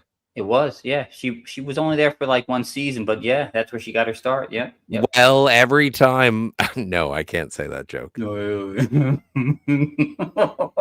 know where you're going because of the Popeye imitator. Slime, Yes. it's the green slime. Is this true? Did this Yes. happen? Yes, green slime. Mhm. Is this a real thing that happened, Jill? What? What? All of that, everything we're saying is true. But what are you asking? No, when the Dodgers won Game 4, some fans destroyed one of the self-driving taxis. They blocked it in and destroyed the helpless car. Is that real? Why would I Jill don't know know? about that. No, I wouldn't know that. I would have to look that up. That sounds Well, game 4 was in Los Angeles. Yes. Oh no, I thought it would have made the news or something. I don't know. Ooh. I don't know. Okay, Scotty, can you read this, please? And if you can, Scotty, can you answer it? Well, it's to Jill. I know, that's the funny part. I was just watching the 8-minute long clip of all Family Guy Star Trek clips in a single mashup. Have you seen that one? I can't answer that, Jill. It was recommended to me in the YouTube recommendations. I haven't seen it yet, but I'm assuming it just strings them all together. Yeah, that would be. Well, that's the thing is that Family Guy is such a. I don't want to insult it, but an ADD production that you can just mash the videos together, and it makes sense, and it'll be fun and funny, and of course, yeah, to put all the Star Trek stuff together, that sounds fun. I do remember the time a Klingon showed up. It kind of looked like the Chancellor. I just want to hear Peter say, "Shut up, Wesley." No, I don't know that happens. Oh, okay, No, well, it- he'll send you the Oh, link. There's man. even a deleted scene, a deleted Family Guy Star Trek scene that I saw recently. No, but the best thing that Peter Griffin has ever done, as far as I'm concerned, and I know this speaks to my emotional distaste. Who's this? DJ Play Nice. Hey, Hey, DJ. Hey guys, how's it going? I want to finish my story, and I just want to say hello. Is when they did the something dark side, and Lois as Princess Leia says, "I love you," and then Peter says, "Fuck off." Yeah. God. Why am I the only one laughing? That's hysterical. I thought it was great. I have to hold. I was waiting for Something I know. funny. Yes. Yeah, apparently people do vandalize self-driving vehicles because Of course there's they no do. driver there. So I guess that makes sense. Well, have Okay. you ever seen those little self-driving robots that do deliveries of food and stuff? People have taken to kicking them over. Oh dear. Yeah, that that's- makes sense. But I Right. don't know. I mean, it's rude, but yeah. I mean, Yeah, I'm like, why is my pizza not showing up? Darn it. Well, Good but, night, like- Sashi. See you, Sashi. Well, Hey, later, Sashi. Sashi. But like, if you were to see a robot, like I have not seen a robot deliver anything. I don't live in a metropolitan area. I don't see robots or drones dropping off pizza or anything like that. Like, I don't get that. I have yet to see a self-driving taxi, so I don't know. Maybe I'm a little too bumpkin for it, and I'm just like, oh no, be nice to the robot. Yeah, I haven't seen one in real life. The only time I've seen a self-driving car was in what is that movie? Total Recall with Johnny Cab. Oh, yeah. Yeah. That's yes. Yes, and wasn't that played by Robert Picardo True story. from Voyager? Oh, really? The doctor, the holographic doctor played. Yeah. Johnny Cab? I prefer to say Robert Picardo from Gremlins 2. Oh, didn't know that. Yes. Right. Well, of course, Scotty would know that. And Jill, do you mind reading this? Wow, this I think supports what you were reading. Well, the people that destroyed and even tagged the car were of a, shall we say, nebulous ethnicity, which is why it didn't make many newscasts. Did he mean nebulous or Nubius? Yeah, I no, he think meant meant nebulous Greeks. in that you're not allowed to It was say what it is. obviously the Greeks. Basically, what he's saying is if it was a white person, they'd say, but Mm. it wasn't. So they can't say who it is. Yeah, but because- also, oh, come no. on, it's Los Angeles. There is Yeah, it's not far from Compton. there's a lot of so- black people in Los Angeles. I don't think that's controversial.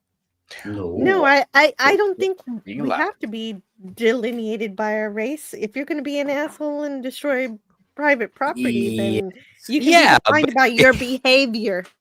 Yeah, but if you're an asshole who destroys property and then there are witnesses and they are asked to describe you, you should be able to say it was a black guy. Yes, agreed. It would, but you also attribute their name and who they are and what they represent. Mel And Caucus. you judge people The based on the Greek. content of their character, and obviously destroying somebody's car is of bad character. Yes, that's what Yes. we call judging people based on their character and not the content of their immutable. The content of their Yeah. cars. This is the thing that bothers me the most about these non-driving cars is that no one is in possession of the vehicle. Like there is no pilot. There is no one who is like, don't fuck up my car. Right. And I think that is, you know what? And I hate to go back to the Star Trek argument, but I always will. It's like we could, if you want to go Richard Daystrom with a computer and a probe that goes out into space, that's fine. It's your business. I do agree with Spock is that there is a certain level of unknown that you are going to have to navigate and have to negotiate with. I would prefer it if some bitch doesn't fucking jump up on my car, up and down on my car, because she's like, oh no, the fucking Dodgers won. Well, that's why I holster my SIG underneath the steering column. Okay, we don't have to go to the. We don't. Well, have to you go know to what, there. Kigo, I was thinking Yeah. that too, but if it's a self-driving car, it would need some way to protect But how does a itself. self-driving car defend itself? It Have Well, you does that's- seen not. Kit That's from when Knight we- Rider?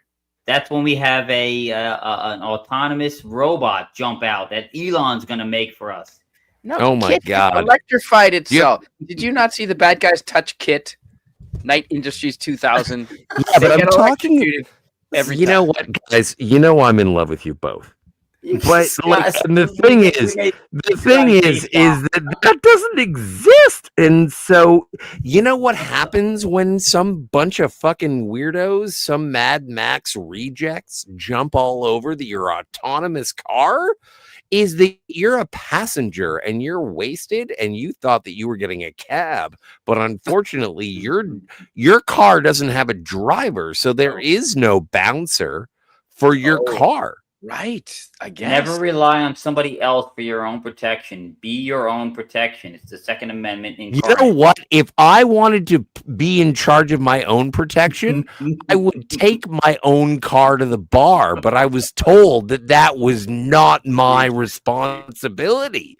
And so now I have to rely on these fucking robot cars. It's like, you know what? I felt safer when I was wasted on tequila driving than when I'm in this fucking cube that I can't get out of while a bunch of people who are celebrating, quote unquote, That's true. the That's a good point. the Brooklyn Dodgers. I have a solution then. I have a solution. The cars, Yeah. self-driving cars, need to be programmed to just put the pedal down to the floor when somebody gets in front of it and obstructs it. You know what? I'm fine with that. There you And the reason is because if I were drunk, I would have done the same thing. But in this case, I can blame the robot. Well, and while I agree that it is not a good idea to put your life into the hands of a robot, don't drink and drive. No. No. Because a robot can do it better. Yes. A bicycle is okay. I do. A No, bicycle. the minute I tip a bottle back, I like do not drive snowmobiles. anywhere. I walk or I like bike. plowing through crowds That's of a good- people in a oh, snowmobile. Yeah, bicycling is not as bad. Yeah. Well, you know what? In No. New Jersey, you can be arrested for DWI bicycling. So Wow. Oh, no, you really? cannot in Canada. There's nowhere in Canada, Yeah. can you? yeah. DJ Play Nice, you looked like you wanted to say something. No, I was going to toss in on that, but it got covered. I was the Oh, somebody else said it. Yes. Waymo. And Oh, people DJ, being distracted. you're really quiet. Is there any way you can bring up your volume? Yeah, Turn absolutely. your gain up a little bit, maybe. Better? It's More. still about the same. That sucks. No, but we More. can still hear you. So say what you want to say then. We'll try to be a little more. No, I was just Yeah, going to say. I was just going to say you got something four about. of the loudmouths here, so you gotta speak up. I was just going to say something about the Waymo vehicles and the destruction of them, and that they're just like burning them, and that has to be one of the most ridiculous public displays. And I think that Waymo is going to have to end up pulling out of cities instead of trying to integrate even more into those systems, just because the liability for them is huge, and they are such easy targets. And yeah, don't want to be trapped in one. But I think the solution. I wouldn't travel in one necessarily for anything other than an initial experience, but having any controls absent when I'm in a vehicle, I don't have to be a driver, but I need to know where the gas pedal is in a situation like that. Yes.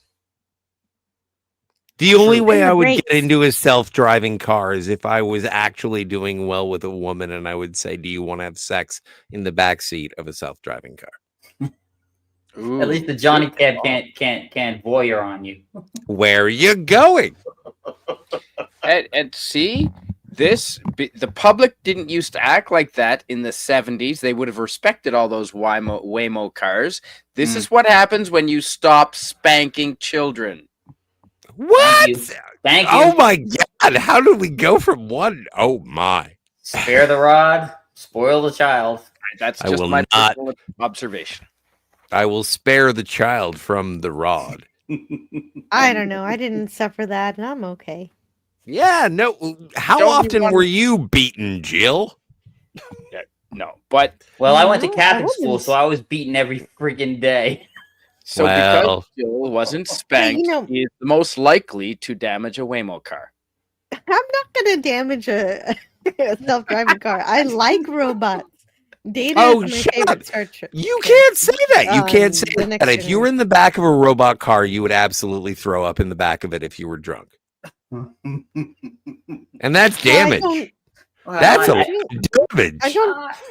well, no, at my age, I don't drink enough to throw up. I know. I No, would like but to I'm think- just saying, like, hypothetically, if you were in that age group who would throw up, like, you would. Like, the thing, I my would. mind is just going straight to, I want this as being a drunk Uber.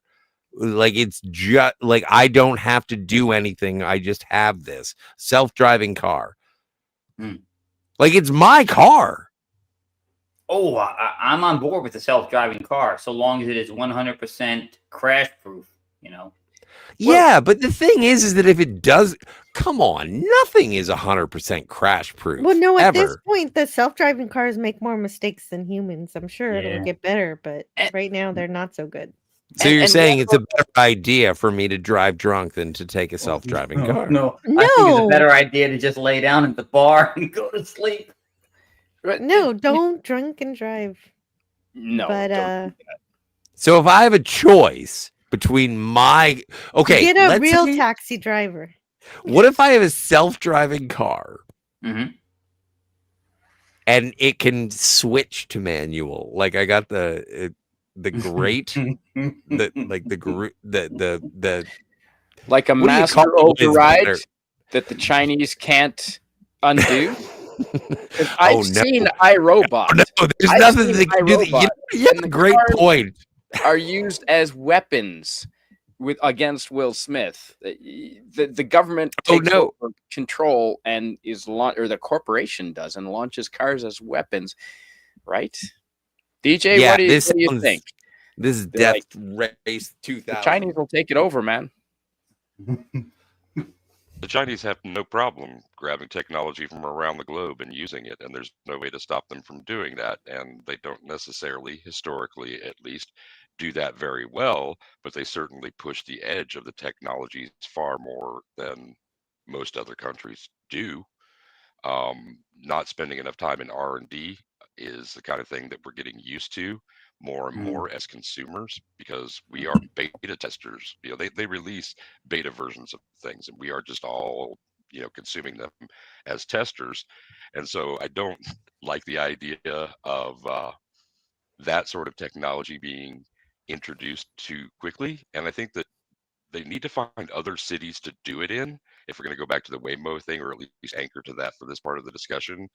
Because unless you have a city that has intentional design that includes something like, say, the tracks for the trolleys in San Francisco, or light rail in some cities, and globally, internationally, that's been done with other systems. I think that that's the only way you're going to be able to have that happen.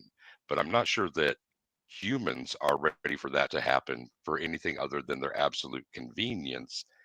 And Scotty was starting to talk about cars that could drive themselves, and you could like switch in manual or not. Like Mercedes has those now.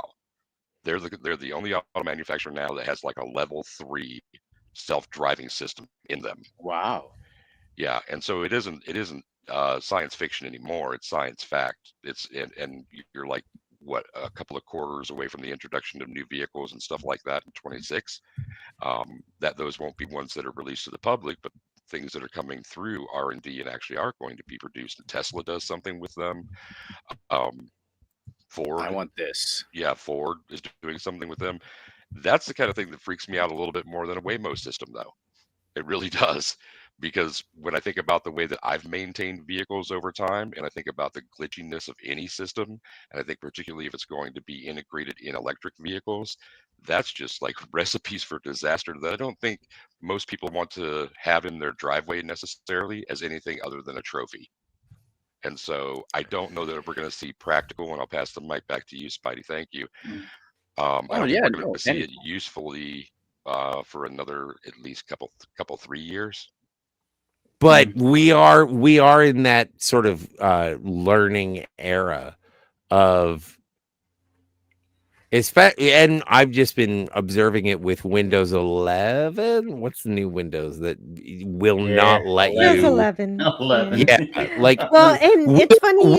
We are growing into it. Just to finish my point, and I'll be brief, but just to we are getting into an era where the technology that we have available to us is unavailable unless it is connected to global internet. Like that is just the reality. There is no offline reality now. We are transitioning it in the final stages now.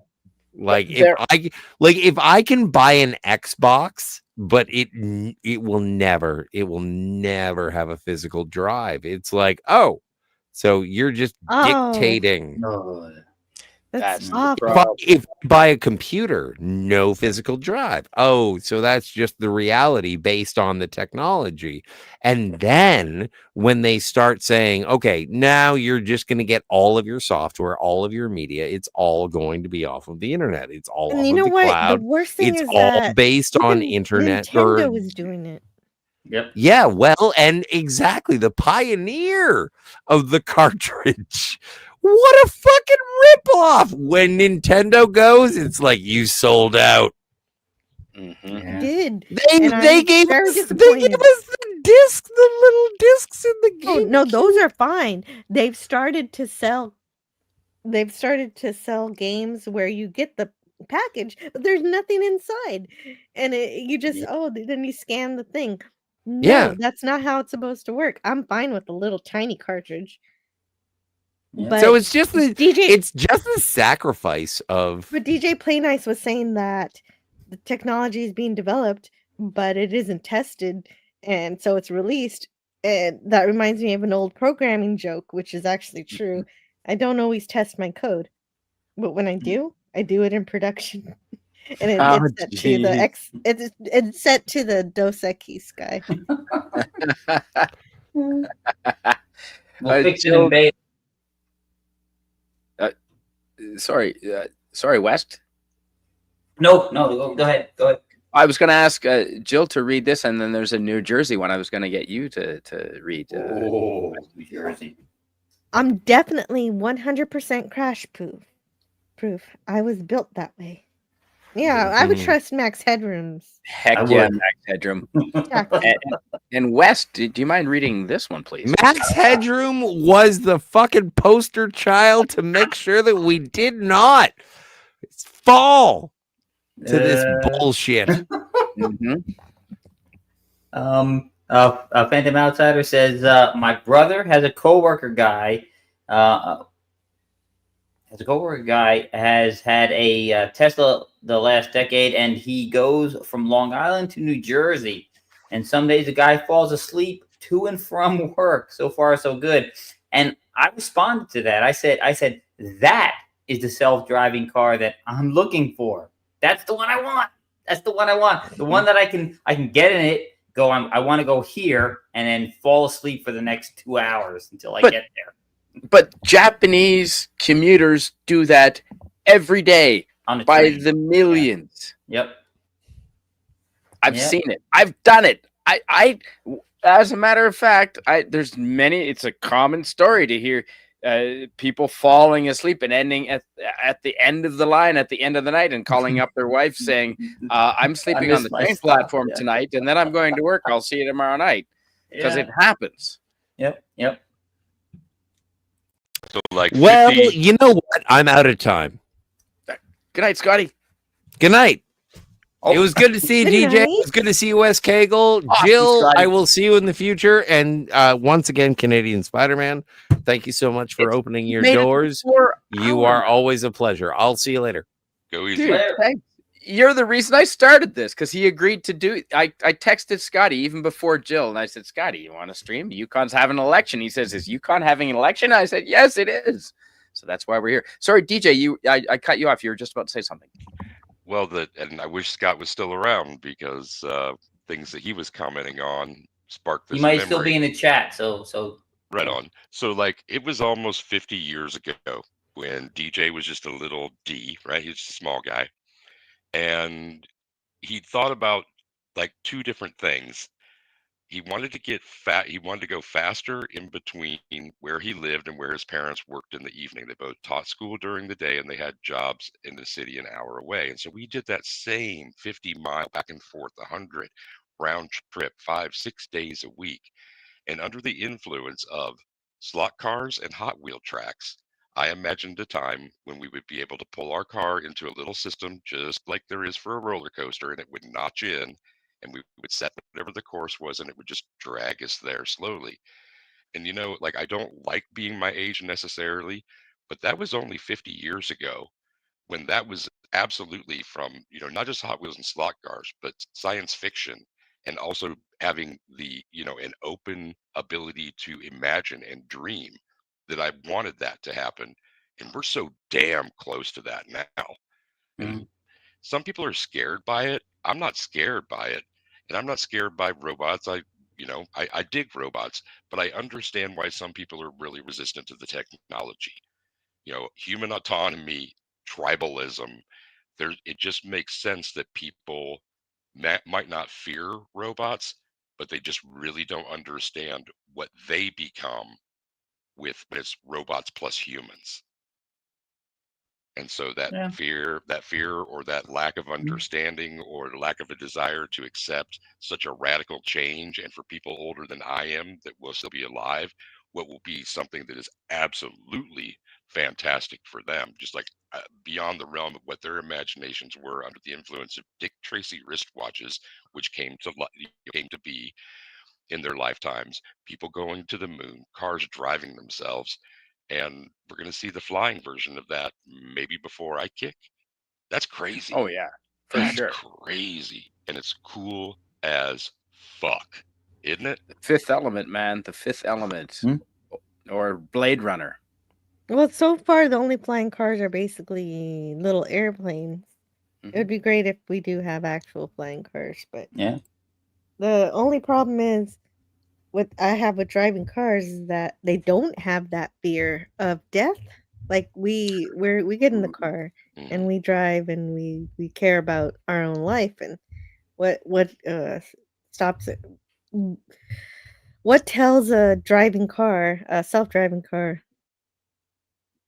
the proper way to drive safely Mhm. in that sense? I'm sure they're working on it, but it's not perfect yet. And They don't have a I'd like to survival see it get.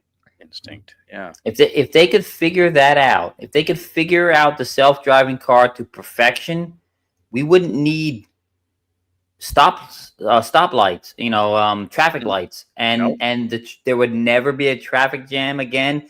The traffic would just flow. It would be beautiful, but I think that's a ways off a little bit. Nah, you'd get jackasses like me in there driving manual. Well, yeah. See, that's the thing. I see the boomers don't want to give up anything. The generation after Gen X are willing to give up everything. Us Gen Xers, Spidey, we want the self-driving car, but we want to be able to override it, and that defeats the purpose. So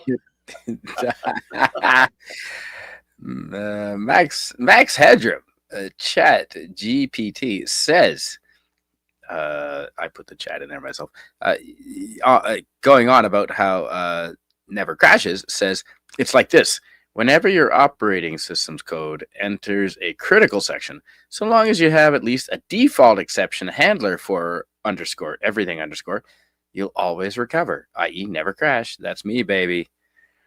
I don't know what a default exception handler is. Is it a large guy with a tattoo named Vinny with a baseball bat? Is that a default exception handler?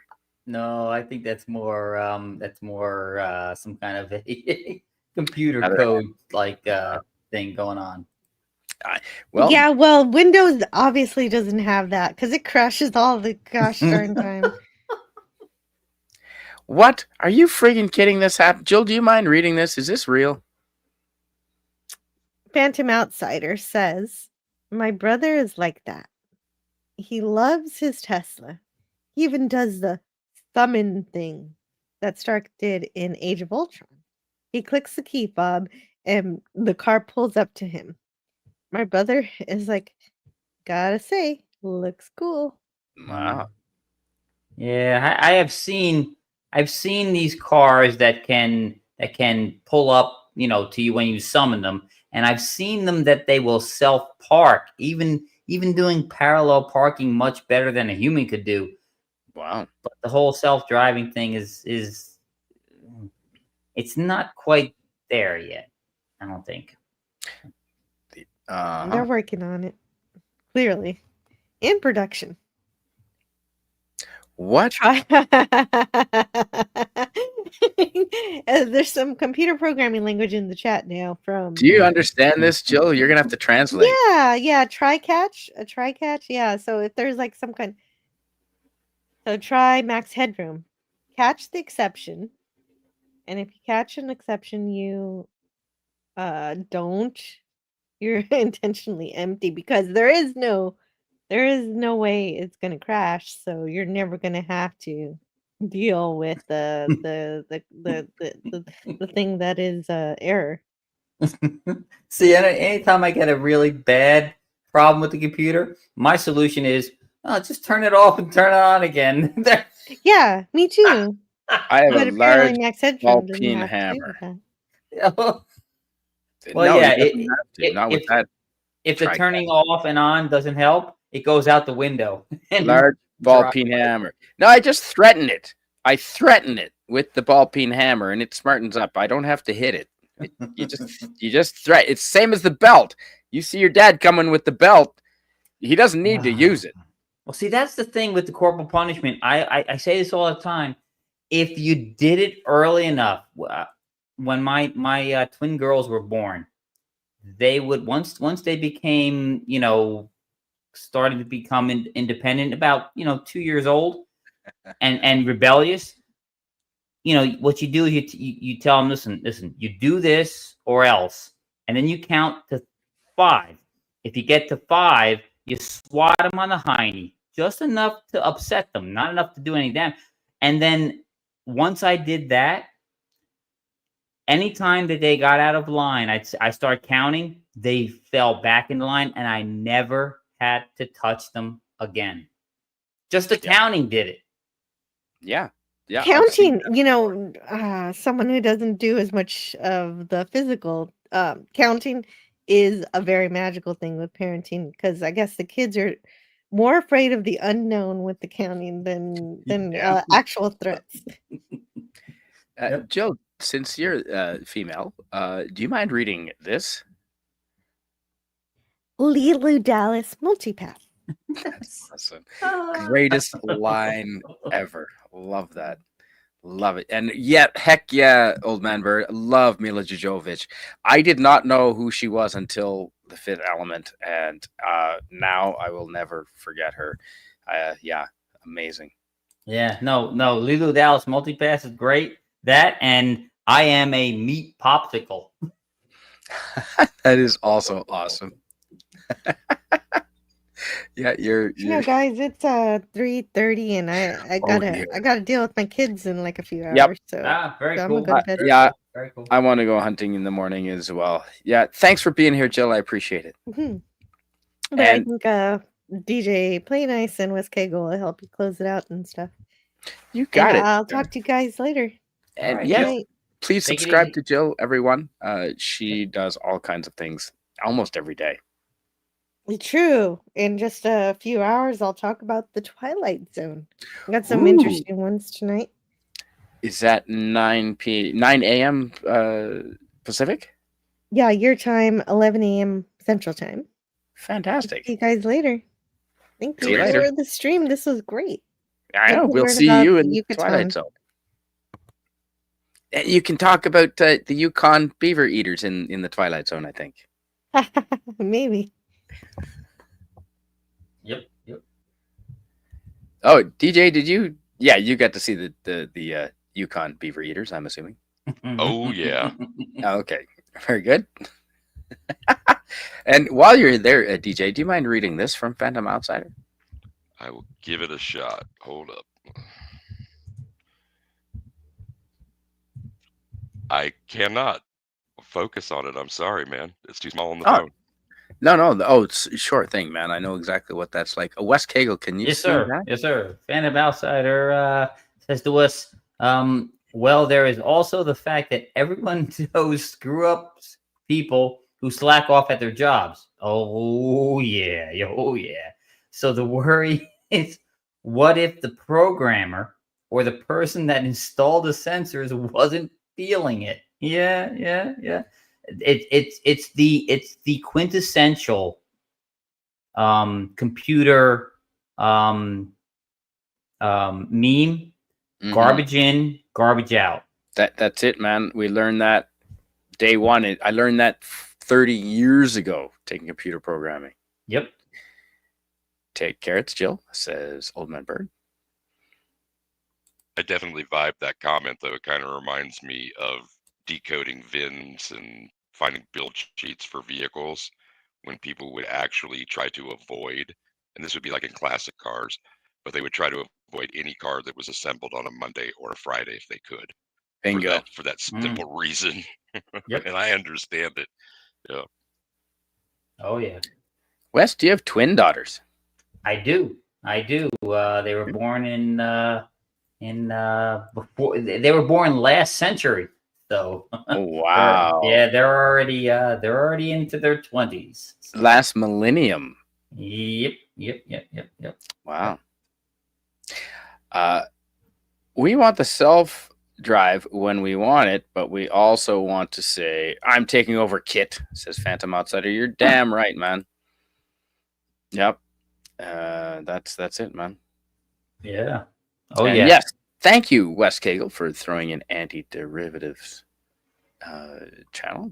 Yes, please subscribe. I'm sure everyone here has, but if you haven't subscribed, she puts a lot of work into her channel, and she does all kinds of things. Everything from Twilight Zone to Star Trek to old time movies to just gaming streams. So Yes. Absolutely. fuck, love it. Yes, and yeah. Hey, thanks. Thanks, Tony. We are going to wrap it up. I've got to go shoot something tomorrow, and I do want to be able to see straight. It is 1:30 in the a.m. here, and the sun gets up, in like 6 hours. So thank you so much. Anti-Derivative Jill says, I had fun. Thank you so much. You're welcome. Are you kidding, Anti-Derivative Jill? Of course. And Scotty and West and DJ Playnice. Yes, it was Scotty. Is the reason why we're doing this stream. I messaged him earlier. And you have a member stream on Wednesday. This Wednesday? Okay. Any members to Anti-Derivative Jill, she has a stream on Wednesday. I'm a member. I will see you on Wednesday then, Jill. Thank you. There's Stark of Irons. Absolutely good to see him. It's too bad you did take a week off, Tony, but we are closing it up now. 1:30. I think that's pretty late. And DJ, can you see this or perhaps not? It's only 2 lines. See, I actually went to school for programming. At one point, I started being able to read the ones and zeros as easily as English. It was crazy. Wow. Yeah. I can't even imagine. Yeah, that could be weird. I took COBOL in high school, and we did all the programming was run on the mainframe, and the programming was done on punch cards. So I did not even get to see anything on the screen. Whoa. So I had to do everything on the punch cards. It was the easiest language though of all the ones I took though. So wow. Yeah, that is a language I'm familiar. I mean, I'm not familiar with it, but I'm familiar with the name. Yeah. Because I started taking in 1991 or 1992. I forget. Did I take a year off and then I went? I think in 1992 I was taking computer science, and they were that COBOL was definitely around then. I think it was 85, 84, 85. I forget. It was sophomore or junior year. I took COBOL. It was a fun class. It was a fun class. All right. Well, thank you so much, DJ Playnice. Thank you for joining, and thanks for being in the chat earlier. That was fantastic. Right on, man. Thanks for hosting. Yeah. So long of the story. So anyone who's just catching up, and DJ, I'm sure you know, the Yukon Territory up in the north of Canada, next to Alaska. Have you ever been there, DJ? I have not. It's like Alaska, except more hilly, I believe. But it's our Alaska, and a lot of resources up there. And they just switched from a liberal government tonight. They had an election. All 45,000 people voted. Well, no, because some of those would be children. So anyway, the population of 45,000 had an election, and they voted in a conservative government. The Liberals pretty much got wiped out. They might have 1 seat or 0 seats, and so that's pretty exciting news. So Canada might be turning a corner. We might be turning to conservatism a little bit, hopefully. And I just want to make stronger relations with America. Yeah, America. And I want to. We need a Trump up here. I'll tell you what. And COBOL and punch cards. Unfortunately, that damn language still hasn't died, says Max Headroom GPT. Yeah. And do you know what this is, West? Oh, you're busy putting in clobbering times. Oh, no, it's cool.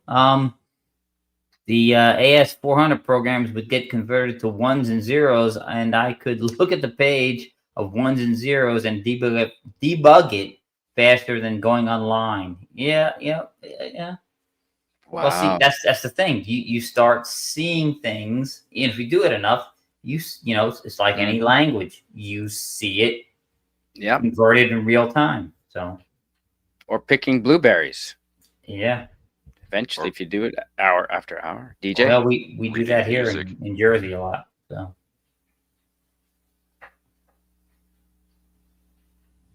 You were going to say? Reading music reminds yes. me. Yeah. Ah. Being able to anticipate that and knowing the tones in my head, knowing what pitch I would need to be when I came in.